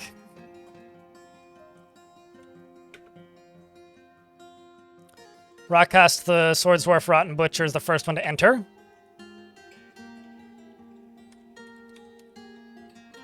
The Sacred Tomb strikes at the Dwarf Swords Dwarf Rotten Butcher, but the attack was parried by a bronze short sword. The Rotten Butcher slashes the dwarf, but they deflected it with a steel gauntlet. Many dwarves stab the Rotten Butcher, one of them in the foot, which cleaves their foot asunder. Many nerves were severed in that attack. The Rotten Butcher falls over. The captain, militia captain, Swords Dwarf, punches it in the head, bruising the skin through the gauntlet, or with their gauntlet. Wait, hand, not head. I was like, why are they wearing a gauntlet on their head? The Sacred Tomb strikes the Swords Dwarf Rotten Butcher, but the shot was blocked by a bronze shield. The Rotten Butcher strikes at the Swordmaster, but the shot was blocked with a shield. And they stab it, and then gain possession of this shot. This is actually going to be really hard to follow, but bolts are flying. We do have the advantage of numbers. They have the advantage of not getting exhausted particularly easily. Is this one of my dwarves dying, or is that their dwarf dying? That is their dwarf dying. This Rotten Butcher on the ground here has lost their news, amongst most other things, also their teeth. And the first Rotten Butcher appears to have fallen. The dwarves are backing off after the last two to arrive have been killed quite swiftly. Dwarves move forward. I'm also going to move all of these squads forward.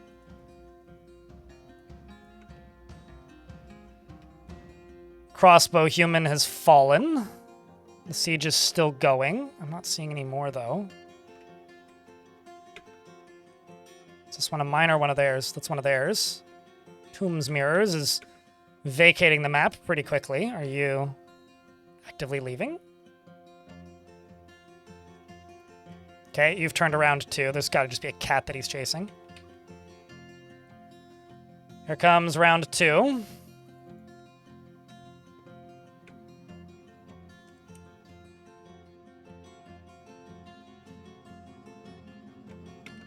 Is that one of my squaddies that was found dead?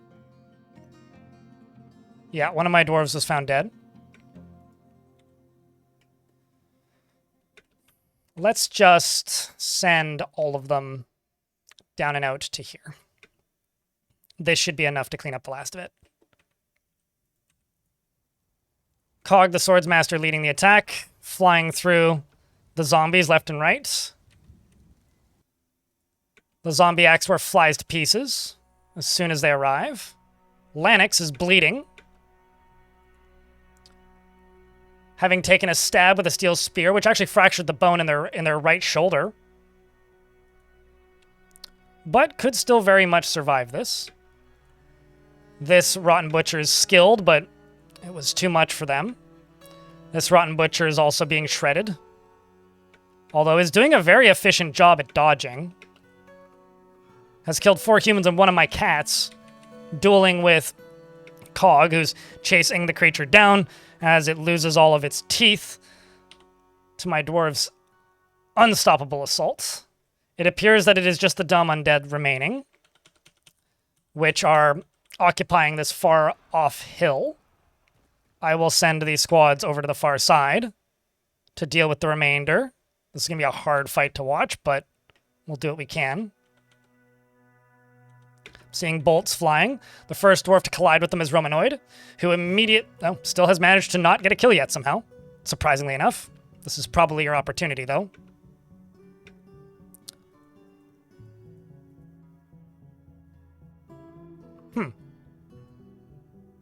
Stabs the corpse in the body. Well, no, still didn't get the kill. Maybe this will be your chance, potentially? Ha! Has now officially killed a zombie dwarf. Satisfied after improving spear. High Master Discipline. The siege is over, and the dwarves can return to training once more. So I need to do something now, which is I need to make a, right now, I need a method of getting rid of corpses. I also need to create some more tombs, so I'm going to do those 2 things. Now. Let's do 1, 2, 3. And also, that's not frozen yet, but I'm going to need to dig that out as well, which will be right there. That is a mountain. Yeah, it's the reason the map is so shallow is because the mountain is like 110 Z levels tall or something.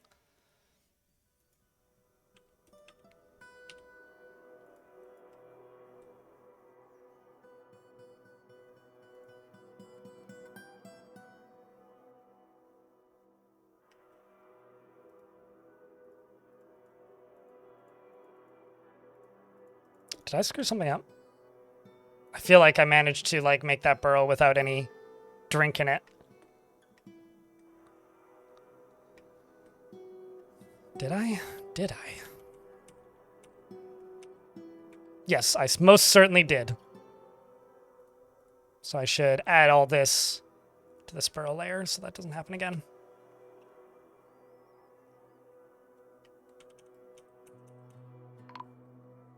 Caravan has arrived.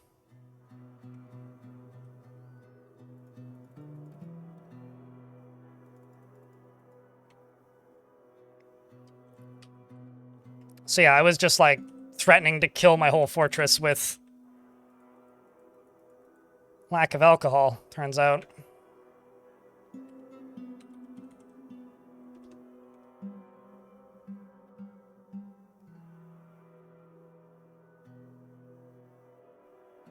Yeah, it looks like some dwarves still disappear.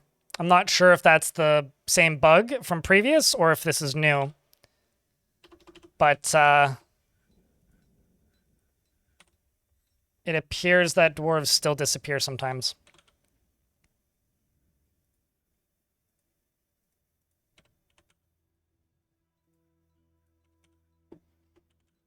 Which is unfortunate.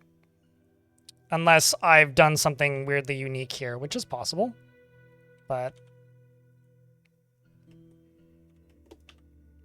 also this can be opened. And this can be assigned.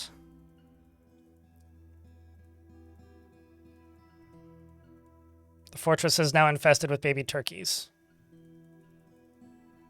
And also kittens, apparently.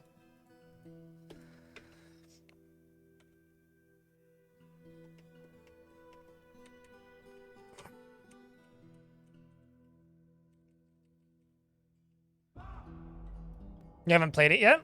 Yeah, I mean, I started sieging things when they said that bug was fixed, and it seems to be fixed. Although, maybe there's still old bugs that can cause that to happen. Because that used to happen anyway, back in the day. But it's weird that that squad never fully returned. Maybe they will come back as part of, like, migrant waves. We'll have to keep an eye.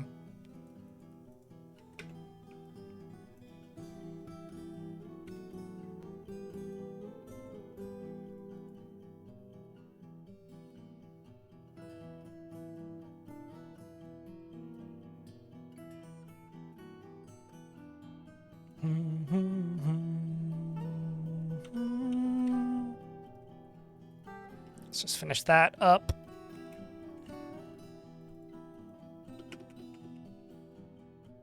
And go all the way up to here. And just go floor grate.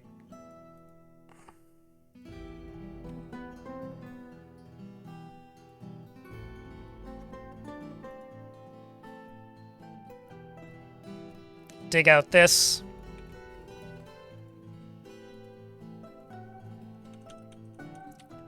Go up to here.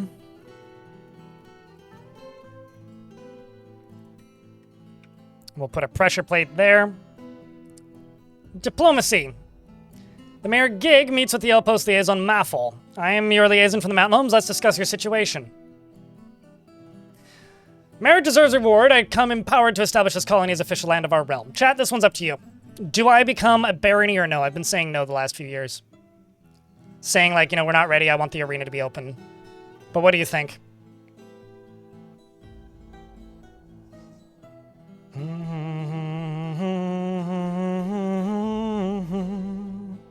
What do we think? What's the downside? If you have to ask that question, this question is not for you. Arena or bust? Okay, that answers what I need to know.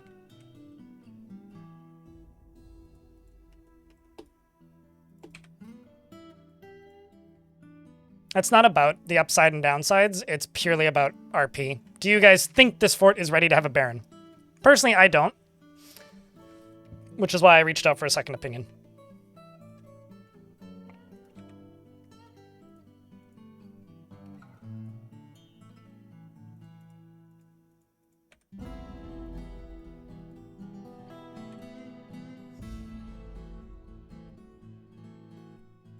Now this is going to be really tricky because we're getting attacked by dwarves. Separating out my tombs and the zombie dwarf bodies is going to be very difficult. Who's fighting? We're still building it. Who's fighting? We are getting invaded by a dwarven faction that is entirely populated with zombies. That is what is going on.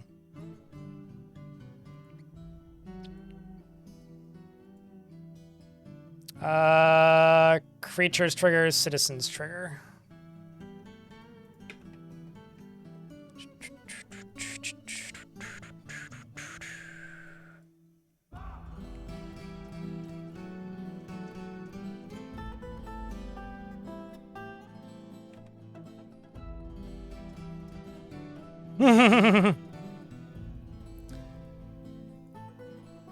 Only banned exporting bucklers and demand making pants. That's about as good as you can get for a Baron.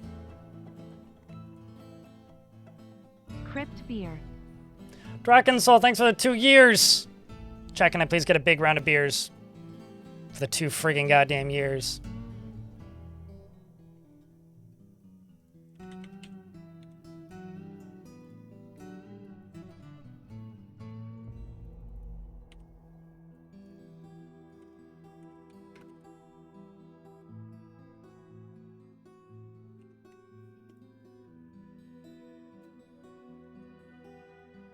I think this will take... Scroll down. One of these recruits.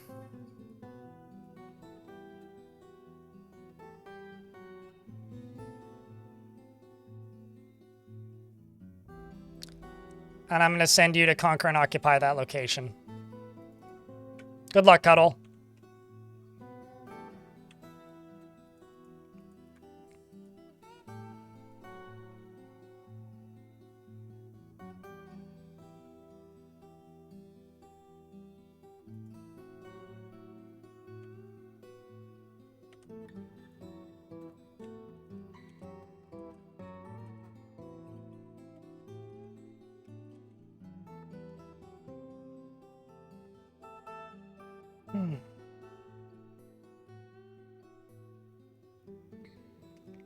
But yeah, no, the arena is still under construction and we're waiting for our first Forgotten Beasts. Speaking of our first Forgotten Beasts, I can also...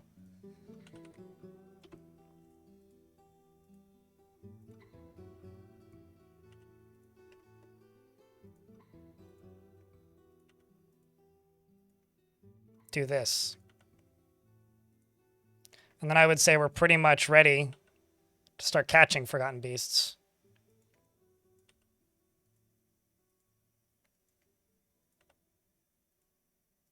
Obviously, one at a time.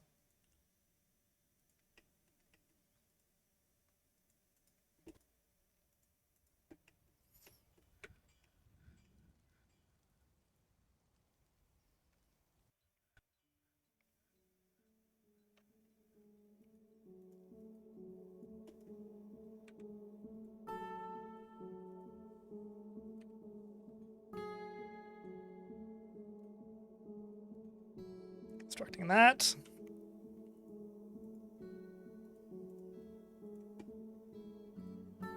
Tower cap minecart will go right there. And then once this is done, I'm going to connect it to this. Once that's connected, I can then block this off. And that'll give us a way up and down that is going to open and close periodically so things can't climb up. Or at least will be heavily dissuaded from climbing up.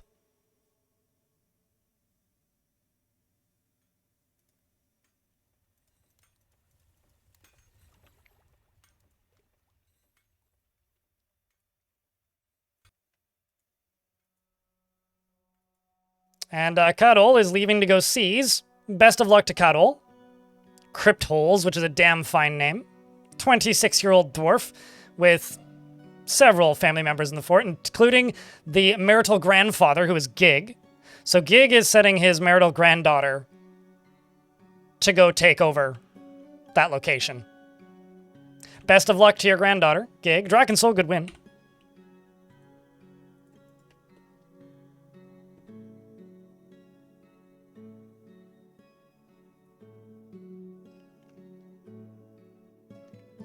So I need to, like, manually check stuff. Because, my stream went offline earlier today, so I had to, like, look manually to see actually how long I've been streaming. Okay, it is 6 hours. That's what I thought. Thank you, by the way, to everybody who's tuned into the Twitch stream. You know, there hasn't been a ton of excitement or buzz around Dwarf Fortress for a while, which has really been hurting the numbers of the channel, quite frankly. Normally it's just summer that hurts the numbers, but right now it's... things are slow in Dwarf Fortress everywhere for me. As an example, the stream has been getting less views here on Twitch. The stream has been getting significantly less views on YouTube. And even my videos are underperforming now. Like, this is getting 1,500 views less than normal and getting, like, sent to people significantly less and not recommended in the slightest. So I just have to say thank you to those of you who've tuned in. I appreciate you. I wouldn't be able to do this job or any of this if it wasn't for people who tuned in and watched these streams. We are a crowd-funded channel as well, so I'm not making money from sponsorships, meaning outside of what people throw at my face during these streams, I don't make money. So I just have to say thank you, seriously, for allowing me to keep doing this, because I wouldn't be able to do this period without people keeping the channel funded. So thank you, and thanks for watching. And tell your friends, you know, just because I'm the, I guess, big creator in this space doesn't make me invincible, and it doesn't make my success eternal. It's been the case, though, for a lot of, like, I've been watching other Dwarf Fortress people on the YouTube and Twitch as well, and everybody's numbers are down. Even sales for the game are down. Really, we just need some excitement and buzz around the Siege stuff that's being worked on, and some actual, like, details as to when stuff's happening. So, thanks for continuing to watch, chat. I tell my friends as well. All of you, every day. We need to get these corpses out of here, don't we? Jesus. Let's just go around here and do door. Might actually change into shorts. I'm sweating.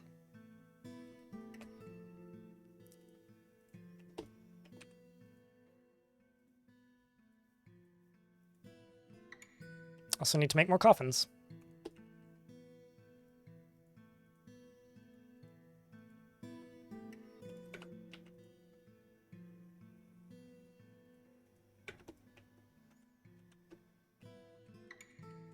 I realize I'm just kind of like not picking up on the trading, and I will do that as soon as I have the opportunity, assuming I get the opportunity.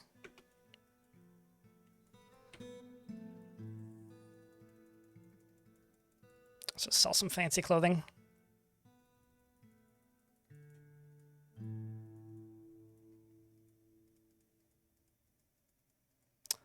I'm getting hit by an ad break. I think I'm going to go change into shorts, chat. I will be back momentarily. For those of you wondering, I'm currently in pajamas, but they're pants. It got warm in the last 30 minutes.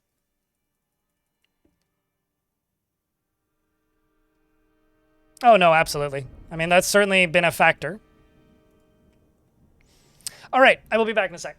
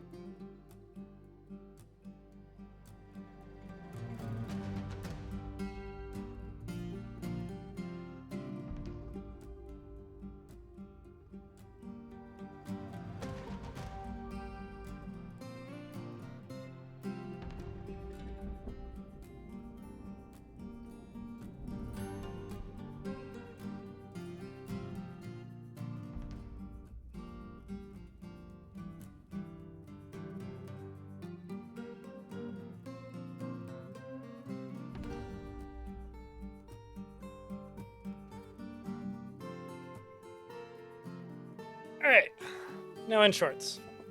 I mean, yeah, it is what it is. It's the reality. I don't know. I've been trying not to just like act upset about it, Fangrate, because like it's a bad look, but it is what it is.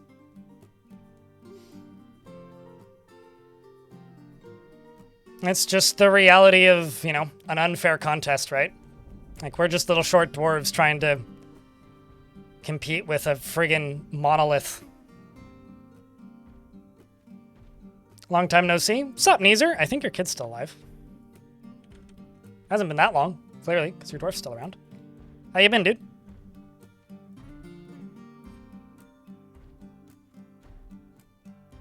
I have no real interest in either of those games, so I don't play games I don't want to play. Dashcam. I've played Kenshi. Meh. It's not for me. And I didn't like Lords and Villains, so. Actually, oddly enough, whenever I played Lords and Villains, people were like, why are you playing this dumb RimWorld clone? It's one of those games that like looks too similar to other games. But have I tried? No, because generally people don't tune in when I play other games. I try playing games I'm interested in, but that also isn't too super useful. So the Planter's been taken by a Feymood. Depending on what type of workshop they grab, that could be really interesting. I'm just waiting for Cricket to get here, and we can quickly trade. Brought an iron bar and some gems. I'll just grab the fish, because we don't have much food variety in that regard. I'll grab the raspberries and the thread.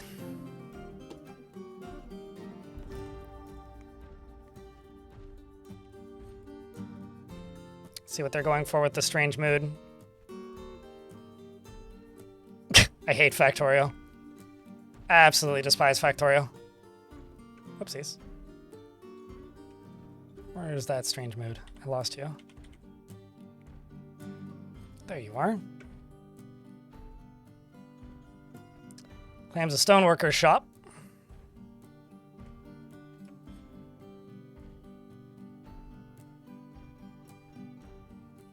I don't know. I've been reminded, told, and taught and learned over the years that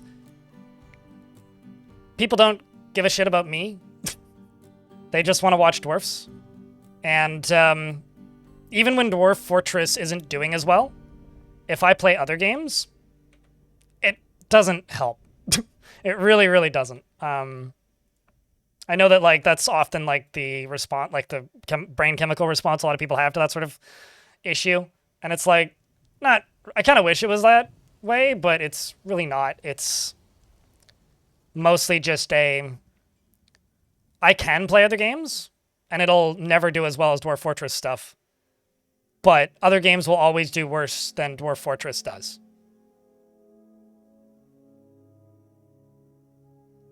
Then a wee bit relaxing. Well, that's good, I guess. Our first Forgotten Beast has come. A huge skinless petrosaur. It has a stubby horn and it squirms and fidgets. Beware, it's poison sting. I really am not... I'm not the sort of person who enjoys playing conveyor belt micromanagement assembly games. I just find them to be dull and work. Like, I can do them, and I can play them pretty competently. I just find them really, really painfully boring. Like, it's not a form of progression I enjoy in video games. I've tried a few of them, and every single one kind of ends the same for me. Just bored and uninterested. How we doing? How are you?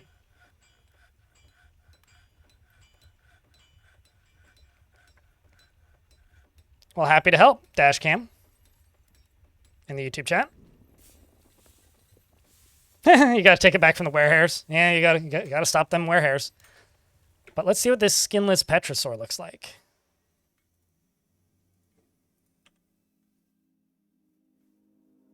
Let's also see if we were successful.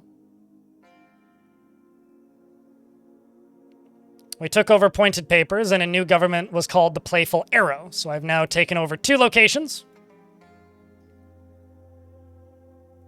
And for the beast, well, ooh. Osod, hey?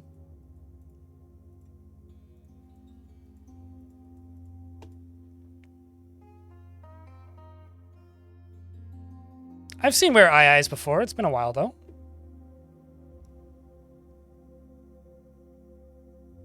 Okay, where is this on the map? I'm trying to spot it. Oh,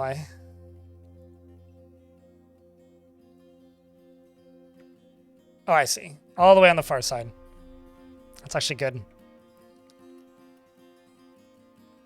Okay, well...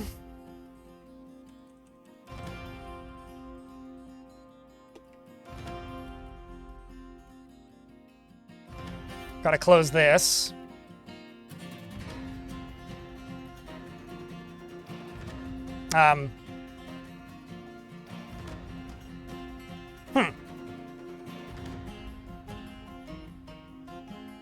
Interesting. Just have to wait, I guess. Oh, there it comes back. Frame rate vanished for a moment.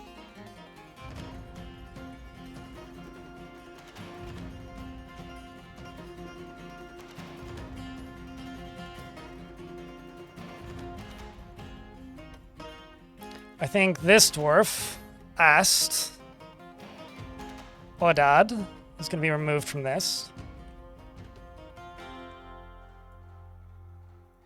Because they're in a strange mood.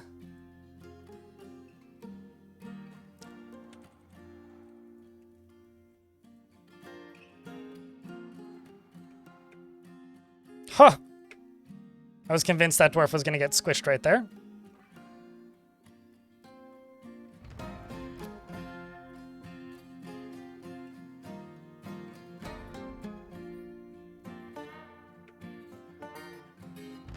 Metal crafter cancels item drop off, location inaccessible. Let's just do this. Just turn off hauling for right now.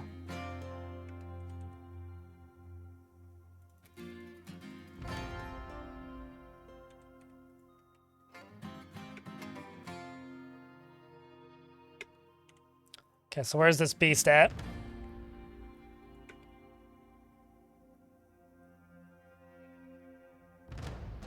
Funny thing is this beast actually has a second way up, I think. Let's hope it doesn't take it.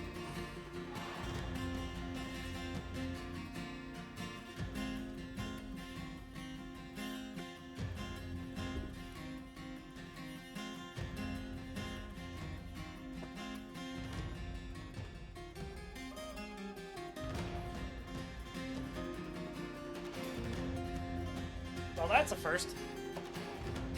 Someone's riding a horse up the bike lane. I was like, what the fuck? Why am I hearing horse hooves? Canada, I guess.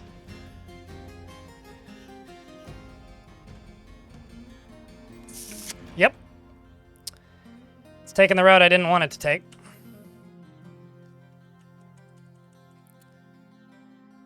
Which mostly gives it a route to right here. That's closed. So it'll still come in on this side, and I'm going to need to close this.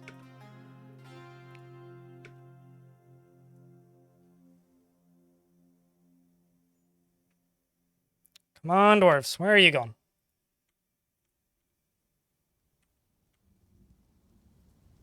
Let's remove this. Oh. We also have the Forgotten Beast Piffé, a towering skinless serpent. It has a spiral shell and it is ravening. Its eyes glow scarlet. Beware its deadly spittle. Dwarf, you want to turn around? I need to see where this other one is. Okay, so this other one is on the lower levels. Where's that top one? He is outside of the fort currently. Chasing a cat. More like who's serpentized to the it can fly? Okay, well that's not good.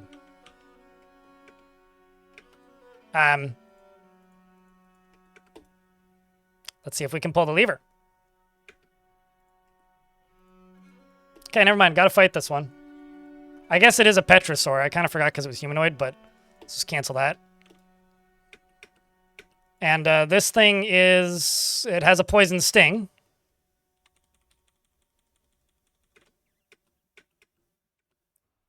And the dwarves have pretty quickly annihilated it. I wasn't too concerned about that. The wrestler stabs the Forgotten Beast with a steel spear. Is that you, maybe?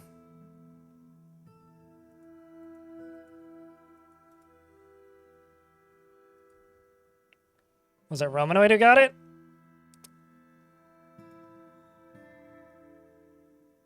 Maybe it was you. Osod. Killer of Osod, Forgotten Beast, the year 209. Kumil. Well done, dwarf. Well done. I wanted to put that thing into the arena, but we just weren't in a position to be able to do that, unfortunately. Letteran, it's good to see you. Hope you've been well.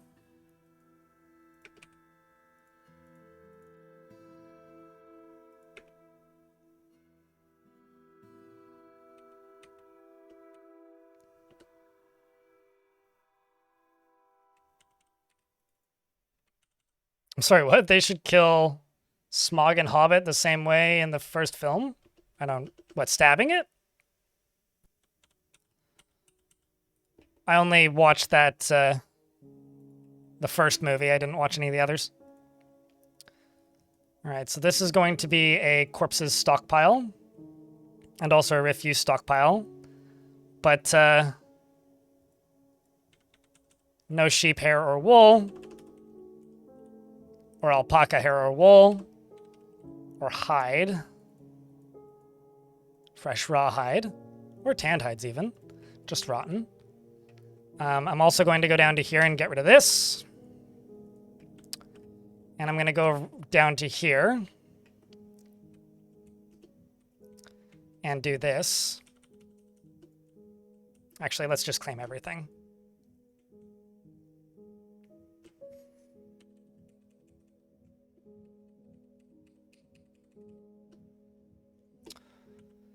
Let's go back into here and re-enable hauling.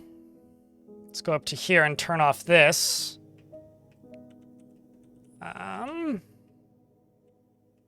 Let's open this.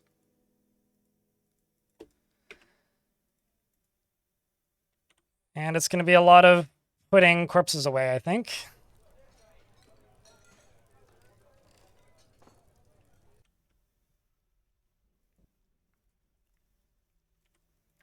In fact, actually, I'm going to do a lot of cleaning up and pausing of somewhat related jobs.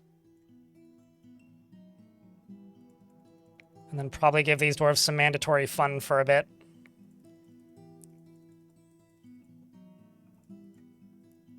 Some of these jobs will get re-upped, but that's okay.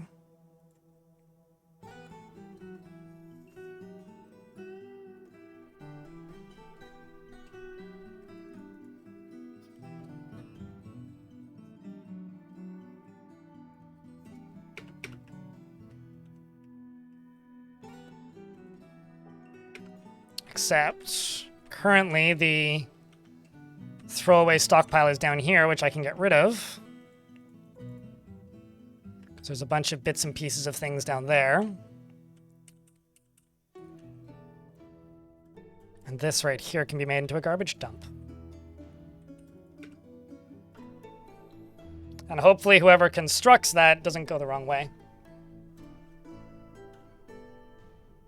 I kind of did my damnedest to remove that first movie from my brain.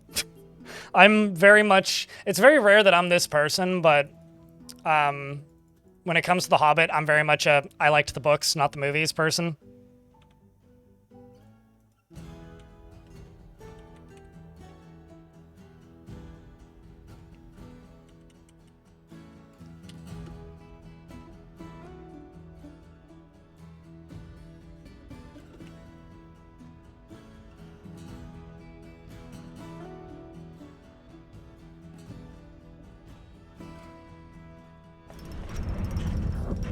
The planter has created Shedim Sakel, a microcline earring, and offers it to the Mountain of Dyes. We'll have to check in on that.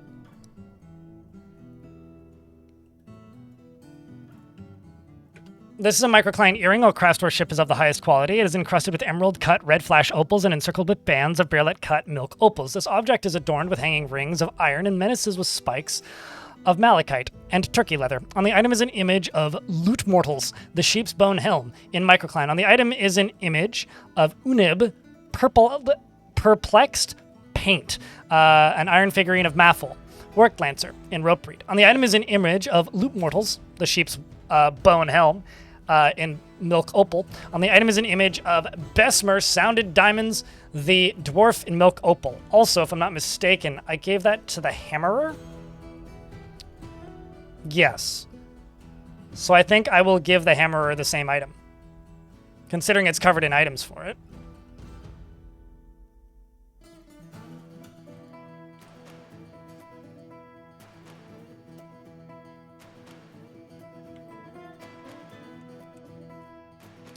So the next thing I'm going to do is I'm going to say you will load all corpses and all refuse. And you're going to load from here.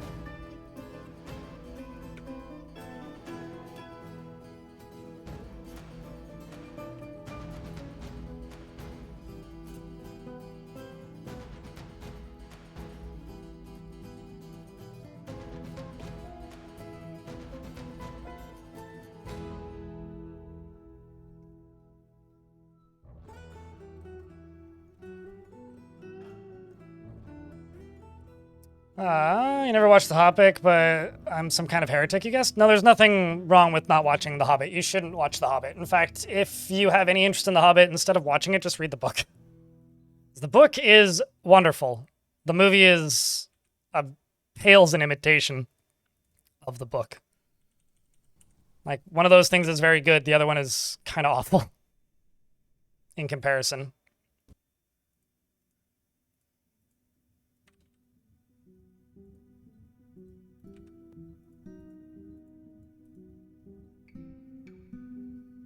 It doesn't piss off the dwarves. I don't actually really know why people say it does in regards to selling artifacts. It doesn't piss off the dwarves at all. It pisses me off when I do it. I don't generally do it unless it's an artifact I really, really, really don't care about, and I really, really, really need to sell something. And I'm in a very, very big hurry, but I generally don't sell them, no.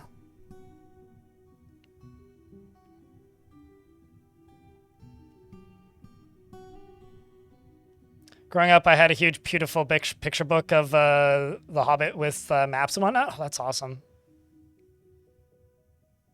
Fan edits of the movie aren't bad. I'm good. You know, every now and again, I feel like I'm the guy that's going to get into fan edits of movies, but the reality is, no, I certainly am not that person.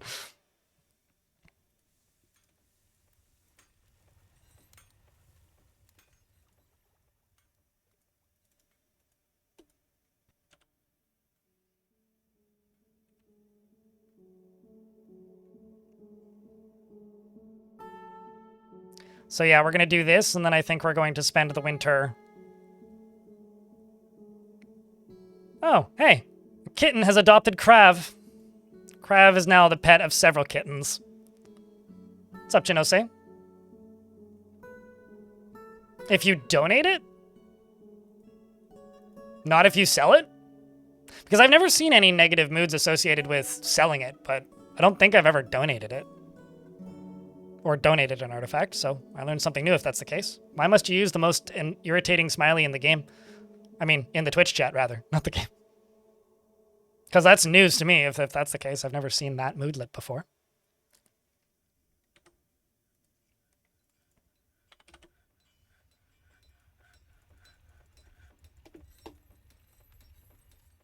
What would you like to name? Zoreza? Would you like a male dwarf or lady dwarf or something else?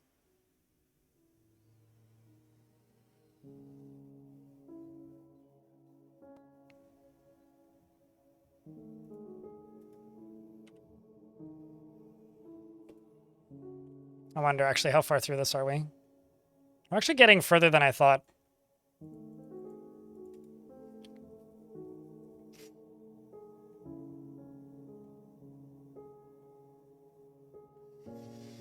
You know, I feel like the Lord of the Rings still has quite a bit of magic to it. I really like the Lord of the Rings movies, even though they're not like, you know, the most faithful recreations. I do think they're entertaining films.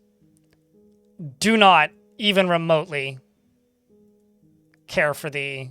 What in the fuck is this goblin? Do not even remotely care for The Hobbit as a movie. Name a male dwarf. Will do. How about Minkut, the Spearmaster? Zoreza! You are adequate, but a novice spear dwarf. As far as your combat skills go, you're mostly you have high discipline and observation, but that's about it. Still learning, really. I mean, you're a member of the Granite Blades. He cannot tolerate difference in culture, lifestyle, or appearance, and actively avoids exciting or stressful situations. Quick to form negative views about things. He's often cheerful, and he is a friendly individual. He generally acts with a narrow focus on the current activity, and tends to make a small mess with his own possessions. He can handle stress and cracks his knuckles when he's bored, and he gnaws his cheek when he's annoyed, and gets distracted from conversations when he's angry. He felt empathy after discussing a friend's problems, apparently. Personally holds the shrewd and crafty individuals as in the lowest esteem, and dreams of crafting a great work of art in this dream was realized. He's created Echo Shalud. He likes ash and glaze, as well as black bronze, pink garnet, and badger leather. Gigantic tortoise shell, the color orchid pink, and leather armor, earrings, buckets, and giant wombats for their wattle, and the words of the early dress and the sight of the fuchsia rhythm, and prefers to consume river spirits and garlic bulbs, and absolutely hates lizards. And pretty happy dwarf in general. Welcome to the fortress. Yeah, okay, but there's something to be said for losing something because it's a movie and you have 2 hours or 3 hours, I guess, in the current year of time that you can really realistically fill with entertainment, which is ridiculous when you think about a 30-hour book or series of books even in some cases. But I think that there's a good adaptation and then there's a adaptation that just adds shit. And my issue with The Hobbit is 1, it looks like shit, and 2, it's just fan service that adds stuff for no real discernible reason. That's all. I would rather not watch those movies than have to, acknowledge the nonsense that is the storytelling in that thing.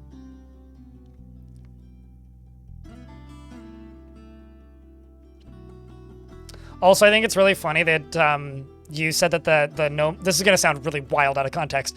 Letteran, I think it's really funny that you think that the gnome's hands looked like nipples. I thought they looked like feet. Like it was sitting. Or like hands that are peeking over something. They're too high up to be nipples. But anyway.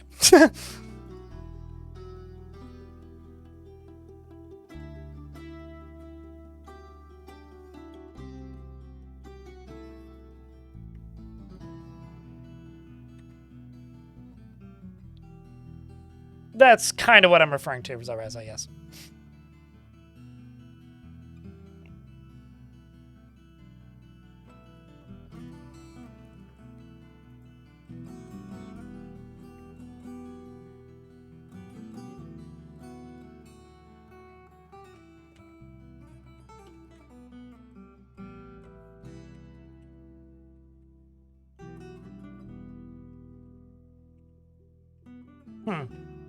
Here I thought I had more dwarves dead than that. I should, however, be able to dig... Oh, no, not yet. Still waiting for the winter.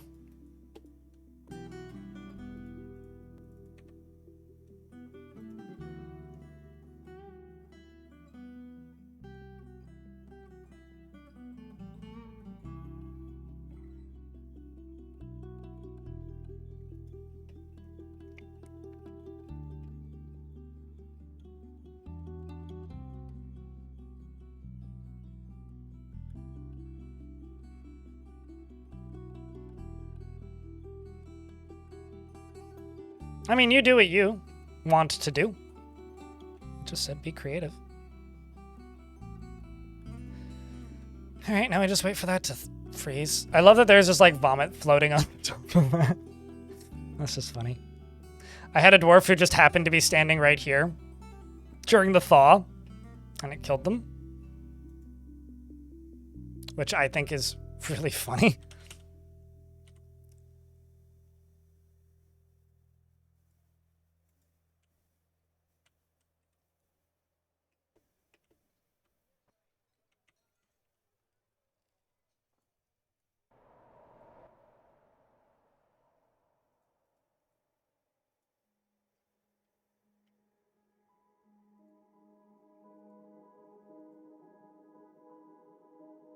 There we go. Bunch of my dwarves have more gear available to them now, which is awesome. And I'm going to send that main squad out to go do more of the murder.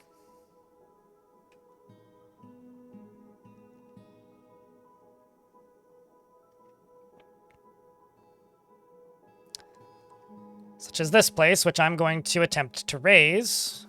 And this one right next to it, key gilt, which I'm also going to attempt to raise.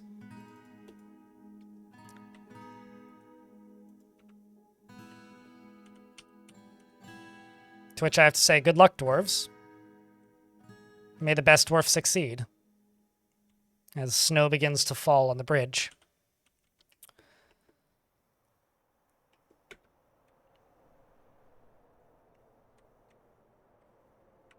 Let's also go here. And then go down to here. You're not connected to anything. So I'm going to find something that isn't connected to something.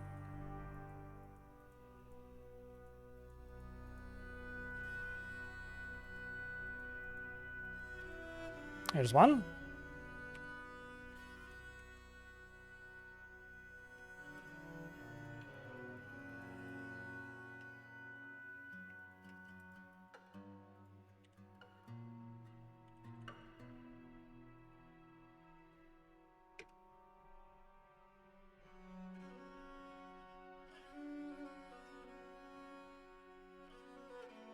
It's possible. I mean, it's the reason there's about 100 less people watching me every day. Not Gruntier. Or at least one of them. There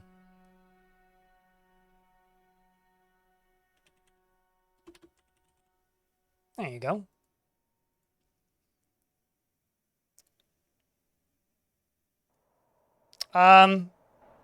I'm not really using any mods, so I'm not the person to ask. But I would just say pluck out 1 or 2 mods that you like. What do you mean stuff isn't working with the Steam version? Just grab stuff from the workshop. Most everything on there should work.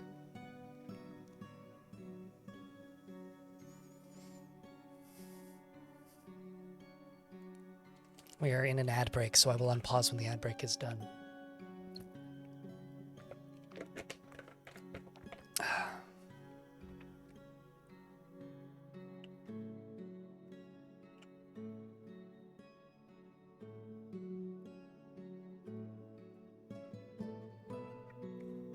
Topple smoking mod? I think I saw that one. I mean, I think a lot of mods that are the best generally are just adds more variety, so find stuff that adds variety. Those are the ones that are the most likely to be, what's the word? Functional, especially in groups. Also, if you want to help a guy out, since I have a captive audience here, please go leave a like and a comment on this video and let it run through. Because YouTube isn't promoting it at all. Because YouTube doesn't promote anything I make anymore. At least, currently.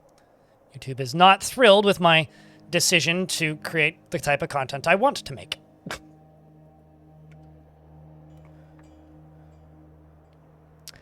I mean, I personally don't find any of that stuff necessary, so I'm just a bad person to ask in general when it comes to quality of life stuff. Because, like, they're really... Outside of, like, that one mod that just, like, puts the default hotkeys on a lot of the buttons, like, none of them really do anything, I guess, and I don't find most of that stuff necessary. So, like, outside of DFHack, I don't really have any recommendations. I don't even really recommend most of what DFHack does. But that's just me being weird. Saw it on release. It is currently getting 60% less views than my videos quote-unquote normally get because YouTube is like, I'm not going to serve it to anybody.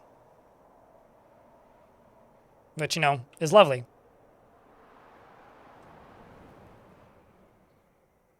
Doctors Guild petition? Hell yeah, dude. Why, what? Y'all are seeing this, right?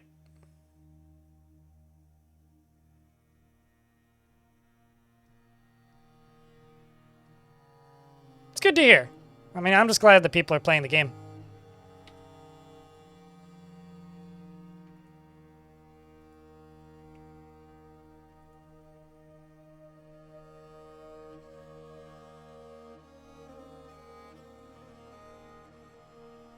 Huh.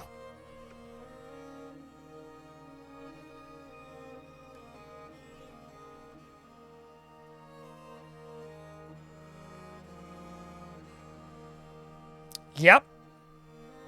No, a mummy is... So humans can make mummies, which are sort of like necromancer towers. They have magic powers. And then they are placed inside of a tomb, and if disturbed, they then create a shit ton of zombies, and it's an adventure mode thing mostly. But sometimes they surface in fortress mode, and that is exceptionally rare. You know what? I'm going to make a public tavern. I'm going to do that.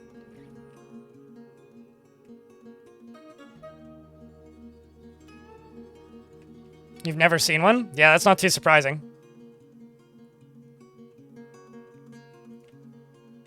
I don't really want to let them in the main fortress, though.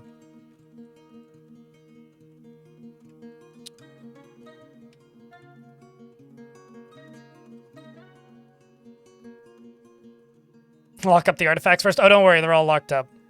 At least the ones I care about.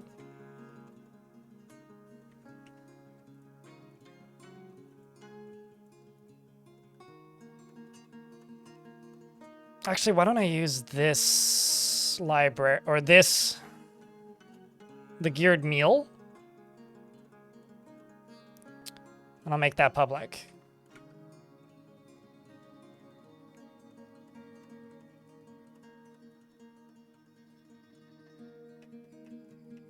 My squads are also training right over here.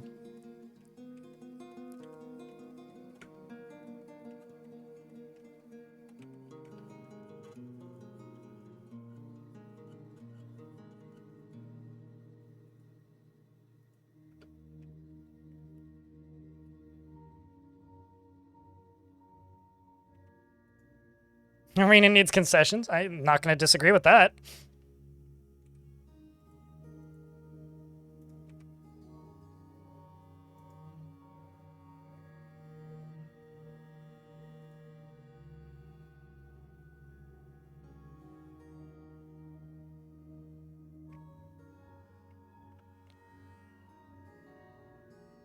No, I know. There's a trillion reasons why YouTube stops recommending content. Which is why I'm asking you to please go like the stuff I'm making. Like, there's no real can of worms here. We've been discussing this on and off all day. And I feel like I'm just bitching, which isn't really my intent, but the reality is YouTube doesn't like me right now. And I think it's largely because YouTube looks at each individual creator and says, okay, their main audience is watching their content. We will continue recommending it to them. However, I made a decision, which was I made 2 videos about Jupiter Hell Classic. And the first one did really well, and the second one did horrendously bad. And my theory, correct or not, is that YouTube has decided, well, nobody watched this video that this guy made, so clearly people don't care. Because ever since I uploaded that video, and also roughly at the same time RimWorld put out a big DLC, none of my videos have been recommended. So I did the thing that, you know, everybody always tells the YouTuber and streamers that they like, which is just go make things you want to make and the viewers will come. No, they don't. Once again, I've proven myself correct on that. And it sucks, but it's the truth, really. Just because I'm making stuff that I'm passionate about, that I'm interested in, doesn't mean people will watch it. And unfortunately, that's very much ringing true. So, you know, is what it is. And it is the reality. Damn right, Mini Mayho. Damn right.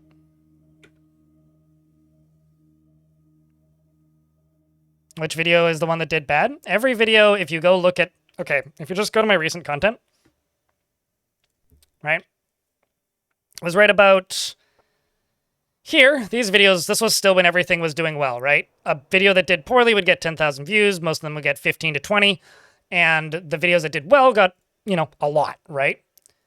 And stuff started slowing down a little bit. And then I put out this video. And this video got a lot of views, which is true. But it had horrendous watch time. People watched about 15% of it, which is awful for a video of this length. Most of these videos have like, and please don't make excuses as to why you didn't finish watching it if you didn't. It's just what happened. It doesn't really matter at this point. It's just, it doesn't need to be said. Most of these videos have a pretty good watch time, but this one had horrible watch time. this video came out and didn't get recommended at all in comparison to what my videos usually get recommended. And the watch time was good. Things did okay in the next video, and then this video dropped, the one about Lua, and had good watch time, but got recommended significantly less. This video also got recommended significantly less, but still did okay. This video came out and didn't get recommended at all. It had, like, straight up, like, YouTube sent me, like, full screen notice saying, like, less subscribers are watching this video, and I go and I watch the stats, and it's like, basically nobody clicked on it. This video comes out, and I get the same notification. Less of your regular viewers are watching this video, leading to fewer views.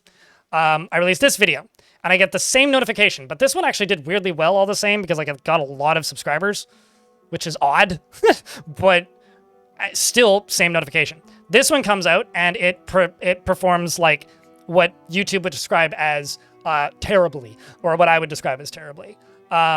It got a fraction of the recommendations that my videos normally get based on my audience numbers, and it got a fraction of the views that my videos normally get, even like the normal consistent ones in the series that I've been upkeeping for a while. And then I released this video today, and it's even worse.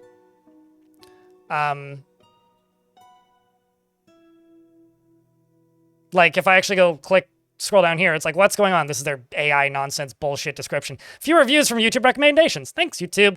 This video got 1,211 views from YouTube recommendations in the home and up next on your channel. Typically, you get 2,200 to 3,100, which is already lower than normal. Subscribers from your channel chose to watch this video 4.5% of the time. It was shown to them instead of the usual 6.4 to 7.4. People are just clicking on my stuff less. Everything is down. And it's just is what it is. Cat screaming, you should go pet it. Heard tavern, how much is beer? Free! It's a dwarven fort. Dwarves don't know what money is, so thus they can't charge.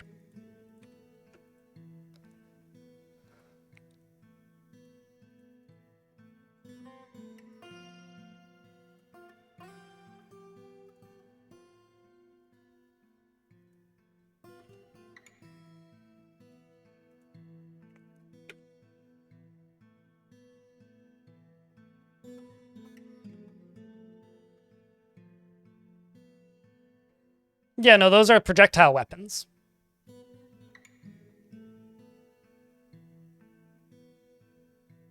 Not money in regards to coins.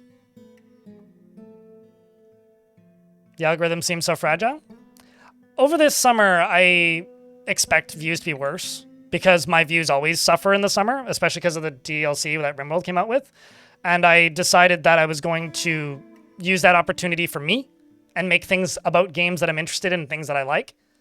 And I also made a few experiments with things like thumbnails and such, and I got the opposite reaction that I was hoping for, and that is entirely on me. I mean, you know, it's not the fault of anybody. The only person who is to blame there is me. I tried to do something slightly different than what I normally do, and I'm paying for it. That is what it is. I mean, it kind of sucks, but hopefully the next big project I put out does better. But if it doesn't, then we'll just move on to the next project because that's all I really can do. And in the meantime, just say, hey, you know, if you like the stuff I do, please go watch it.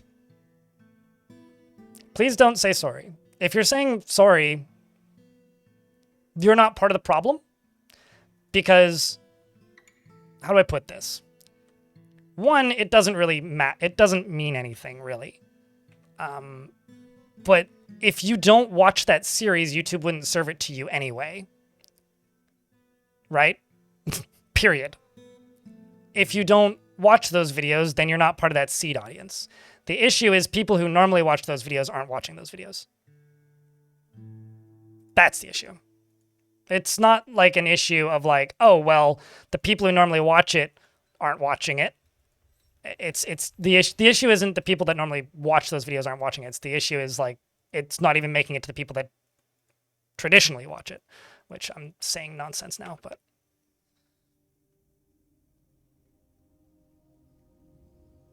sounds like a nightmare job. It's no better or worse than any other freelance. You make money when there's money to be made and you don't make money when there's no money to be made.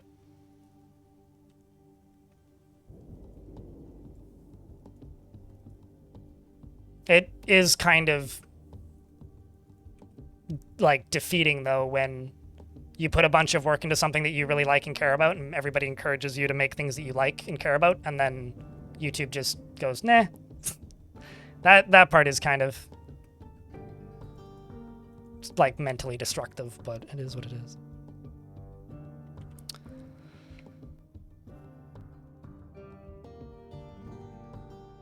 Oh yeah, and then, you know, use their shitty AI models to up-res your shorts. Mathiuk, yeah. I mean, that's just every job right now, isn't it? Like, any job, even remotely tech adjacent, is just that. Is just what you're describing. You know, you put in God knows how many hours to something that you're very passionate about only to, like, be slapped on the wrist for not doing it perfectly. That's just every tech job.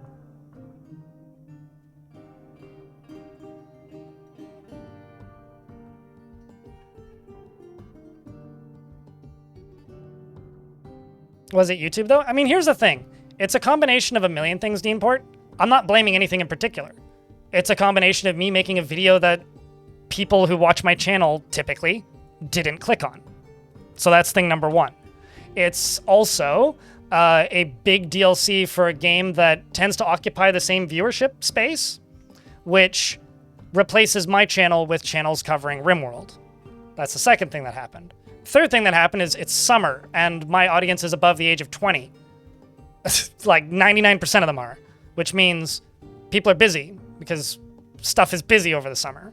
It's not like I have a Fortnite audience where people are just, you know, tuning in more because it's summer. I'm not complaining.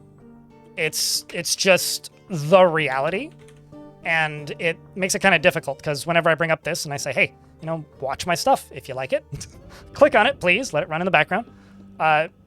Whenever I say that, people always feel like they're at fault. You're not. Categorically, you are not at fault if you don't watch my videos. That's fine. Please don't think that you are.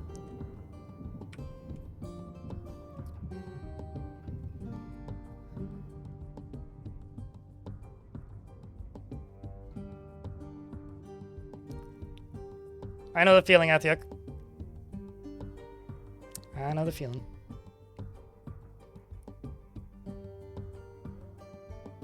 But everybody always conspiracy theories this shit. Literally, it's my fault. I decided to make videos about things that I care about, which I now know for certain it's not things my audience cares about. Cool, I'm glad. Biology. You're excited for fall this year? Yeah, me too. Looking forward to Oktoberfest and Halloween.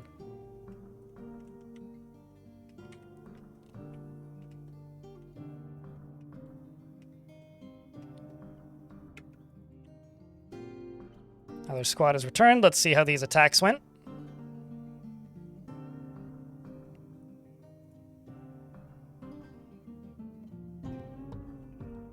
Strategic Boots attacked the Quiet Merchants of the Brass Inks, and Romanoid led the attack, and the defenders were led by the Dwarf Rotten Butcher, Monom Scored Bolted. Stackhood, Romanoid, outmatched the Dwarf with a cunning plan, and the attackers had a strong positional advantage. The Rotten Butcher's right foot was smashed, and they were struck down by a Dwarf. And the forces of the Mountain of Dies rampaged throughout Keygilt. Second location we went after was... For creating multiple tiered walls above ground, should you make stairs as active scaffolding? I make one stairwell and then use bridges as scaffolding. And then wait, and then do one layer at a time. Similar here, they clashed with a single animated dwarf and slayed them. They searched the location. Some books were looted. The Fated Throat was looted. And we looted treasure. And they rampaged throughout. What else? What did we get for treasure? Loot. Some random crap. Seems typical. And an iron anvil, steel buckler, copper helm, platinum altar. Wow.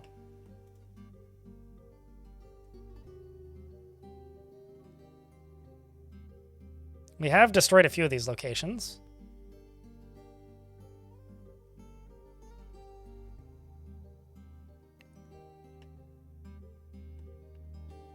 No workers available, no workers available.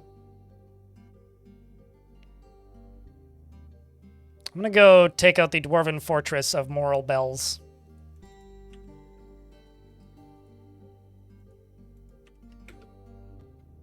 Good luck, dwarves.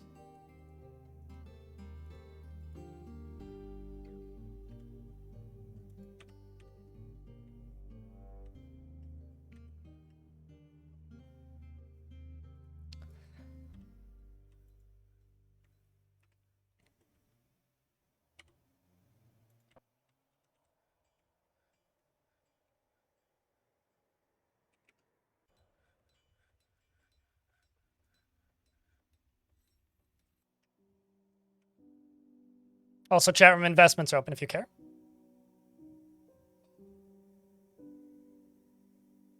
So you are one of the 0.5% of the people on YouTube who still do that. Egg the Viking, myself included. Based on my interaction analytics, that's quite literally the number of people still doing that.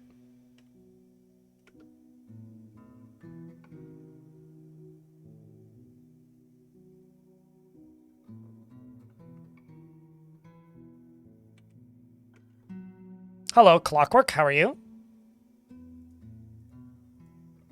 Ahoy indeed.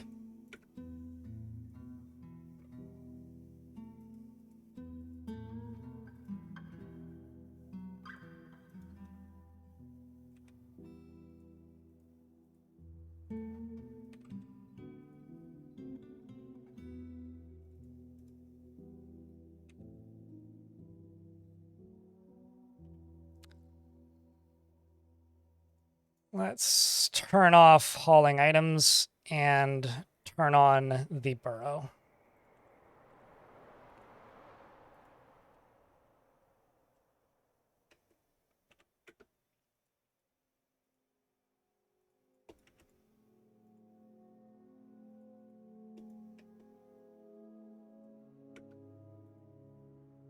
Actually, you know what? I'm going to take them entirely off duty. Stars will finish up these combat drills, and then they'll go off duty.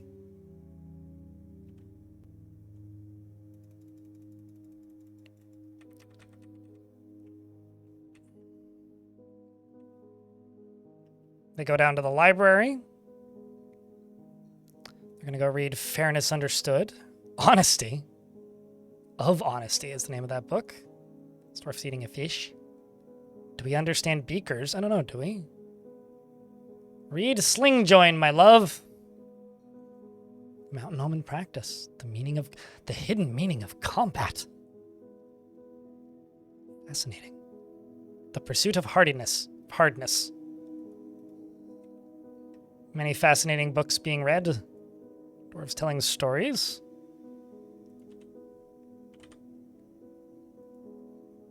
The dies of the defeated... The Mountain of Dies defeated the blockade of columns of the Brass Inks and took over brass sieges. The new government was called the Blockade of Shocking. Anonymous, thanks for the 10-pack. Appreciate you. Thank you so much. Thanks for the $1, Ilmirin. Appreciate you as well. Ilmrin cheered. X100. Crypt rocks. You know, it's been a pretty warm summer, $1 Million, but being in Victoria on Vancouver Island for the entirety of this summer, it's felt like a really cool summer because I've been so used to being on the mainland where it's been a lot warmer, like significantly warmer in comparison. So it's been kind of interesting to like see both sides of those temperatures.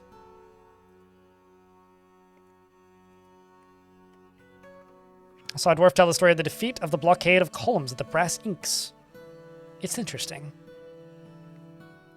They're telling stories already of how we defeated that location. And my final squads have returned. Our attempt to raise Moral Bells. Poobert led the attack, and the defenders were led... Poobert led the attack, and the defenders were led by the Rotten Butcher Aiden. Zulban, Poobert's tactical planning was superior, but the defenders had a strong positional advantage in Moral Bells. The colorless armors, led by the dwarf Stakud Romanoid, clashed with a single animated dwarf, slaying them. Romanoid clashed with 17 animated dwarves, slaying 8. The dwarf Urist Rain Clinch was struck down by a dwarf in Rampart Cunning. The dog Reg Homage Handles clashed with a single animated dwarf. Hey, chat, can I get a big round of beers for that 10-pack from Anonymous? The dwarf Rotten Butchers was smashed. The dwarf Rotten Uvesh was smashed by the dwarf Edict. Dobar struck down another Rotten Butcher. Clashed with 18 animated dwarves, slaying them. Zulban, Poobert, hitched a stunning strategy, and the attackers had a strong positional advantage. The colorless armors clashed with 9 animated dwarves, slaying 4. Then they clashed with an additional animated dwarf, slaying them. It's definitely like pixel art animated dwarves, right? The dwarf Poobert clashed with a single animated dwarf, slaying them. The Walls of Color, brilliantly led by Zulban Poobert, clashed with 5 animated dwarves, slaying them. The forces of the Mountain of Dyes searched Moral Bells. Quandary was stolen. Ratio in the modern era. The meaning of anatomy.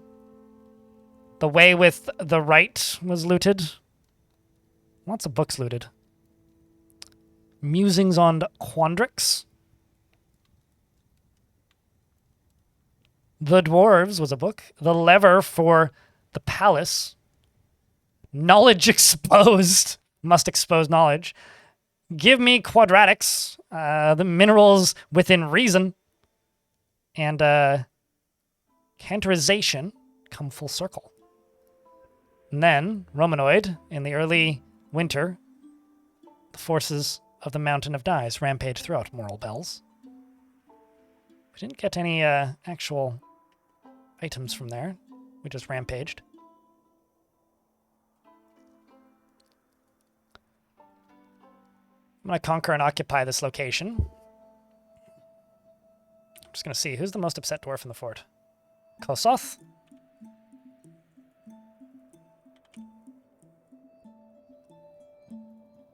Except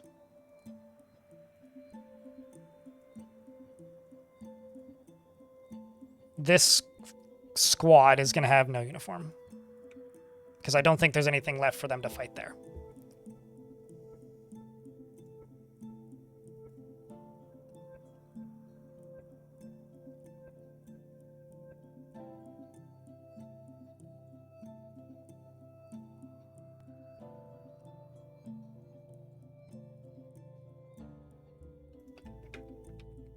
And then also I'm going to go into here.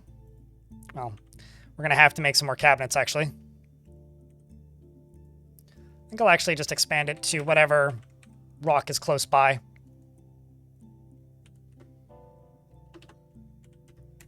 Get some color variety up in here.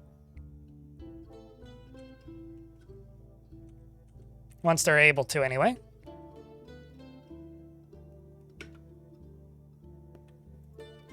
I'm also going to go down into here.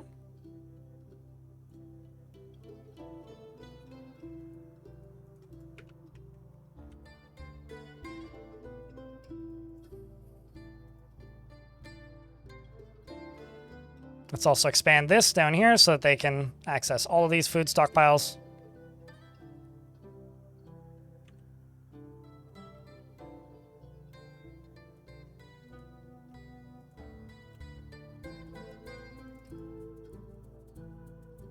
So that these dwarves can all go store their owned items and put stuff away.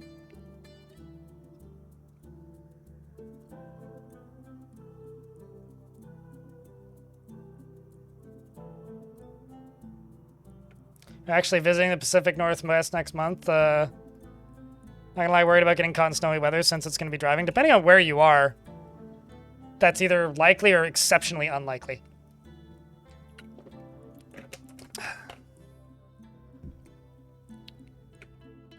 I would tend to lean unlikely because the Pacific Northwest doesn't get that much snow unless you're at weirdly high elevation.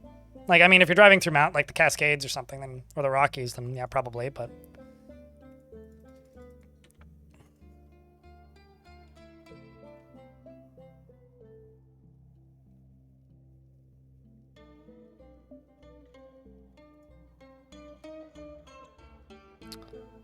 But dwarfs do, in fact, enjoy their books. Mina. Also. Your dwarf's still around, by the way. In fact, you're drinking.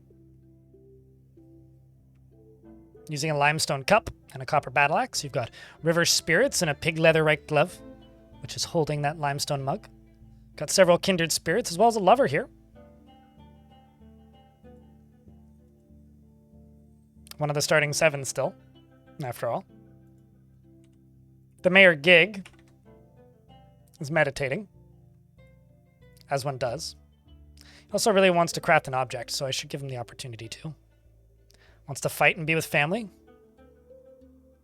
Does also have a lover, who's Aiden the fishery worker, the mayor's lover.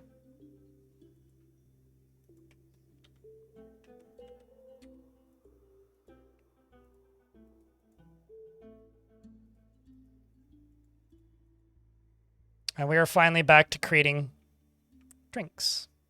Because I was a little worried we were going to run out for a second there. You got one dwarf who's over here training, Sodell. Which you shouldn't be, but I mean, hey, if that's what you want to do, dwarf, I'll let you do it.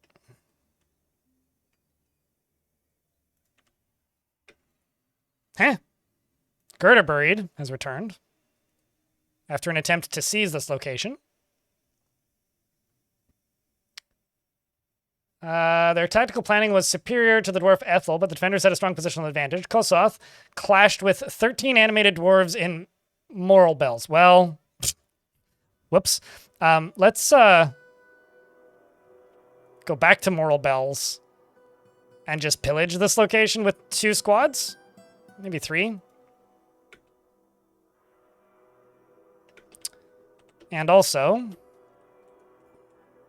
let's go over here.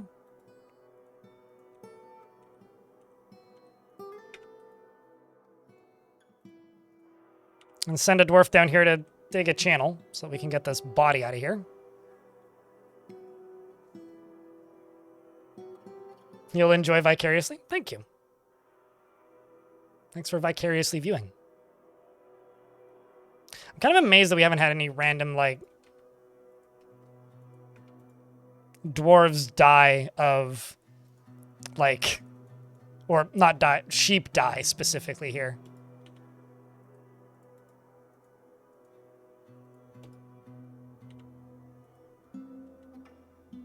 Of falling into this pond.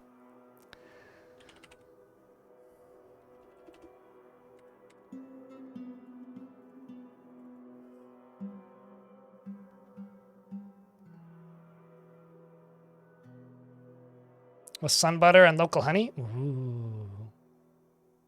There's a shop that's pretty close to me that sells locally made honey, but I never stop at it because I'm scared to look at the price. Also because honey's terrible for me, but I like it. It's tasty. Local honey is some of the best honey. That's probably the problem there.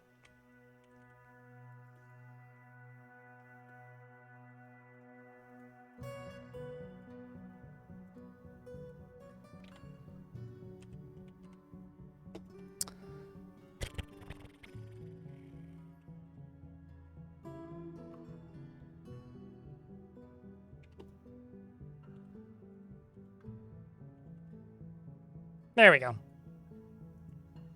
Got a dwarf that's going off the place item in tomb.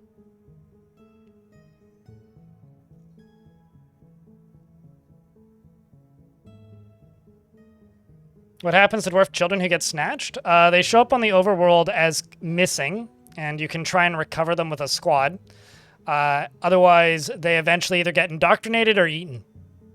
Or killed.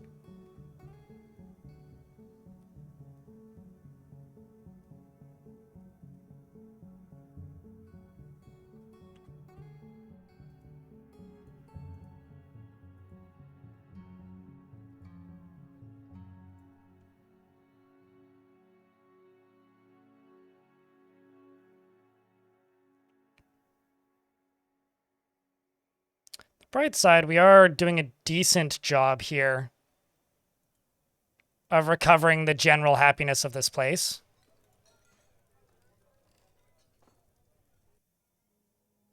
I'm actually just going to send this dwarf to go take over something else then. Key guilt. Conquer and occupy. We'll send the bright brush.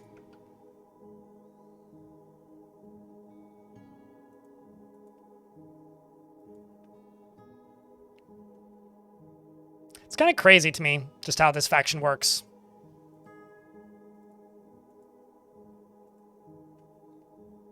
Chat, does it seem like I'm just complaining? I really don't want to give that vibe. If it does, I guess that just kind of sucks, but... So I feel like there's been like 3 or 4 times today where I've had like a 30-minute conversation about how YouTube isn't recommending my videos. And I just kind of feel like I'm just bitching. Am I going to make a vampire squad? Well, the plan was to make them fight monsters. I have no plans of making another vampire fort, no. Nor do I really have any plans of releasing them.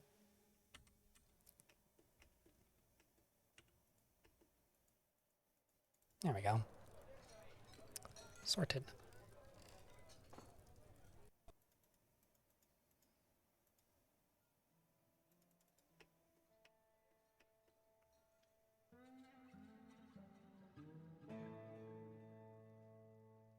Yeah, I've noticed later on. Different things than what I bitch about, but we all have our moments.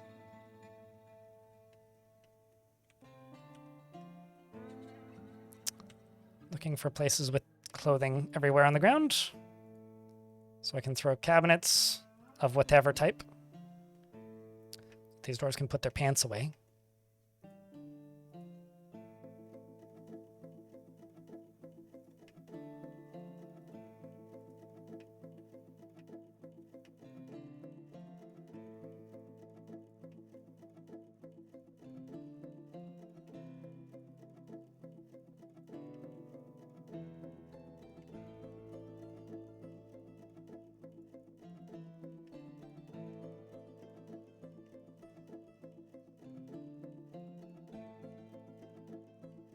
When I had a Twitter, your description or whatever it was bitching. Mm-hmm. Hey, it's an important, like, form of, you know, letting go of stress.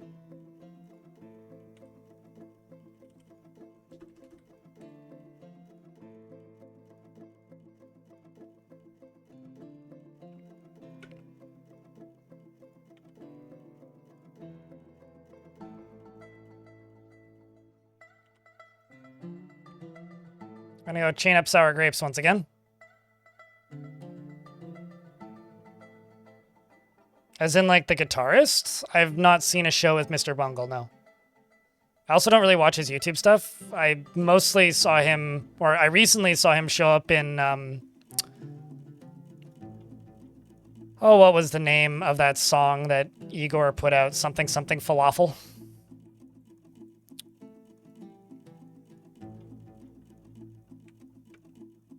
Anyway, I saw him in that song.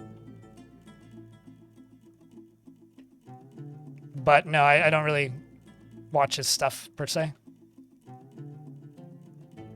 Blast Beat Falafel, that was it. Blast Beat Falafel. I saw him in that.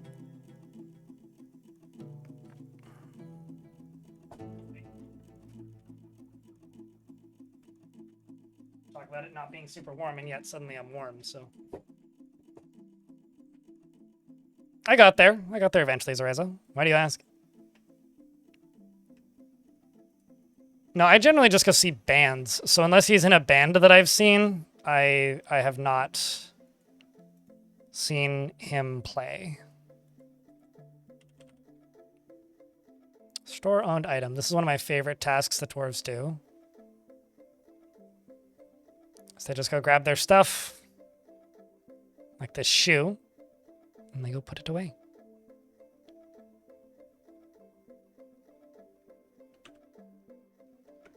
Okay, so C's key guilt.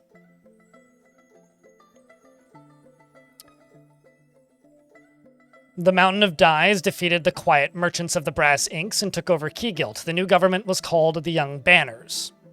Pretty good. So far we've taken over 1, 2, 3... Was it 4 or 3?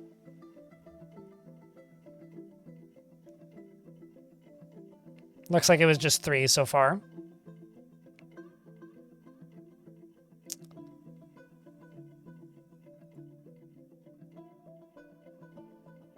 Yeah, let's just cancel that.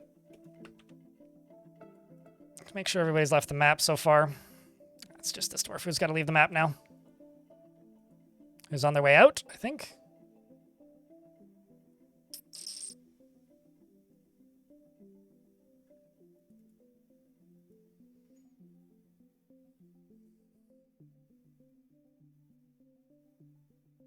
I don't know. I mean,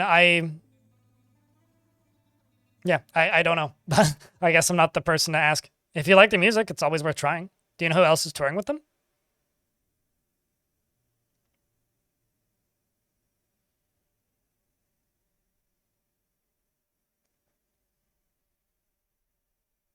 We all need to vent at times, my guy. Yeah, it does make some people tune out, though. $1 million monster. I would actually say that the hardest part about this job is purely not being able to have bad days. Because in most jobs, you know, you have a bad day, just don't talk to people as much or try and avoid your manager. But when I have a bad day, everything falls apart. Not that I'm having a bad day, but I think you guys probably know what I mean when I say that. Looks like they are, or were chanting. Listen to poetry. Thanks for the $10. Holy shit. Letter and cheered. X 1000.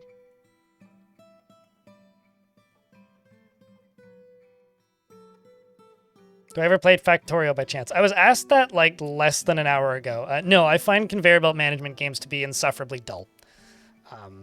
They're just like monotony, the gameplay.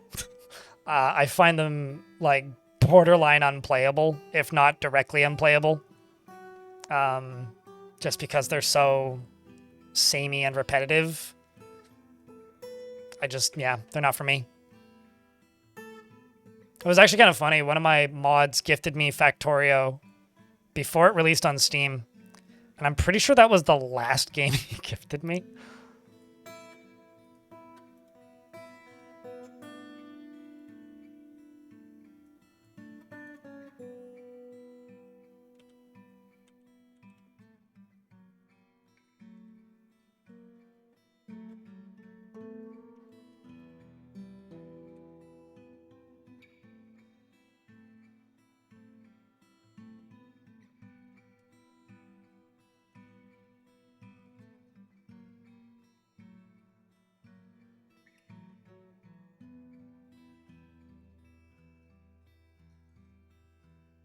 There we go. We've now got alcohol coming down.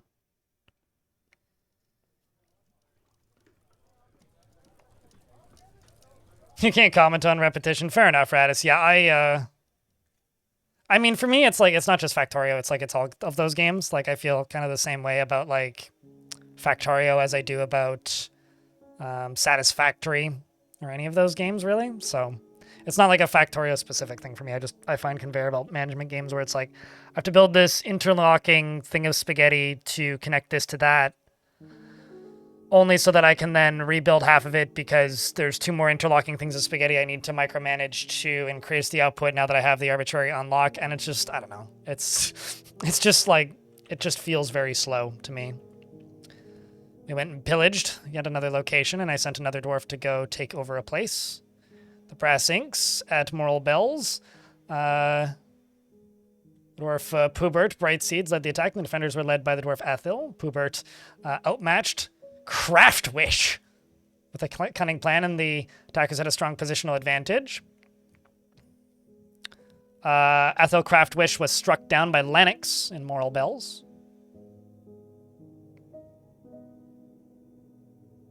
Helps you adjust to this awesome game. Happy to help, dude. Dwarf Rotten Butcher Niche Nish, the contemptible kindness of nets, was struck down by Zoreza. Zoreza, congratulations, you're striking things down. Straight Beam Balances was stolen. That's one hell of a book. Also, the Oracular Palace is the name of their library.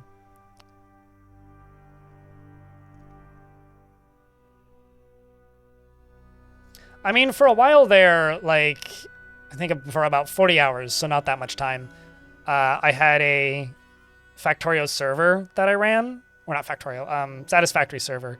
And I did just that. I made, like, obstacle courses and shit, and chat did all the building, but this was, like, right when the game came out, so it ran like shit for everybody, and I just kind of lost interest. And by the time people got interested in it again, I was kind of like, I'm good.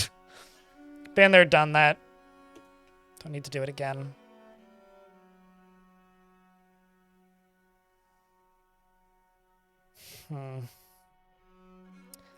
I'm just going to take important treasures and steal livestock and only send one squad, but we are also going to pillage again. So it's just going to be this squad. The rest of these squads are going to get a break.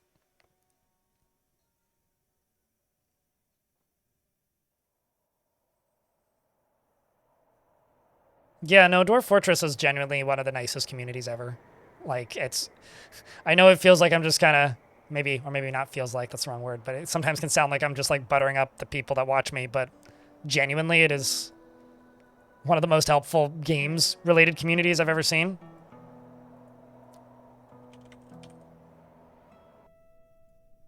Let's make leather backpacks. Leather water skin, and we'll do 20 of each. And they'll do those whenever jobs get going again, because I don't think they can reach them right now. Which I think will be after winter is over. Because right now I'm just letting these dwarves clear and get focused like this one.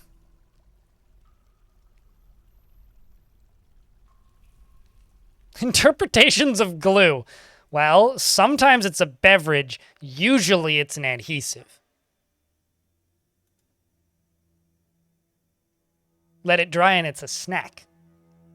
So many game communities. Dwarf Fortress is super accepting and generous with effort and time. Totally, yeah.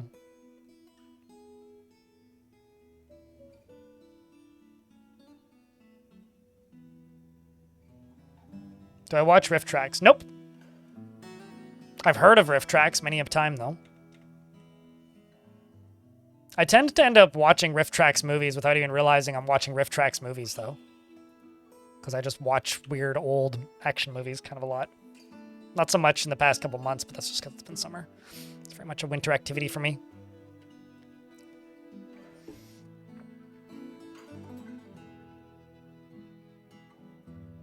So when you say dabbling in modding, do you mean like you putting mods into your game, or do you mean like making mods?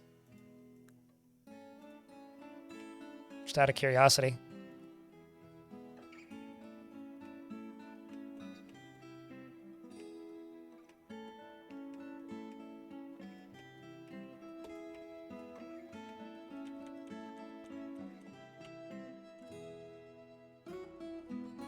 I've got this one goblin monster slayer. I do wonder if they're going to ask to join. They do have a whole bunch of books. And has killed 2 goblins.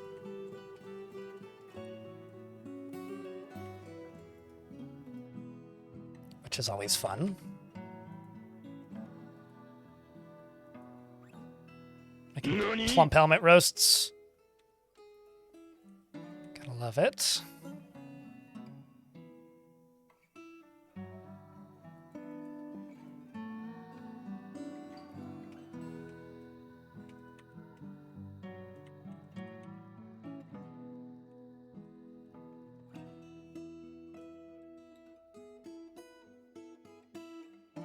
You really would like to pray. I'm just going to go through and pause other unnecessary jobs, which are most of them at the moment.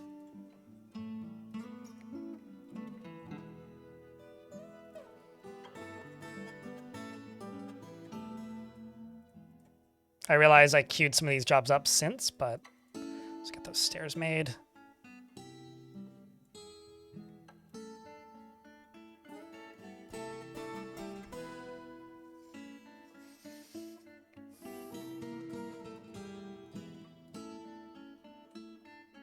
Using adamantium as the toppest of the top, so balancing around that has taught you a lot too. Oh no, absolutely. The second you start messing with like how strong things like adamantium are, you get some really crazy results. I'm also turning off hauling so that dwarves are more likely to spend time taking care of themselves.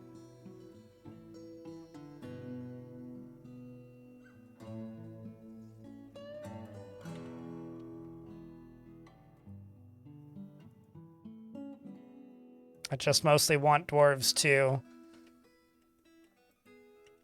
go deal with their needs.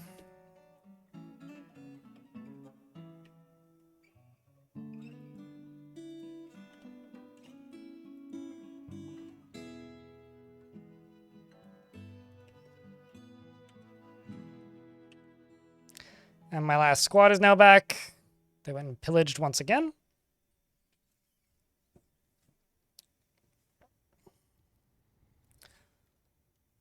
Do you ever end up getting attached to any? I've got a question. When you watch a movie, do you remember every single random character in the background and all of their names? Because you're not supposed to. You're supposed to get attached to the main characters. Do I remember Eurus number 12? No. Do I remember Sweaty Poet? Oh, most certainly. Do I remember... Do I remember that mummy that showed up? Absolutely. Do I remember... how do I put it? My outpost liaison? Definitely. Do I remember my mayor? Certainly. The ones that get names are dwarves that start to get followed and tracked. Think about it this way, right? There are 192 dwarves in this fort. Bone Doll is a main character. I remember this dwarf. I remember some of the things they've done. The fact that they made an artifact. I remember the fact that they have a lot of friends and they talk a lot. They're very good at that sort of thing. Dwarves like Sweaty Poet, my captain of the guard. I remember this dwarf and will always remember this dwarf because they created a poem called the... where is it? I need to scroll down until I find it. I scrolled through this and I saw it and I laughed really, really, really, really, really hard.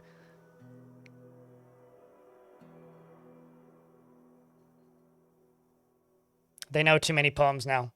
Anyway, they wrote a poem called The Cracked Lover. There it is, down at the bottom. At the time, that was like the only poem they knew, and they wrote it. Tekud, Merlejet, wrote this poem, which is The Cracked Lover, which was very funny because this dwarf has 2 lovers and a husband. And I was like, well, you're clearly the cracked lover. So I named them the Sweaty Poet because we thought it was funny. And now they're my captain of the guard because they just get into arguments with everybody and hate everything, but... They sort of like watching performances, and they mostly just, like, hang out and beat people up occasionally and lock them up. So they're my cracked lover. I remember named animals. I remember, Also, like, my militia commanders, like Poobert, who has led us to many victories so far. So often, even if a civ is dead, they'll have groups of migrants running around the world.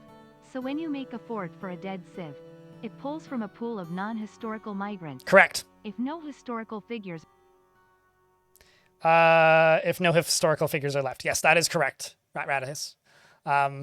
Chat, can I get a round of beers for the 3rd month from Rat? Yeah, no, like, and also as Rat said, generally those are called refugees. If you run into them in adventure mode, they'll just be tents with like dozens of people in them and they'll just be refugees. Yeah, I had a mummy show up. I wonder if he's still on the map. Probably not. Yeah, no, he left. Yeah, I had a mummy show up on the edge of the map and then just like wander around for a bit. And then run off. Right, Arga was found dead.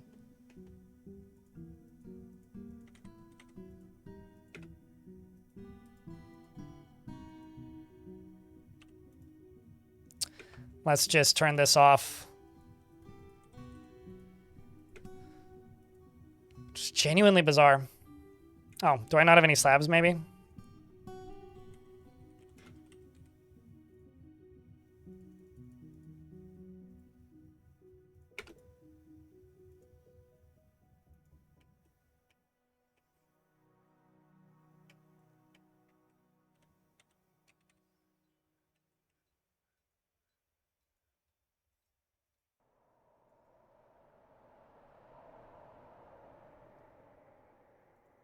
Or maybe it's actually just the...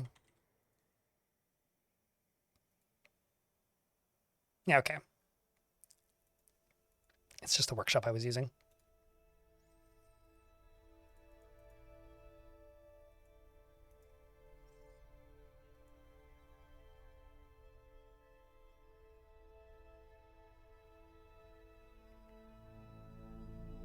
Am I going to get some candy in this fort? We did that in the last fort and the fort before that.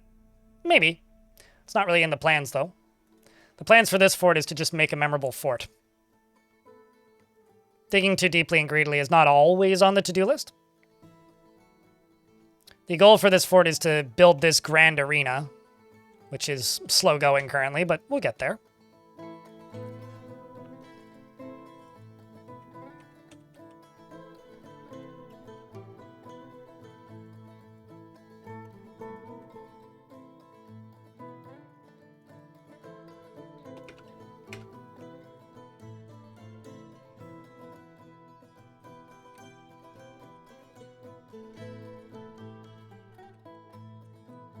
But right now I'm just trying to sort out moods a little bit.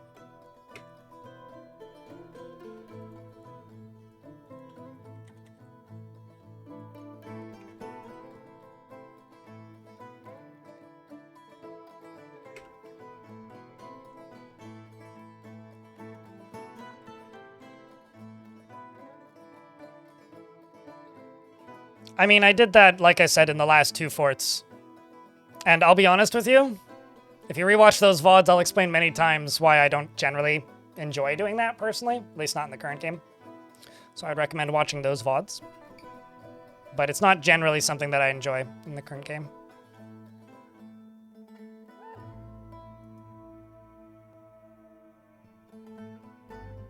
Well, best of luck, California Ninja Lawyer. But remember, even if you're emulating the way I build things, you're not building in someone else's style. You're building in your style, using inspiration from the way I do things, which isn't building in somebody else's style. You're just simply trying to make something unique, inspired by something else.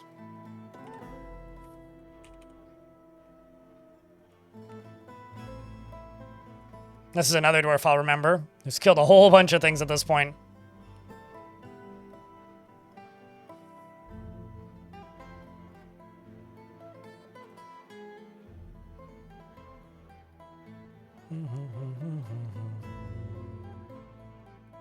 This will deal with Arga.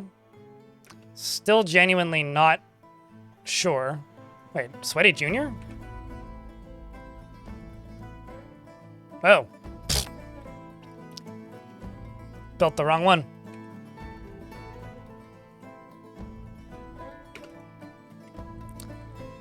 This is what I needed.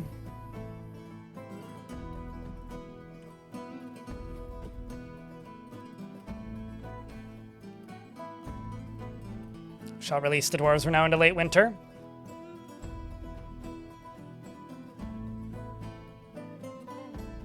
It really looks nice, doesn't it, Mark?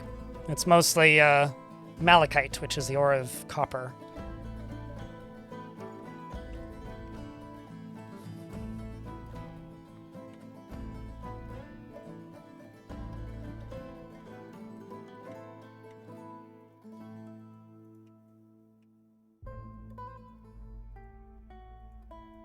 I'm also going to close this.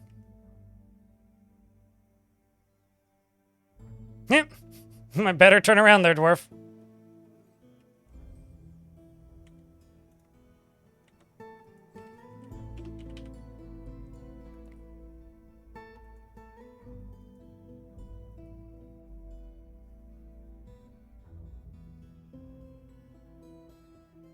I don't know, I never had anxiety from streaming. Like, genuinely. It was never something that gave me anxiety. So I can't relate. I honestly don't know. When I started streaming, it was like liberating and freeing and a very positive experience.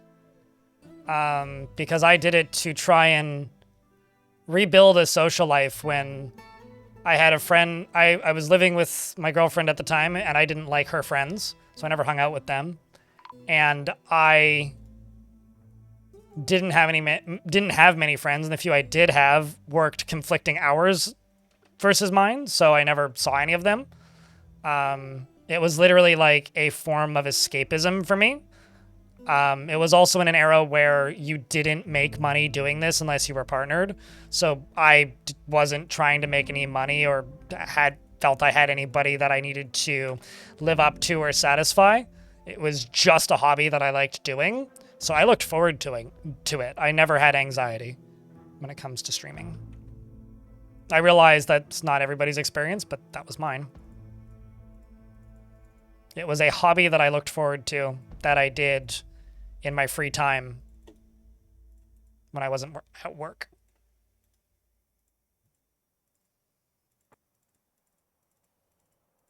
So I don't know how I overcame the anxiety of it. If it's giving you anxiety, maybe don't do it, would be my advice, but I'm not entirely certain that's the advice you're looking for here.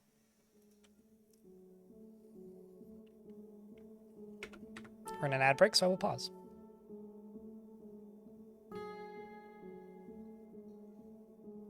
Let me tell you this. In streaming and content creation, nobody gives a shit.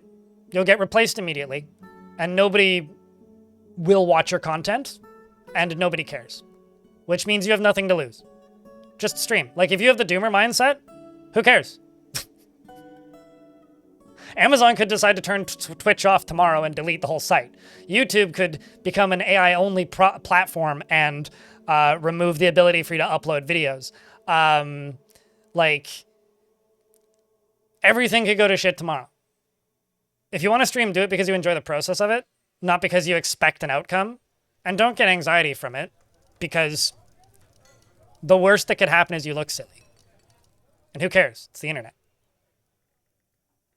No, there isn't. That platform is irrelevant. Mystic science. It's cute that you think it is, though.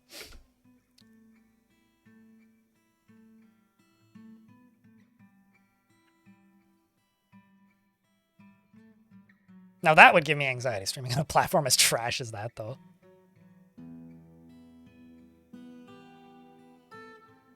Yeah, there's also that. Hekios.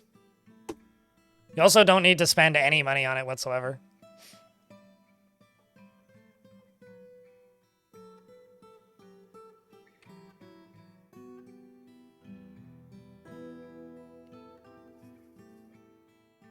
In fact, I would advise you don't spend any money on it.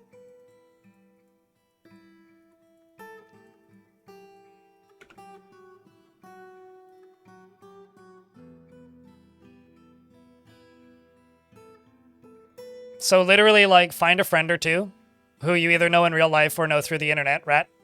And then when you go live, just shoot them a DM and be like, hey, pop into my chat. Keep me company. That's all you gotta do. That's all I did.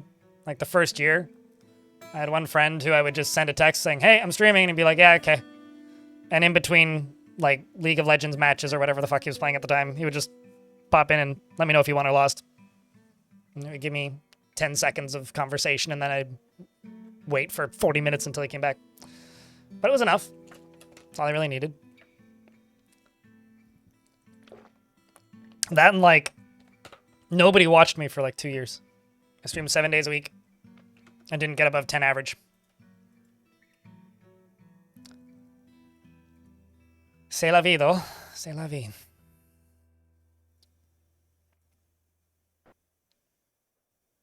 And you will always feel like you're fighting uphill and getting pushed downwards. Wow. I just had 2 dwarves die of natural causes. I can prove this, too. Died of old age in the year 310. Sean Ranklin also died of old age. A hen died of old age.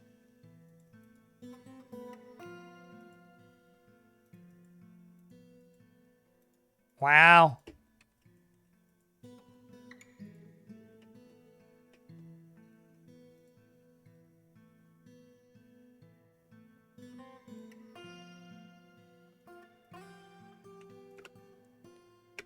Was thigh cut. What was the name of the other one? English?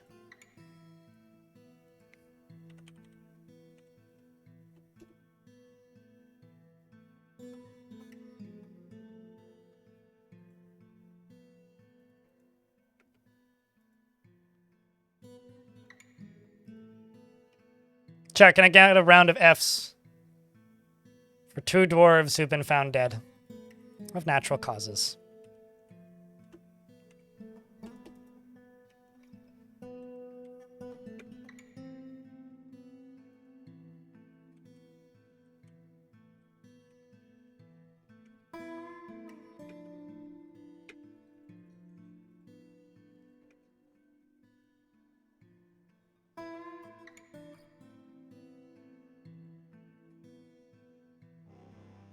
The enemy have come and are laying siege to the fortress. Have they now? No, they haven't. They arrived and left. Very ineffective siege, but...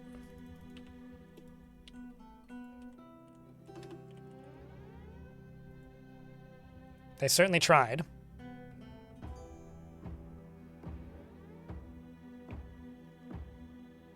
Yeah, honestly, dying of natural causes is one of the craziest things that can happen to a dwarf. It's also happened kind of a lot in this faction so far.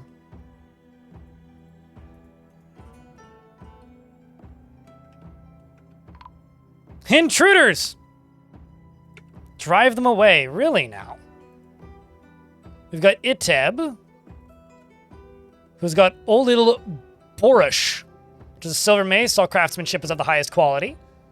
It is encircled with bands of square-cut bloodstones, and this object is adorned with hanging rings of grizzly bear bone.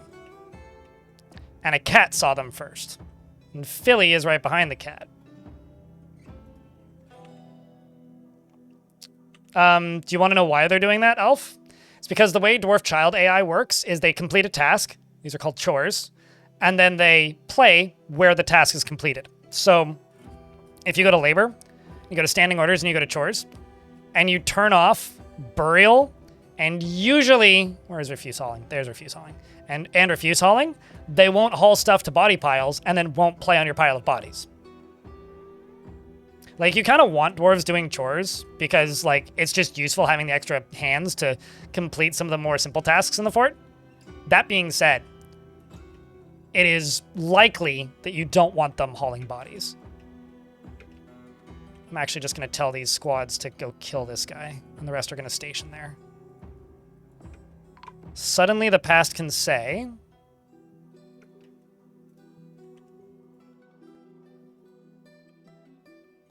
and you have Isem Taran, which is a steel spear. All craftsmanship is of the highest quality.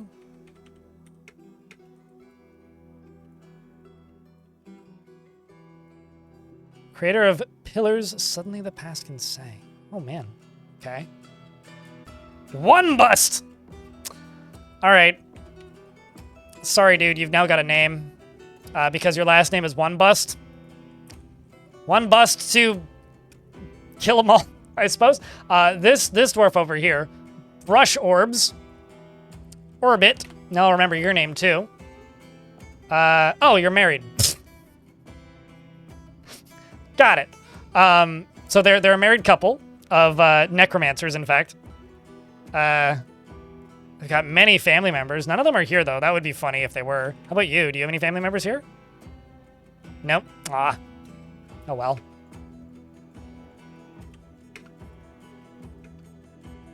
My squads are charging.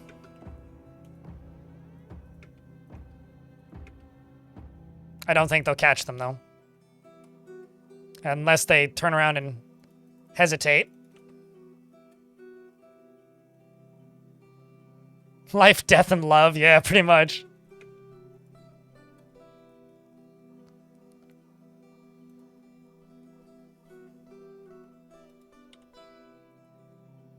They're here to cause trouble, damn right. Yeah, they'll make it off the map, I think. See ya. fun. You'll love to see it.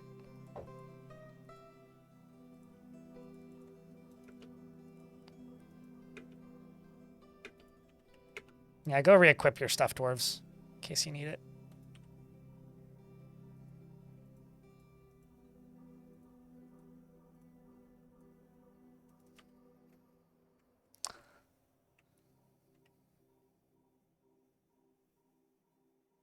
Why are we jerks?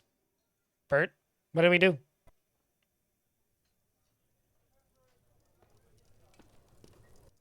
Only robots are missing from Love, Death, and Robots. Love, Death, and Robots was awesome. I watched that on an airplane. That was a mistake, but it was awesome. I wasn't prepared for how much nudity was going to be in Love, Death, and Robots.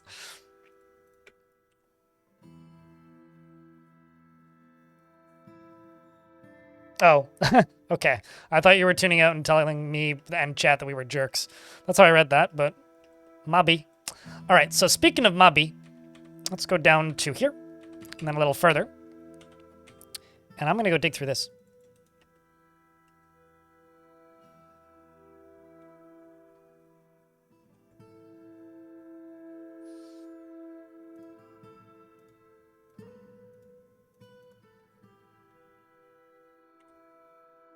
I may be a jerk, but that's just because I'm eating a lot of jerk chicken and it's delicious. You are what you eat, right? Also, Nut Dealer's 69 years old. Anyway. Okay, so Nut Dealer is going to go knock a hole in this wall. And I'm going to try and catch my first Forgotti Beast. Wish me luck.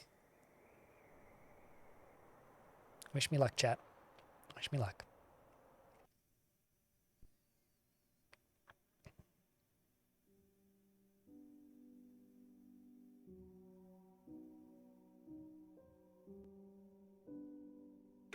Now, turn these on.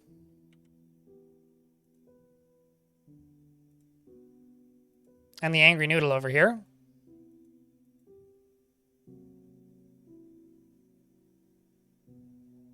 Should move towards the fort.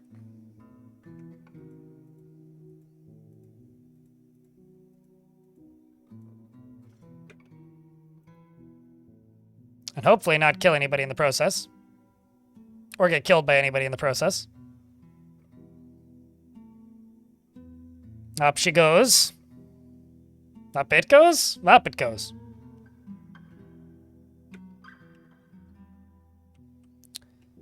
Okay, so what I need to do now is I need to pull this lever. Close this. And then I need to pull this lever. And close that. I can also lock this. And it's going to go kill a very silly turkey.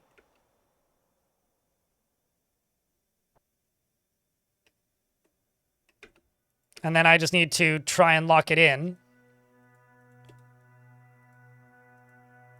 with one of these. Okay, well, missed that one.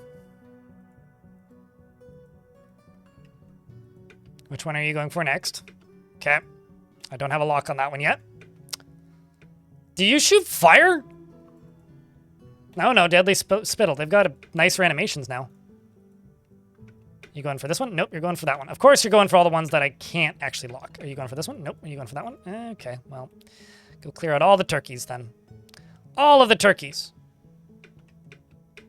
Now, this should be the next one you go for. Let's see if we can time this.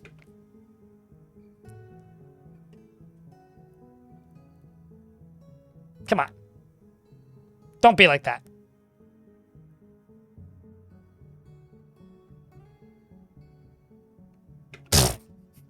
It's being like that. I'll lock this. Because the child's in there. And I'm presuming it's going for this. Come on, kiddo. Pull the... There you go. It only took 1, 2, 3, 4, 5, 6 turkeys of collateral. Oops. But we got him. We got him.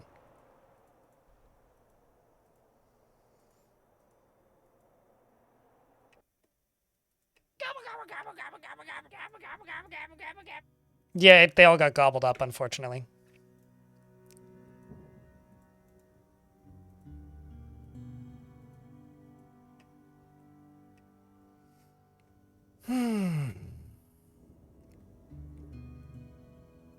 Now I can just turn this back off.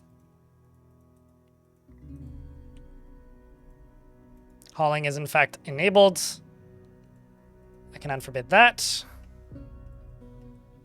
And we can get all these replaced with more gobblers.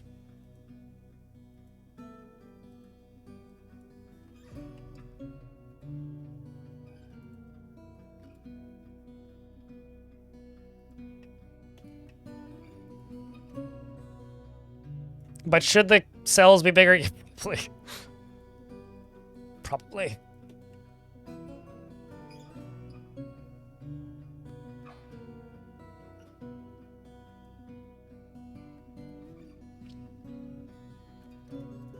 But, you know, like, you know, as they say, in order to,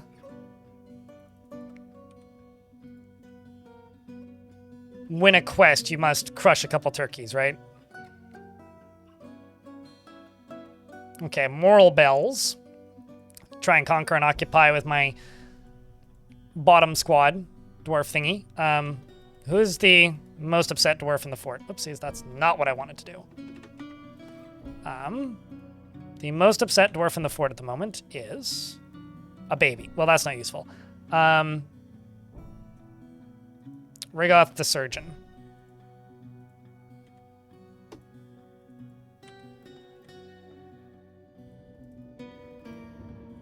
Which means this dwarf should go seize that location. Oh, they're upset because they have no ability to stand. Right. Yeah, this dwarf lost their spine a while ago. So if there is nobody there, maybe they'll go take them over.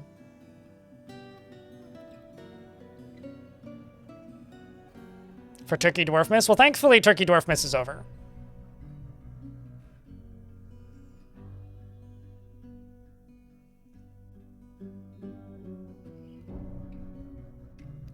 But yeah, no, the way I see it is like them being hard to catch is kind of part of the appeal.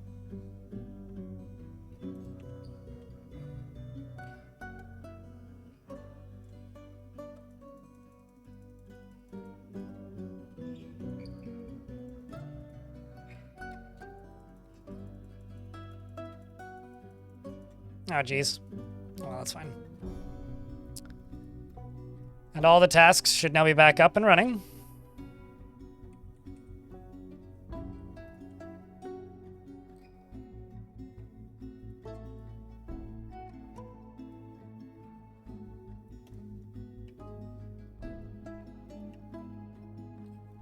And all the tasks continue to shine.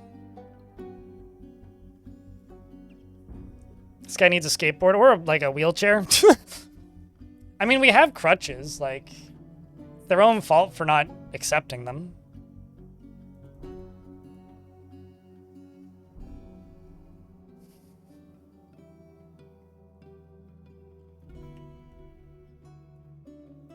The other thing I'm going to do, and this is another way of getting rid of clothing, I'm going to go over here and I'm going to type in wear. I'm going to go to finished goods and add all of the wear. And I'm just going to say, dyed or undyed, doesn't really matter. All colors, doesn't really matter. Basically everything up to finely crafted that isn't owned, that is at least 1 point of damage. Anything that isn't steel will just automatically get thrown into here. And I'm just going to go to this minecart here and just say, yeah, take finished goods. So in a moment, you're going to see a whole bunch of tasks running to the left.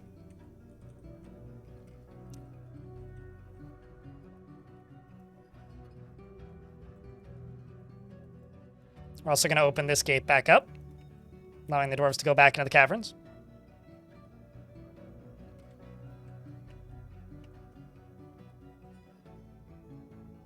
Conmanza, thank you very much for the 10 bucks. And the YouTube Super Chats. Appreciate you. Can training areas for the squads be out in the open? Like, they don't need to be a private room? I've literally made, like, barrackses into taverns before. and then had tavern keepers serve the military. So yeah, absolutely, you can do that. And now they're throwing out all clothes that are damaged. Doesn't matter if anybody owns it.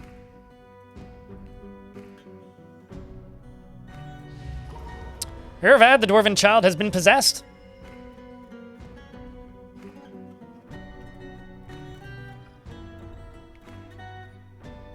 This also forces them to run outside, which, you know, is dealing with cave adaptation. Kiddo over here claims a craft store shop. Grabs a log. Woodcrafter gonna be. Chat, can I get a round of beers, by the way, for the super chat I got in the YouTube chat? Appreciate. Please and thanks.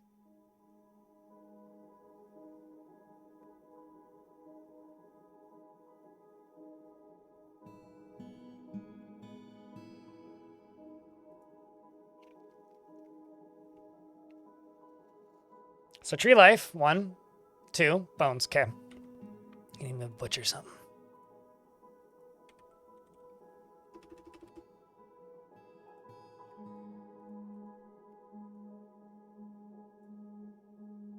It's probably what they need.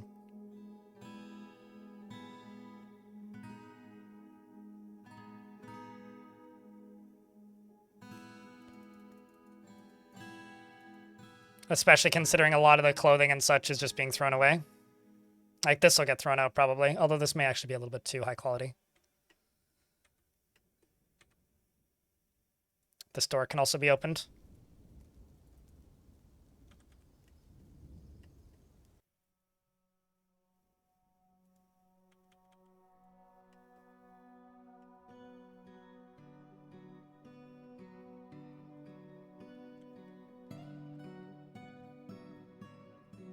This will be fun.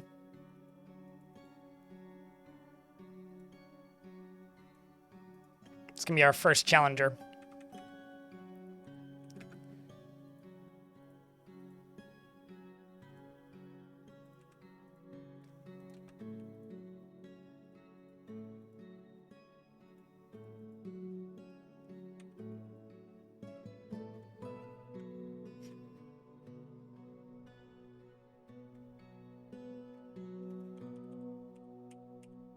Let's jump back up to here. Up to there, up to there. And go across the top here.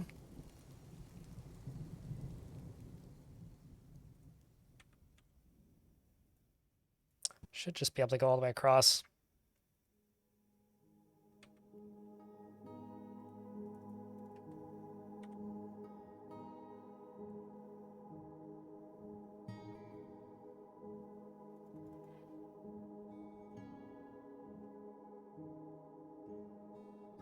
Do I bother with trade agreements? Yeah. It's how you maintain... Well, I mean, I make requests. I don't necessarily, like, remember to uphold them, but I make requests and I will acknowledge and, like, sell them the thing if they happen to ask for something that I can make without too much issue. But, yeah, I do. Why?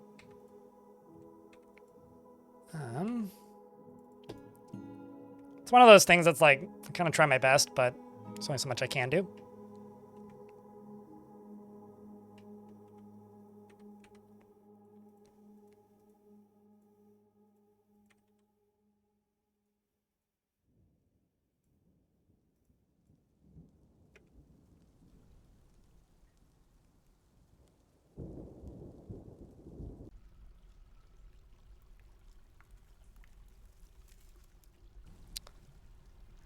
I think this is going to be where we're going to start building the actual arena.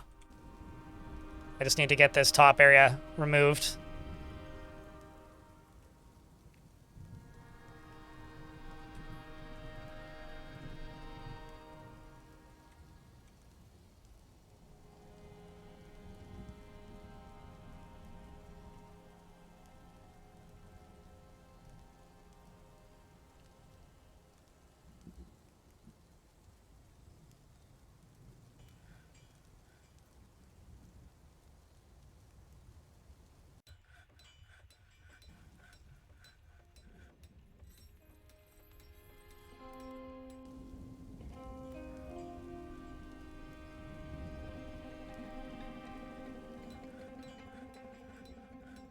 You know, you would have had to ask me that question in 2022. I have no idea because I haven't Well, one, I used a tile set back in the day. I just didn't use a graphical tile set. I used a ASCII tile set. And you would have had to ask me that question like years ago. I have no idea. Good question. I don't know. I don't know how to answer it. That's one of those questions that's kind of time sensitive, but like I don't play with ASCII enabled outside of like occasionally enabling it purely because my job is benefited by the audience knowing what I'm doing and what they're looking at. And if I play with ASCII enabled, a large portion of the audience doesn't know what they're looking at, and then less people are able to easily digest what's happening on stream, which is bad for, you know, my job. So I don't know. I don't really know what like response you're looking for here. What, like when the premium version came out? I mean, a lot of things changed mechanically, and there was no guides because I got it 4 days early. 5 days early? 5 days early. So there was a lot of like DMing of ClinoDev and other people that I knew who were in testing who were like, hey, like, can you tell me where this fucking button is? But like, not really. I mean, it's still the same game. It just, all of the buttons were in different places. It just answered that question, Mystic.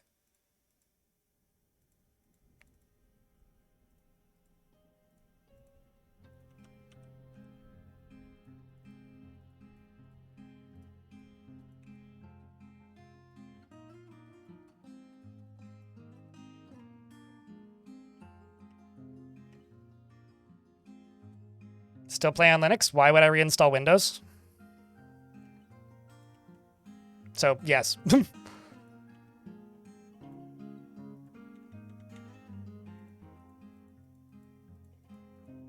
mean, Windows has gotten so much better since I uninstalled it. So much better. They weren't even putting full screen ads for like shit when you turn your computer on when I used Windows last.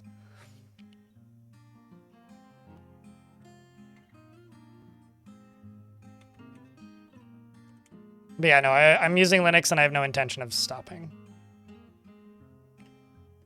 Unless, like, I don't know, Linux just becomes spyware or something, but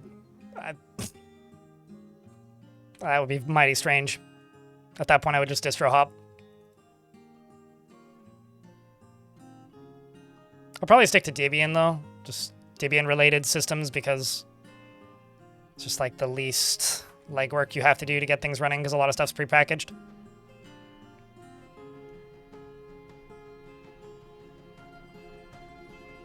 For me, Windows is just the thing you grew up on. Same. But I also grew up on Windows. I know how computers work.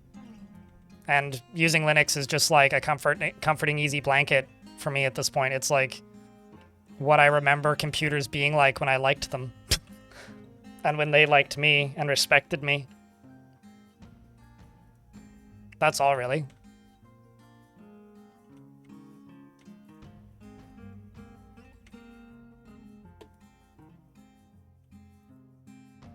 Why are we getting no migrants now? This is kind of wild.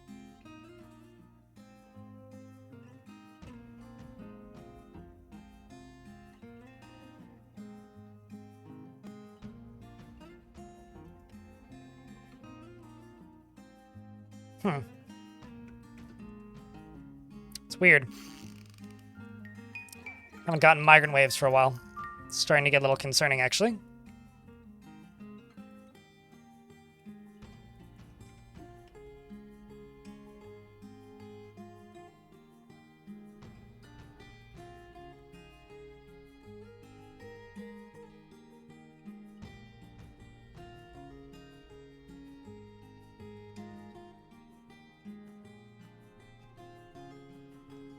Let's just get rid of all this stuff. Rith the Weaver has given birth to a boy. Congratulations, Rith. I'm gonna get hit by ads in a couple seconds here. I'm gonna cave in most of this. I'm just gonna dig out this side so that I don't destroy my constructions, but I'm just gonna cave this in.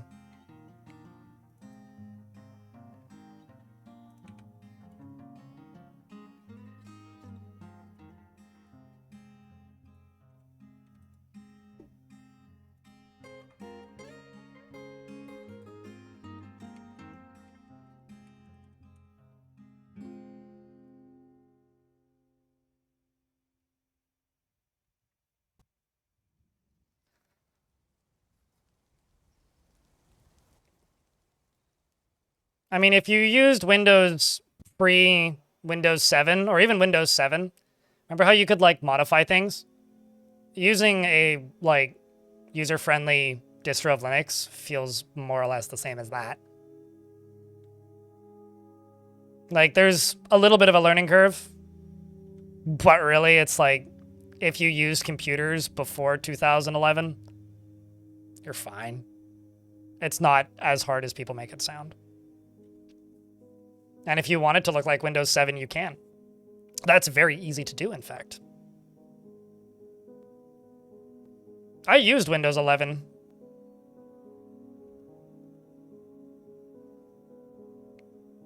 That sucks. Mystic Science. We're in an ad break. Well, I'm just doing fiddly stuff. I'll just keep doing this.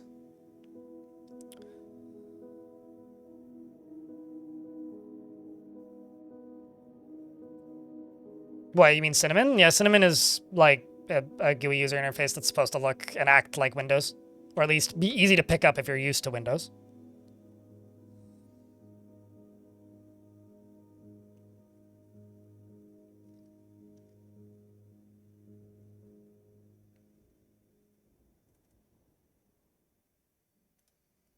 Okay, so this right here is going to be linked to this lever.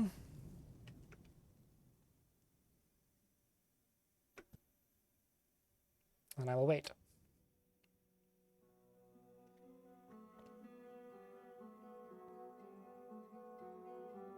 There's a lot of problems with Flatpaks, but like for simple pieces of software that don't need to be super flexible, it's fine.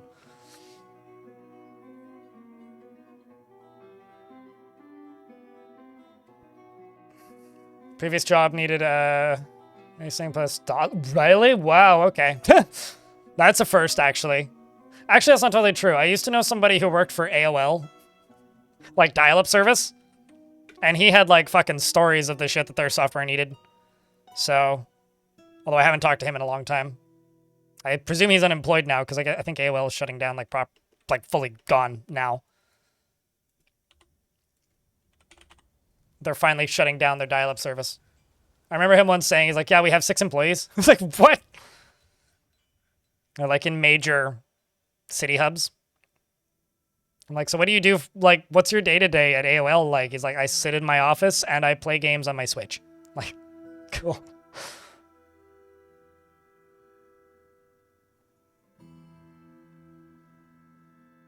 Well, there's wagons, which are technically creatures, but the actual answer to your question is no, Paruz. And there probably never will be. Because it's a game design fucking nightmare. What's up, White Tiger? Some people have watched my vids before. Some would say many have. But thank you. Please watch 50 more. When you have time, of course. Is it possible to drain water through a smooth gap at the end of the map? Yep, I do that all the time, see? In YouTube chat. Urvad, the Dwarven child, has created Bissol Lorsith, a tower cap figurine of Kilob Senselabor, and offers it to the Mountain of Dyes. While other things are finished up, I will go to this, open this, and pull this lever.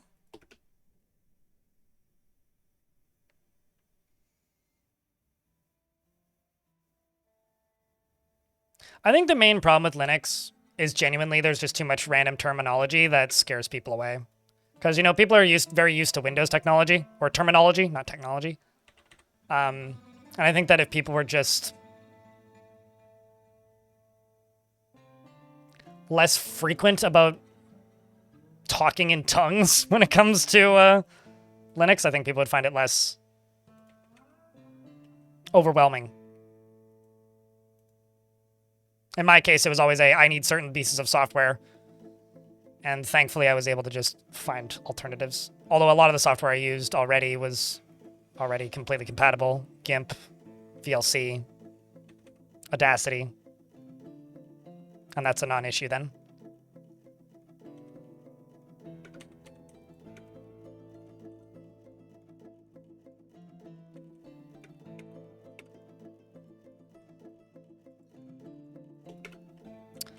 As for this artifact, it's a tower cap figurine of Silob's sense labor. All craftsmanship is of the highest quality. It is a masterfully designed image of Kilob, sense labor, the dwarf, and dwarves in tower cap.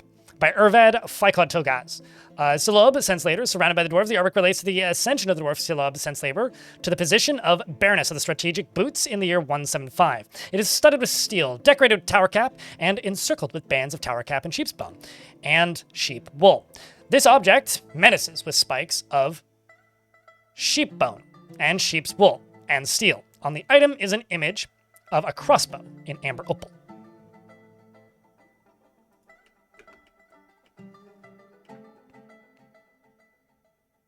Your desktop has 6 weeks left of Win 10 life, and then it's becoming mint cinnamon. Have you tested it out yet? Or are you just jumping in blind? No joke intended, I swear. Alright, you up here. It's all linked up and good to go.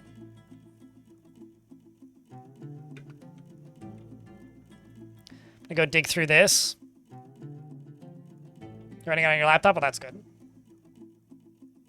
Do you hope more alternatives to Windows start popping up? It's called Linux. If you play video games, and it's Steam OS, probably. At least Windows isn't as bad as Mac. No comment. Sorry, Microsoft fans, but no comment. What's up, Mental Breakdance? Steam OS is Arch Linux, but it's a very well packaged Arch Linux. All right, let's cave this in. If you guys like seeing stuff go splat, let's hope it doesn't hit anybody.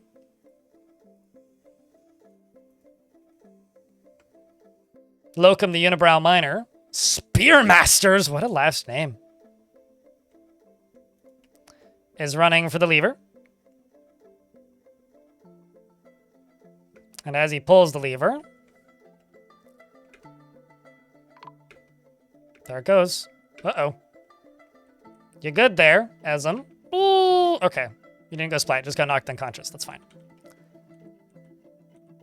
So now, sweet nothings.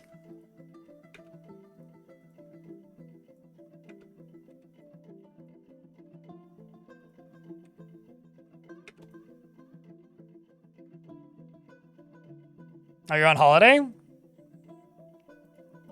I'm doing all right. It's been a longish day today for me, but doing all right. All things considered. Let's get rid of that lever. Nobody flattened or splattened, which is good.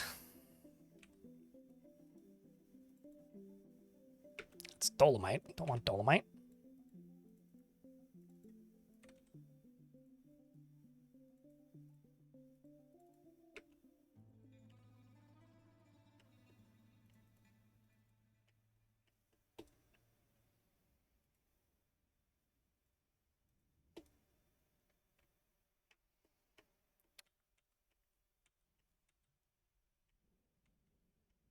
And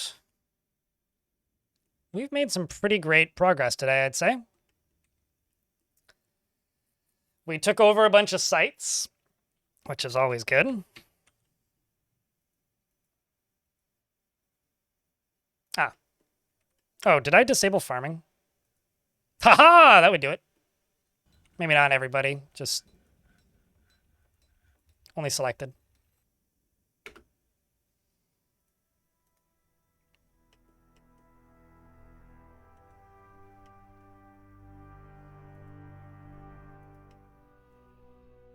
Suddenly the frame rate disappears because everybody's collecting harvestable plants. Sour Grapes is getting into a fight with a bunch of people. As that Dwarf does.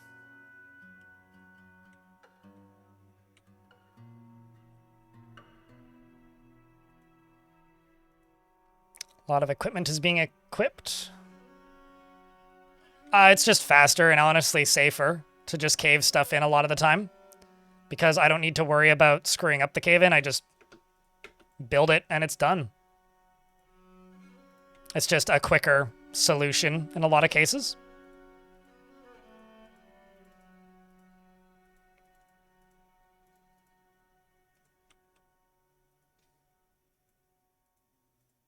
Because rather than like one tile at a time slowly making an area, I just break a thing and it's gone.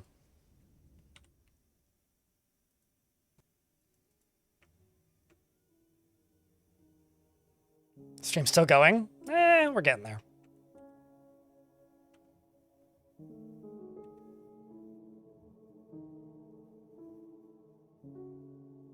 We are getting there.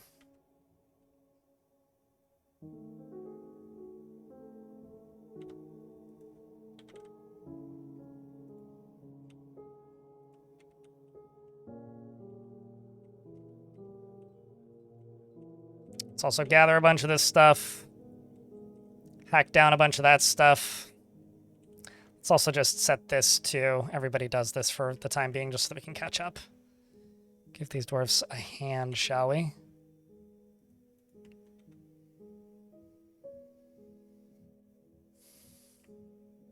It's really going to be the crown of this fort. Yeah. Won't deny that.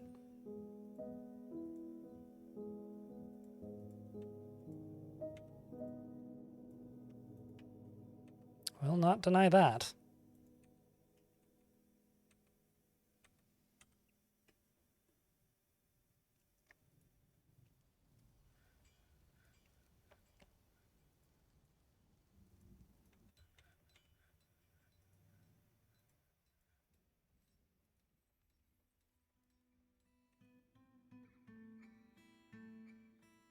Except on this side over here, I'm going to go ramp, ramp, and eventually ramp.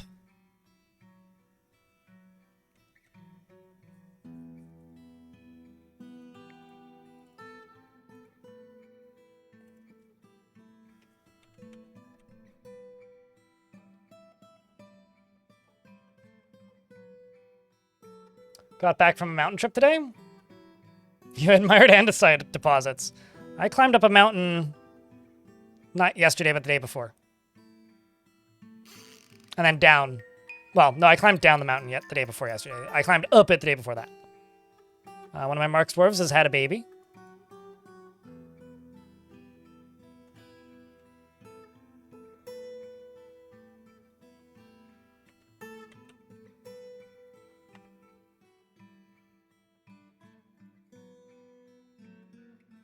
Slept on the summit, yeah. Had to avoid some bears. Although they were very full of, like, alpine blueberries, so they weren't too bothered by our existence, but still had to avoid them. They weren't exactly what I would describe as hungry.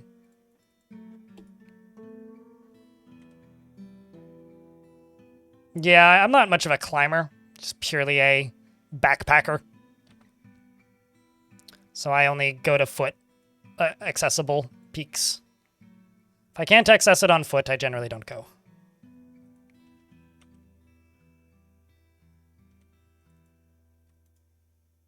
Oh, that's what you mean? Okay. When people say, like, climbing peaks, I'm like, I always presume, like, rock climbing. Or bouldering. Which is a bit out of my, bit outside of my skill set. And also desires, I just kind of have no interest. Yeah, walking. I prefer to walk up the big hill instead of scrambling up the side of the big hill, you know? One is just a much more attainable thing versus the other.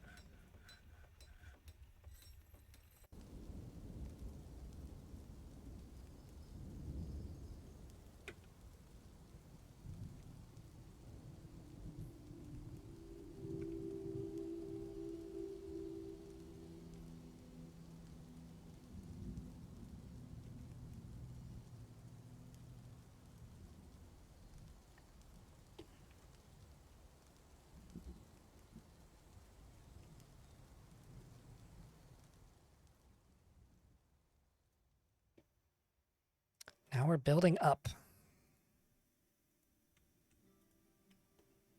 As one does.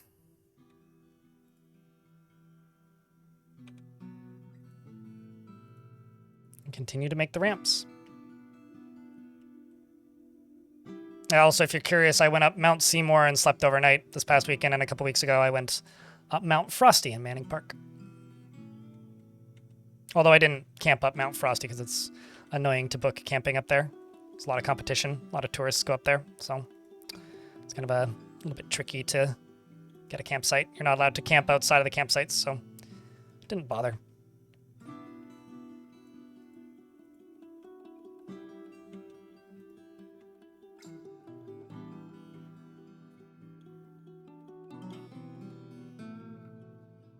Do you still have a pedestal green with envy? I don't know what you mean. So no?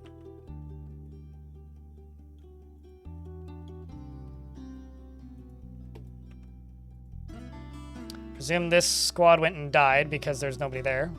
We got no notice of whether or not it was successful.